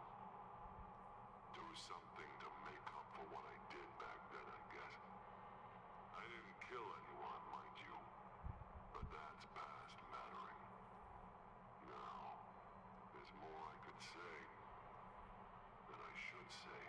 But my employer made it clear that my family would pay a high price if I ever spoke out. So, hopefully I've said enough for you, listener, whoever the hell you are, to start putting the truth together. What the hell? Peggy is not gonna believe this. Alright. Now let's see if we can get out of here.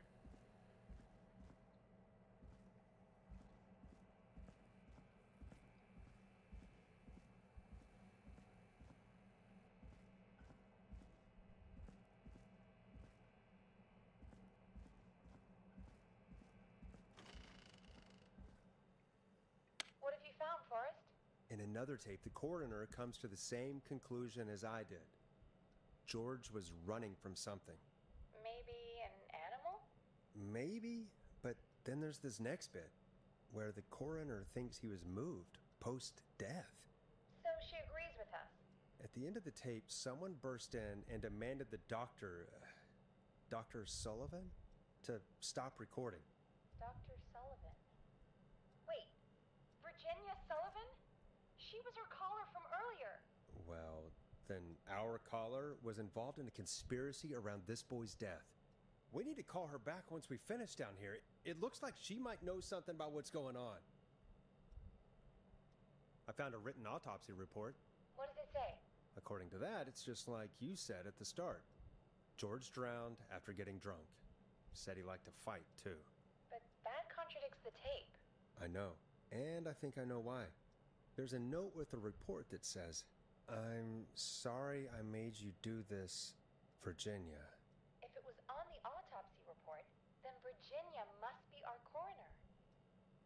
Wait, the caller from earlier, when we had to call the takeout restaurants, wasn't her name Virginia? I think I found Clive's last recording. I think Clive might be gone. Gone? I found a confession. Not for any killings, but for playing a part in covering up George's death.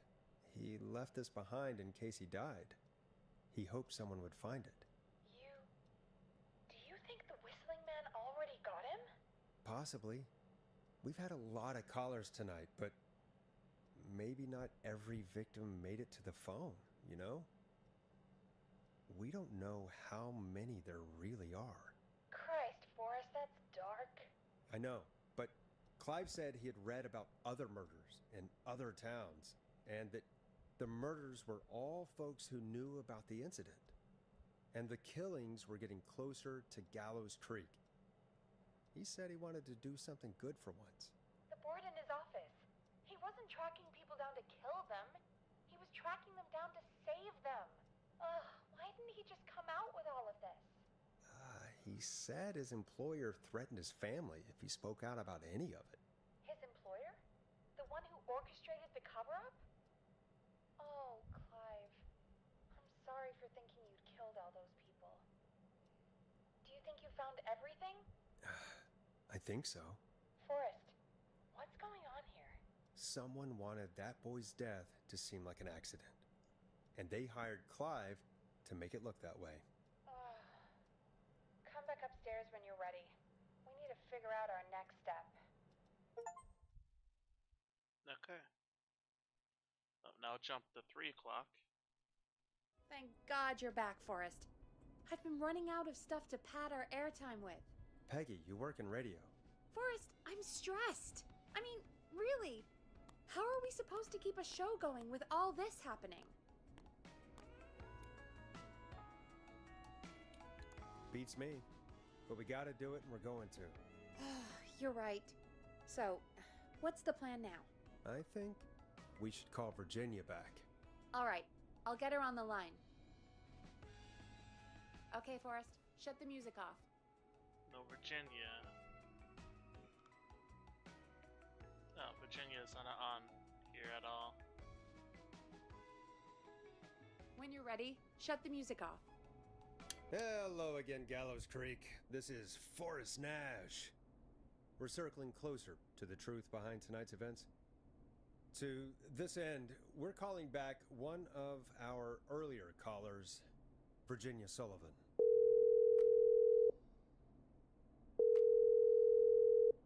Fredman Plunker here? Who's this? Is it you? Goose? Plunker, hey, it's the Radio Man, Forrest Nash. Radio Man? What's up? Solving mysteries, saving lives. The huge. Right on.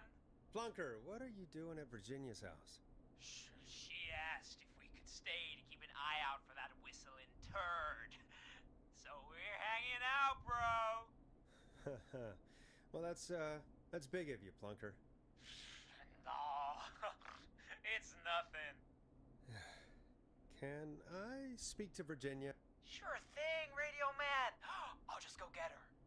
Who is this? Hey, Virginia, it's Forrest. I'm glad you're still okay. Oh, Forrest. Sorry, I'm still jumpy. Sorry to hear that, but listen, hey, we need to talk. What about? We're calling because we think you can help us understand why this is happening tonight. Me? What would I know? Well, can you think of any reason why you'd have been targeted? No, I don't think so. All right. When you were attacked earlier, you mentioned a name. Clive. I don't know what I said then. I was petrified, Forrest. Clive's the janitor at our station, and we know you spoke to him in the past. Forrest, please. You don't know what you're doing. He'll come for me. Virginia, it's okay. Clive won't be coming after you. We think Clive's dead. Dead? But isn't he? He's the whistling man, Forrest. We found evidence to the contrary. But it's true. And we found your autopsy reports for George Barrow. How? I saw him destroy them. Well, he didn't. I don't know if he kept them or made copies or what, but we found them. And we know it's related to what's happening tonight, which is why we called you. Why did you write a false report? All right. One day, I came into work to find a boy on my slab. And as I finished the autopsy, this man, Clive, he just burst in. And he started making demands to give over the reports, to falsify what I found. Oh, so that was the one on the Of course, tape. I said no. But, well, when someone wants to make you do something, they can use the carrot or the stick. For me, he used both. You see, my sister is sick. She has a chronic condition that's never going away. It's expensive to treat, and it was getting to where I couldn't afford it. And Clive promised me that his employer would pay for my sister's treatment if I did what he said, and that if I ever spoke about this, he'd beat me to within an inch of my life. I don't know why he had me do it, but my sister needed me. You have to understand, she needed me. We understand. Thank you, Virginia. That was brave. God, I just want this nightmare to end. This will help end it, Virginia. Thank you. Stay safe, Virginia. Well, she really didn't know much. So, Virginia's tied up in all of this. Clive threatened her to keep quiet about George's death. But for who? Why cover up these details? If only Sandra had made it. We could have talked to her, too. I'm sorry we didn't save her. It's not your fault. Looks like we've got a call coming in. Okay. Welcome to 189.16 The Scream, with me, your host, Forrest Nash. Hi, Forrest. I know this is really out of the blue with everything happening tonight, but I wondered if you could send a special birthday message to my uncle. Okay, Dracula. You want to do that now? Really? Why? Of course now. It's his birthday. I won't have a chance to do it again until next year. May as well, Forrest. Fine. What's his name? Thank you, Forrest. He's my Uncle Ronnie. His first name's Peter, but he never liked his name. But since he always had salt and pepper hair, even as a kid, can you believe it? Folks always called him Pepper. Thanks for the history lesson. Is there anything besides happy birthday you would like to say to Mr. Pepper? Oh my god damn it! Yes! Tell him he can get the best birthday deals and party packages here at Pony's Pizza. Starting at just... You son of a bitch! Stop calling us! God damn it, Peggy, this is your fault. My fault? I said I didn't want to do it. Don't blame me because Brian Ponte can't control himself. Don't worry. We've already got another caller on the line. Just pick it up, okay? This is 189.16 The Scream. I'm Forrest Nash. You're on the air, caller.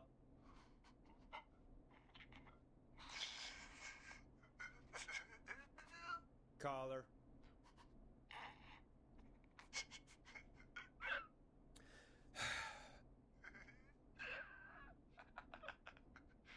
Ponty? Ponty's Pizza always delivers!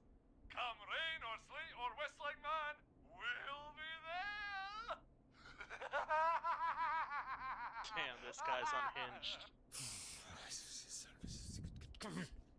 Forrest? Forrest? Are you okay? Forrest? I hope the whistling man gets in with his own pizza slicer. Jesus, Forrest? Sorry, that was too much. It's okay. It's been a high-stress night. Don't worry about him anymore, okay? Not for tonight, anyway. I think he's spent for now. We've got another call, whenever you're ready. We'll do another call. One more call. Folks, don't spend your money at Ponty's Pizza. That's all I'm gonna say about that.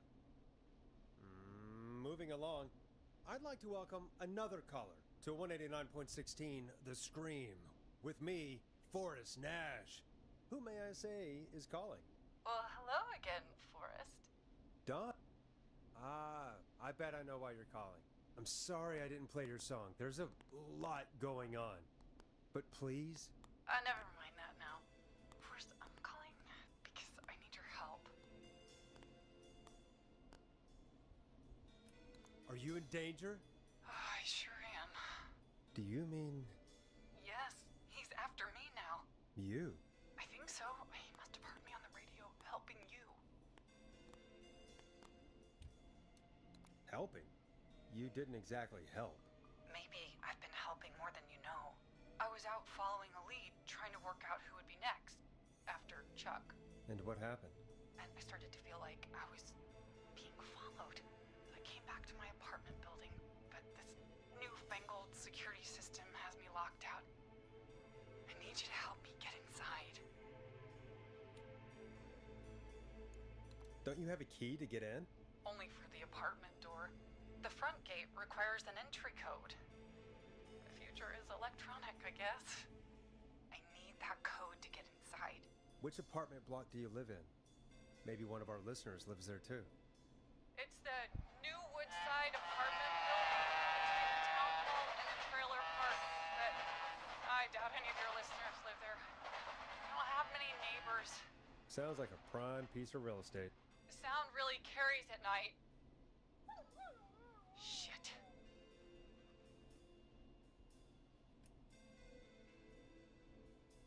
Is that a neighbor's dog? Yes, it is. Boy, I wish he'd muzzle that thing and... Oh. And now he's blasting David Scopo out of his window. This night can't get any... The whistling man. He's coming down the street. I don't think he's seen me yet. Forrest, please. I need your help. I need the code for that security system, or I'm gonna die. What's the name of the security system? There's a sticker on the box. It says Starling Security 4000. Keypad, and it looks like it wants a 6-digit number. Oh, that book. Starling Security 4000, huh? That's right. Very newly installed. I need the key code before the whistling man gets me. Yeah, of course. Don't worry, Don. Thank you, Forrest. I knew I could count on you. I'll sit out of sight. Call me back soon. All right, folks. Here's a little tune for you all to enjoy while I try to break Dawn into her apartment.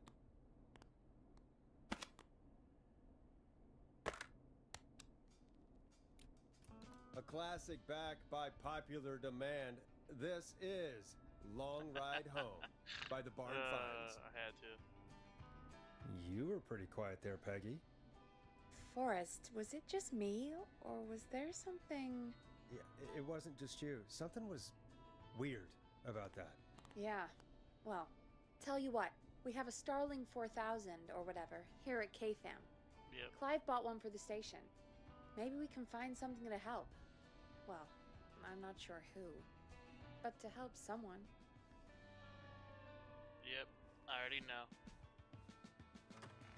Okay, so she's locked out of the Woodside Apartments, and somewhere, Clive probably has the papers for the Starling 4000.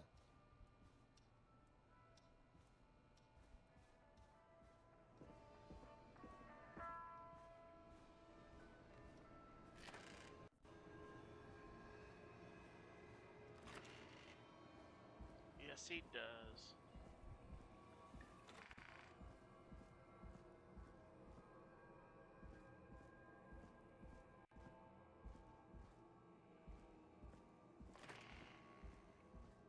Right here.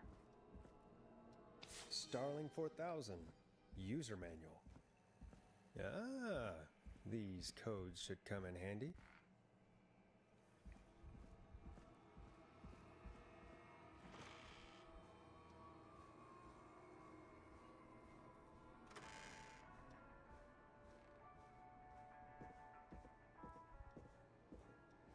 I knew this would come in handy.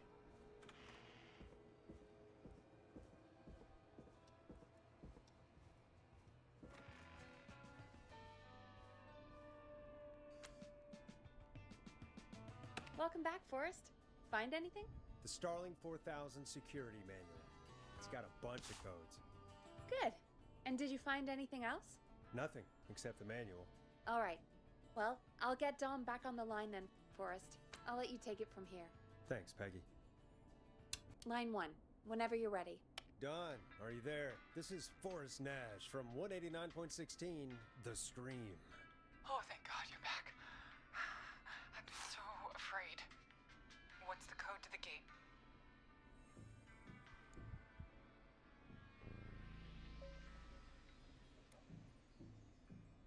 The code is 715914. Thank you, Forrest.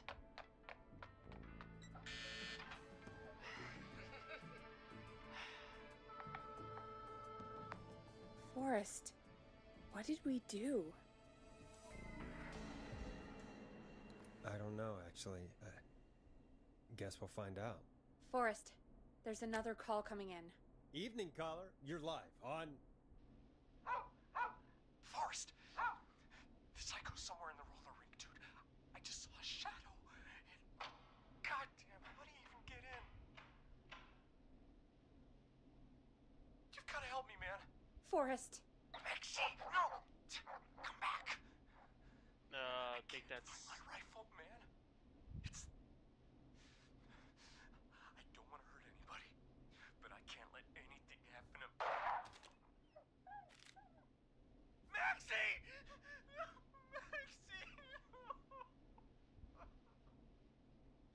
Maxie!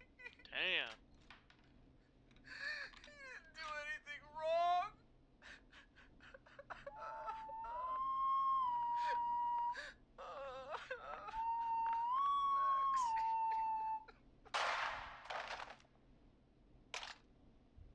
Thanks again, Forrest. Oh, God, poor Ricky. Okay, Gallows Creek. Here's some music while we process what just happened. Yeah, that's weird though. Like, how do you prevent that from happening? I guess you do a warning will set off all security measures.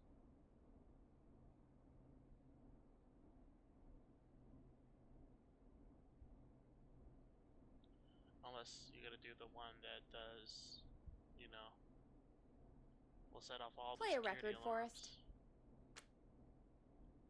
Alright, well. We'll throw this on the damn pile.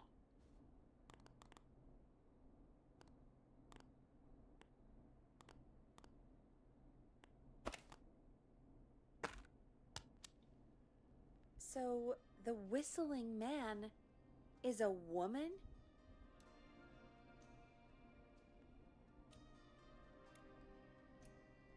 I know. I can't believe it. She called up. You spoke to her multiple times.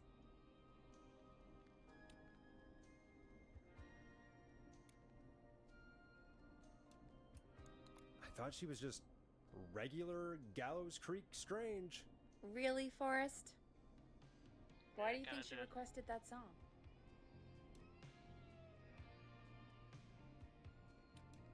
To get me outside? Maybe, but how? She didn't know the song was outside to start with. That's right. She never actually attacked me out there. So? What now? I guess I should make an announcement. We do have new info. Okay, kill the music and you can make the announcement. Okay, you're live in 3, 2... Hey folks, this is Forrest Nash here. I hope you're all safely locked inside. For those of you listening to that last call, you might be wondering what to make of it all. Here's our take. We now believe the killer is actually a woman.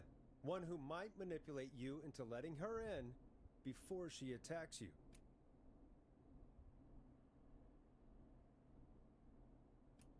We're neighbors. Look out for each other and stay safe. The killer was calling themselves Dawn. This could be a fake name. If anyone needs help or you have info on the killer, please call in. You folks have my new number, right? It's 911. Hopefully, our next caller can help shed some light on our killer. Hey, we had a call come in. Okay, folks, time to take a call. This is Forrest Nash, and you're listening. Please help me. My name is Casey Moore. I'm at 25 Nancy Drive. My best friend's been stabbed. He's bleeding everywhere. I don't know what to do. Please help me. Is he still breathing? Yeah, but he's bleeding out fast. I really need help. Please. Take a breath. We'd been out at the reservoir. We were heading back to his place when we heard this whistling all of a sudden. He just started freaking out. He screamed at me, told me to hide. I'd never seen him like that, and I just panicked and ran and hid in a bush. Oh no. Forrest. Then what happened? He went up the road and talked to someone. I couldn't really hear or see anything. It sounded like he might have known the person, and they just stabbed him. Casey, was he talking to a woman? I don't know. They had a mask and wore all black. That's all I know. Please, we need help here. I'll get you help, but I need to know. Where did the masked person go? They left. They left him to bleed out. I waited until they were gone, then dragged him into the garage and called 911. Wait, why didn't she make sure he was dead? I don't know. I think I heard them say something like, "It's not so funny now, is it?" before they left, but please, he needs to get to the hospital.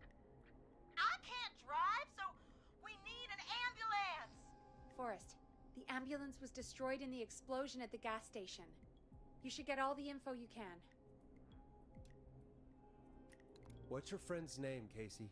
It's Jason Parker. Can you tell us where Jason was stabbed?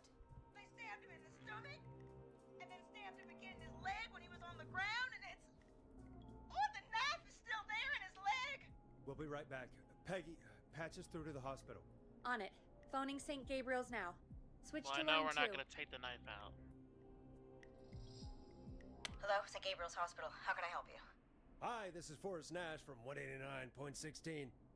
We have a stab victim at 25 Nancy Drive named Jason Parker.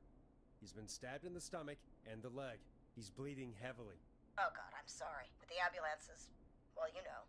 I know, but please, we need something or he's going to die.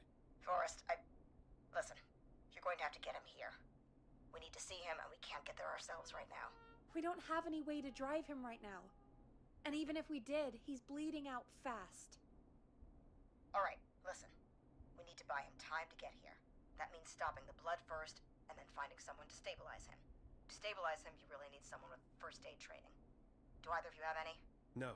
Me neither. Damn it. I'm really sorry about this, but I have other patients who can't wait.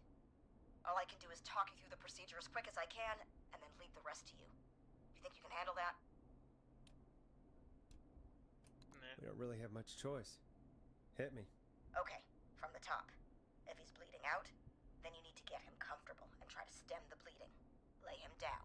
Apply continuous pressure directly to the affected areas. When the bleeding slows, get a clean cloth of some kind and hold it over the wounds. Get them comfortable. Apply pressure. Clean cloths when slowed. Got it, I think. You said he was stabbed, right? If the object he was stabbed with is still in him, don't take it out. It's stopping the worst of the bleeding right now. If anything, you should secure it so it stays where it is. I wouldn't have thought of that. I It already makes did. sense, though. God, that was a lot of info. First aid But training. I think we can handle this. Glad you got it so far, because there's more to go. I'm still with you, Doc. What else do we need to know? If he's lost a lot of blood, he may enter shock. If he does, act fast. If you applied a cloth and it's bleeding through, don't remove it. Just apply another on top of it. If it's safe, elevate his legs to get blood circulating to his vital organs. Try to keep him warm. Get him to rest and reassure him. We need the patient to stay calm. All right, don't replace bandages, elevate his legs, keep him warm and calm. This is a lot. I'm really sorry. That's as much as I can give you right now. Try to stop the bleeding, find someone to get him stabilized, and get him here as quick as you can. Good luck. All right, Forrest. Casey's still on line 1. Alright, let's do this. Hello? Hello? Forrest, are you there?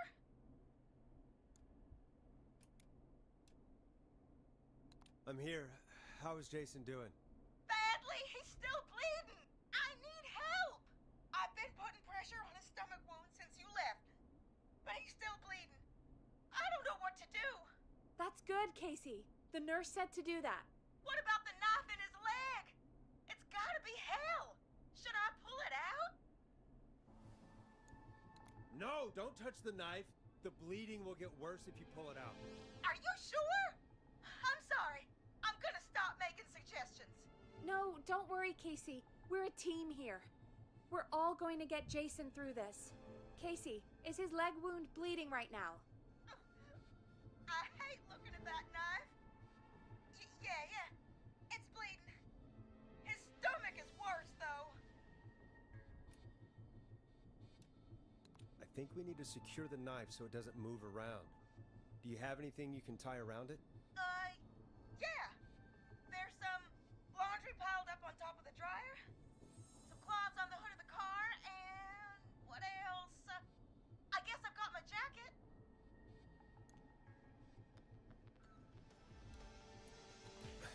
Look in the laundry for something like a towel or a shirt. Hold that over the wound. Okay. Looks like I'm gonna have to buy you some new whites, Jason. Here we go. I'm sorry, Jason. It's secure. I'm putting pressure on his stomach again. I'm starting to think we might make it. Forrest, can I have a word? Casey, I'm gonna have a quick word with Peggy. Keep putting that pressure on and let us know when the bleeding is under control. You're doing great. But what if something happens? We'll still be here. Just shout if you need anything, and we'll be there. I promise. Okay. I'll wait. Jason, please be okay. What's up, Peggy? We can't stay on the line with her all night. Dawn is still out there. What if other people need us? You're right. She's probably on her way to her next target right now. Exactly. And you heard the nurse. We need someone there with training who can stabilize him. He's got to get to the hospital somehow. Any suggestions, Peggy? I might. A little before you started working here, KFAM did a mandatory first aid training course. Me and Karen missed it because we were away on a producer getaway. You skipped it, didn't you? Never mind. So, how does KFAM's first aid course help us? Casey said they're at 25 Nancy Drive, right? Yeah? Why? They put up a bunch of cheap houses around there about 10 years ago. So a bunch of people here at the station live around there. Do you think any of them could help Casey and Jason? Probably, but I don't know who lives there. And since I missed the training day, I don't know who knows first aid. Could you call them and ask? I don't know everybody's numbers. I've only ever called Karen. Everybody's personnel info is probably in Reggie's office. Got it. I'll look through their files in Reggie's office. It's a life or death situation. I'm sure they won't mind. Right. But there are a couple of problems with that. Go on. It's sensitive information, so Reggie probably locked it in his safe. Great. Great. Do you have any idea what the combo for the safe could be? Not a clue. Reggie's a serial note taker, though. Maybe something in his office will give it away. Right. There is something else. I'm not gonna like this, am I? Have you ever heard, the future is floppy? Peggy, what the hell are you talking about? I'm talking about floppy disks. Floppy disks are like these futuristic things that have information on them. You put them in a computer and they I forgot do this something. is like an old version. Peggy, I know what a floppy disk is. Anyway, Reggie decided that the future is floppy and started phasing out our physical records and replacing them with these floppy disks. I imagine it's the same for our personnel files. That's good to know. Since we haven't heard anything from Casey, I'm guessing Jason's okay for now. I'll check out Reggie's office and see what I can find. You'll need a key for that. I'll just slide it under my door now. Thanks, Peggy. I'll just have to look around. Alright. So where was it again? Good. I'll patch my mic down to the office, so you'll hear me over the intercom.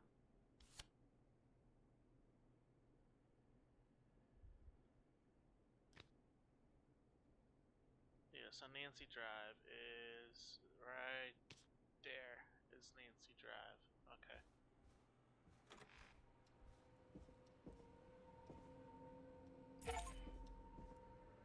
Okay. Reggie's office.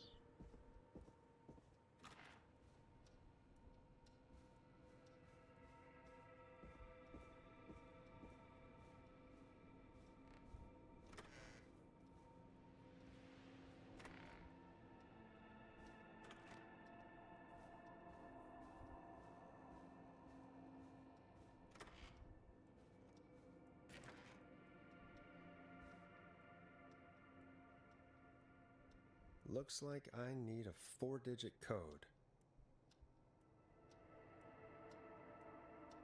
It's a very important date. Okay.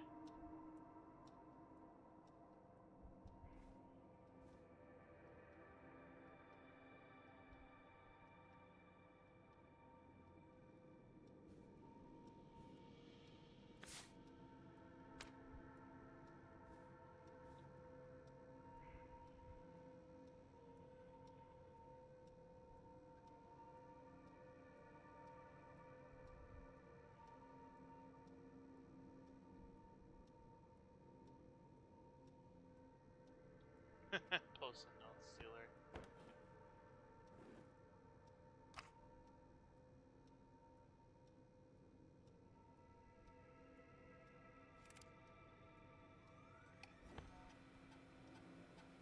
Could this be it?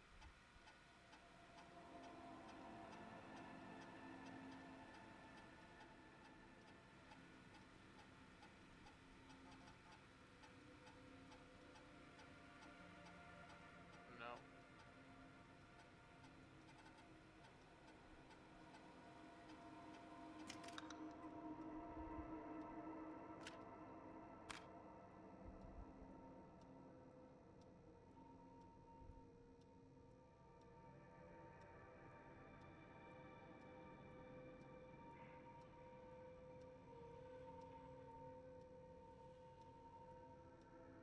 Alright, well, very important date, but it won't be that.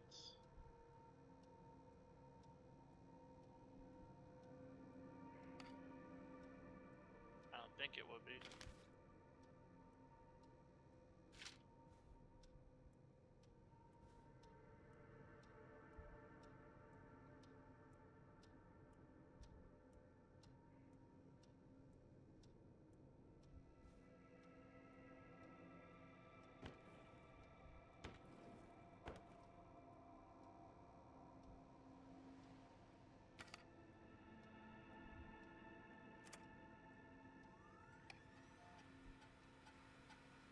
Could this be it? Oh, never mind. 1107.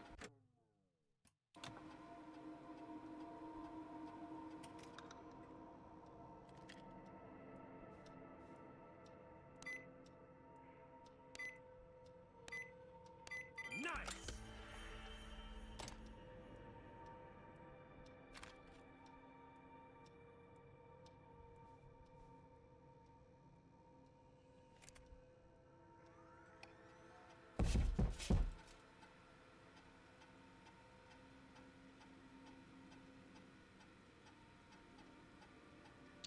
Address 14 Drive. John refused to engage with the first aid training during the course because he was a war medic.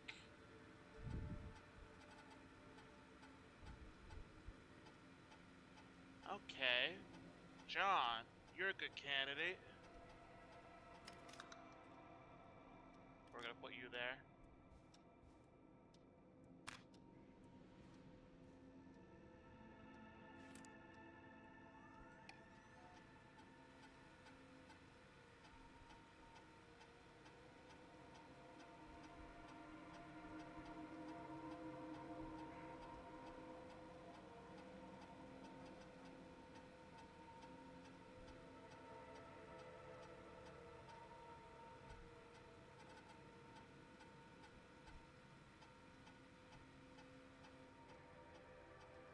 Alright, well, it won't be that person.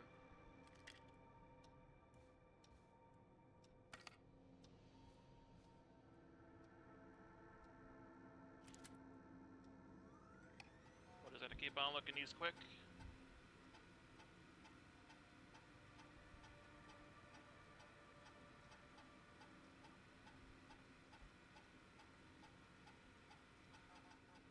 She's kind of far away. Not gonna be her.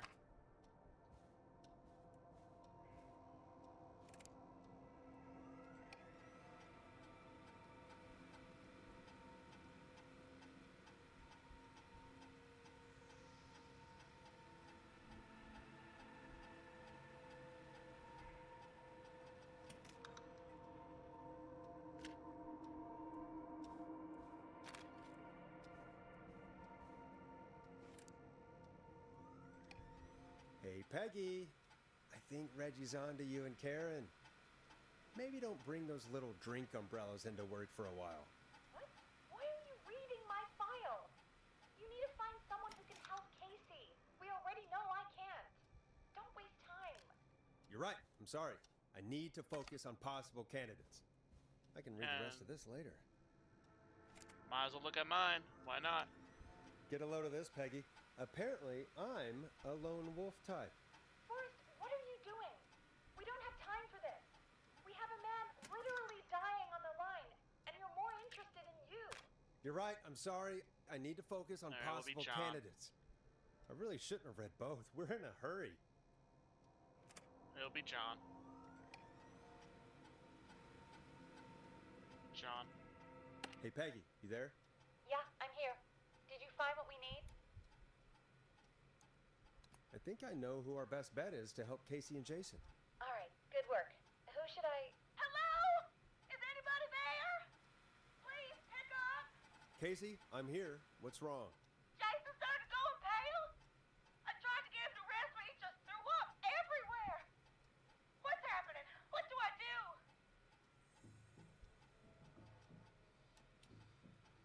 God, it sounds like he's going into shock.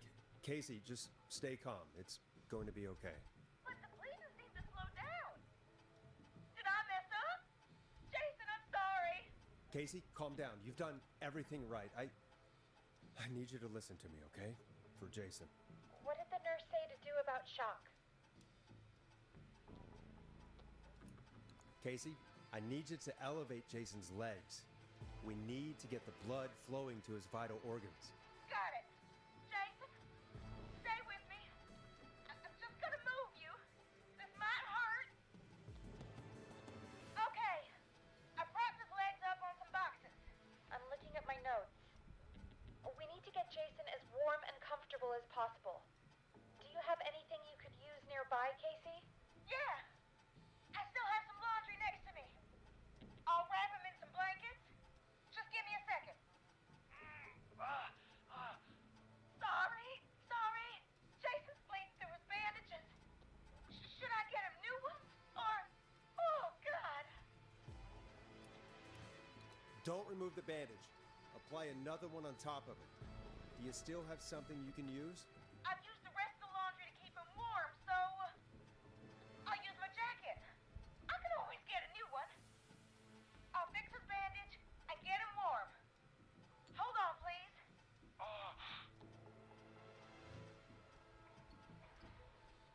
Sorry.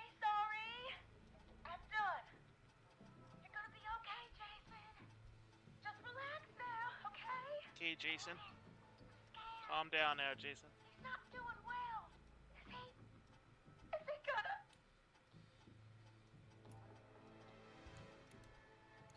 Casey, I need you to be strong for Jason. Sit with him and reassure him that everything's gonna be okay. Okay? Okay. Please. I can't give him what he needs. Please, Tim. I can't lose him. All right, Forrest, we need to hurry. Jason doesn't sound like he's doing too well. You said you knew who to call earlier? Who was it?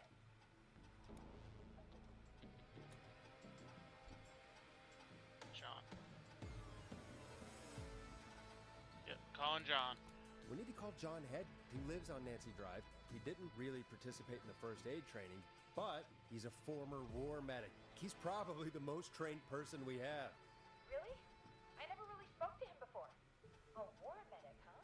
Yeah, and according to Reggie's notes, John keeps all of his old equipment at his house. He's something of a hoarder. All right. What's his number? 5420735. Calling now. Let's hope he picks... Who the hell is this calling me? What time is it?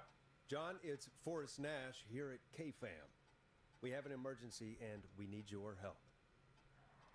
Forrest? If this is a work emergency, then it can wait until the goddamn morning. Just leave me a note like everybody else.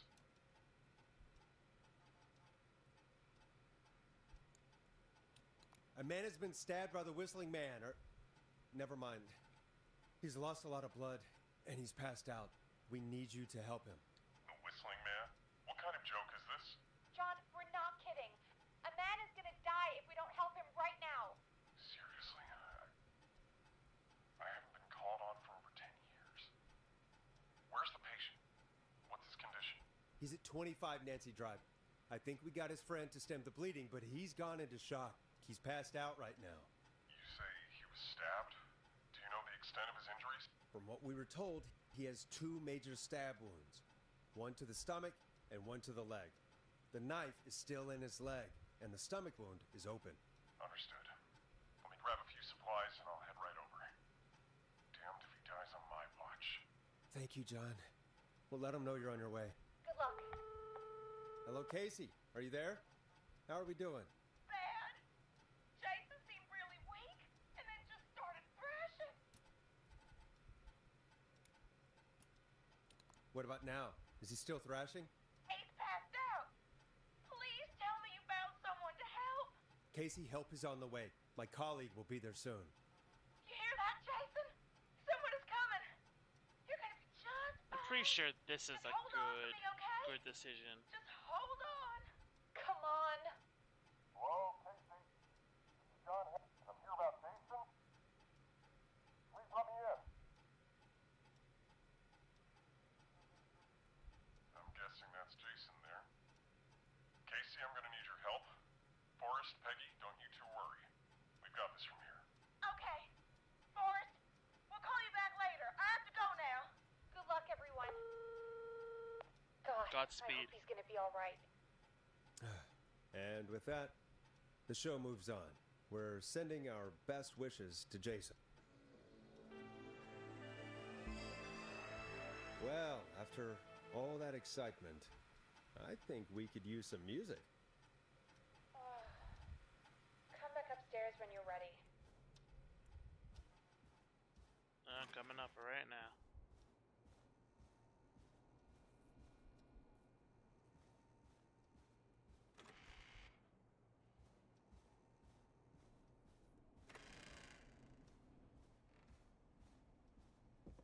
Watch Peggy be like one of the killers. That's gonna be funny. And scream.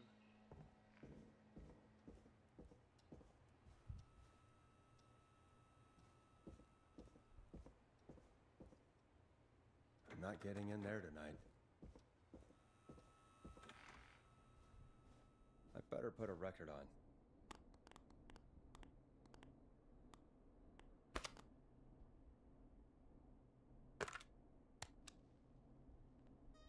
Coming up for your listening pleasure, it's Caged Tiger with their single, one last goodbye. It's getting pretty late. This might be your last break for the night, so try to enjoy it. Give me a buzz when you want to go back on air. All right. I wonder if I stop right now. We'll do Let's one more. roll. You got it. We've got another call coming through, too. Okay, Forrest, shut the music off. Oh, we have another call coming in, but hang on. What's up, Peggy?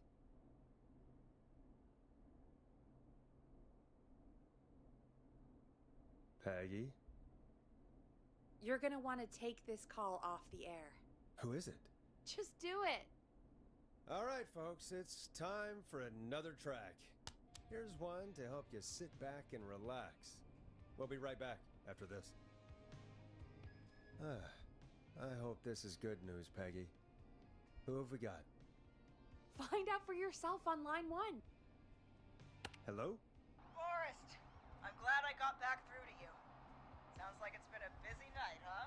Surprise! It's Leslie, our 911 operator, leading the charge from Henderson to come save us. It's so good to hear from you. Are you okay? We're doing okay. Sarah and I are both happy to be headed back home. We're happy to have you too. Wait, Sarah? Oh, I mean Deputy Martinez. Anyway, we got back into radio range a little while ago. We've been listening in, but haven't been able to get through until now. It's been non-stop since you left. Please tell us you're bringing help. You bet! I'm leading a whole goddamn squad towards Gallows Creek as we speak. Turns out somebody had cut the phone lines. They had no idea what was happening. That's great news. That's crazy about the phone lines, though. Do you think the Whistling Man cut them? I'm guessing so. I don't know how the Whistling Man did it. But that doesn't matter right now. Listen, we're coming in hot, but we need your help. I know Gallows Creek isn't a big town, but if we don't know where the Whistling Man is, we can't get him. Her. That's where you come in. You can count on us. What do you need? It might be a long shot, but here goes. The Whistling Man already called up a few times. I bet she calls again. We're still a little ways out of town, so if she calls, stall her. Buy as much time as you can for us to get in. And while you're talking to her, try to figure out where she is. We'll be listening in, so once her location is known, we'll head straight there and end this nightmare. Alright, sounds good. I'll do my best. I know you will. Heck, I can see the headlines now. Forrest Nash's interview of a lifetime. Anyway, I'll radio the other cars and tell them the plan is a go. Hopefully the next time I see you, it'll be with our killer behind bars. Take care now. We'll see you soon, Leslie. Oh, thank God. It sounds like this is almost over. We're nearly through this. I hope you're right. I hope you're right. The sooner this is over, the better. I am right. Trust me. Anyway, we should get you back on air. Taking callers is the only way to see this through. Time to turn the music off. Bringing you back live now. Welcome back to The Scream with me, Forrest Nash. The line is lit up, but before I get to our next caller, I just want to say, things are looking up. It's almost over. But for now, let's bring in our next caller. Okay, well that is a save right there, folks. I think I'm gonna finish the final few, I'm guessing it's gonna be the few things in the next episode. So, bye.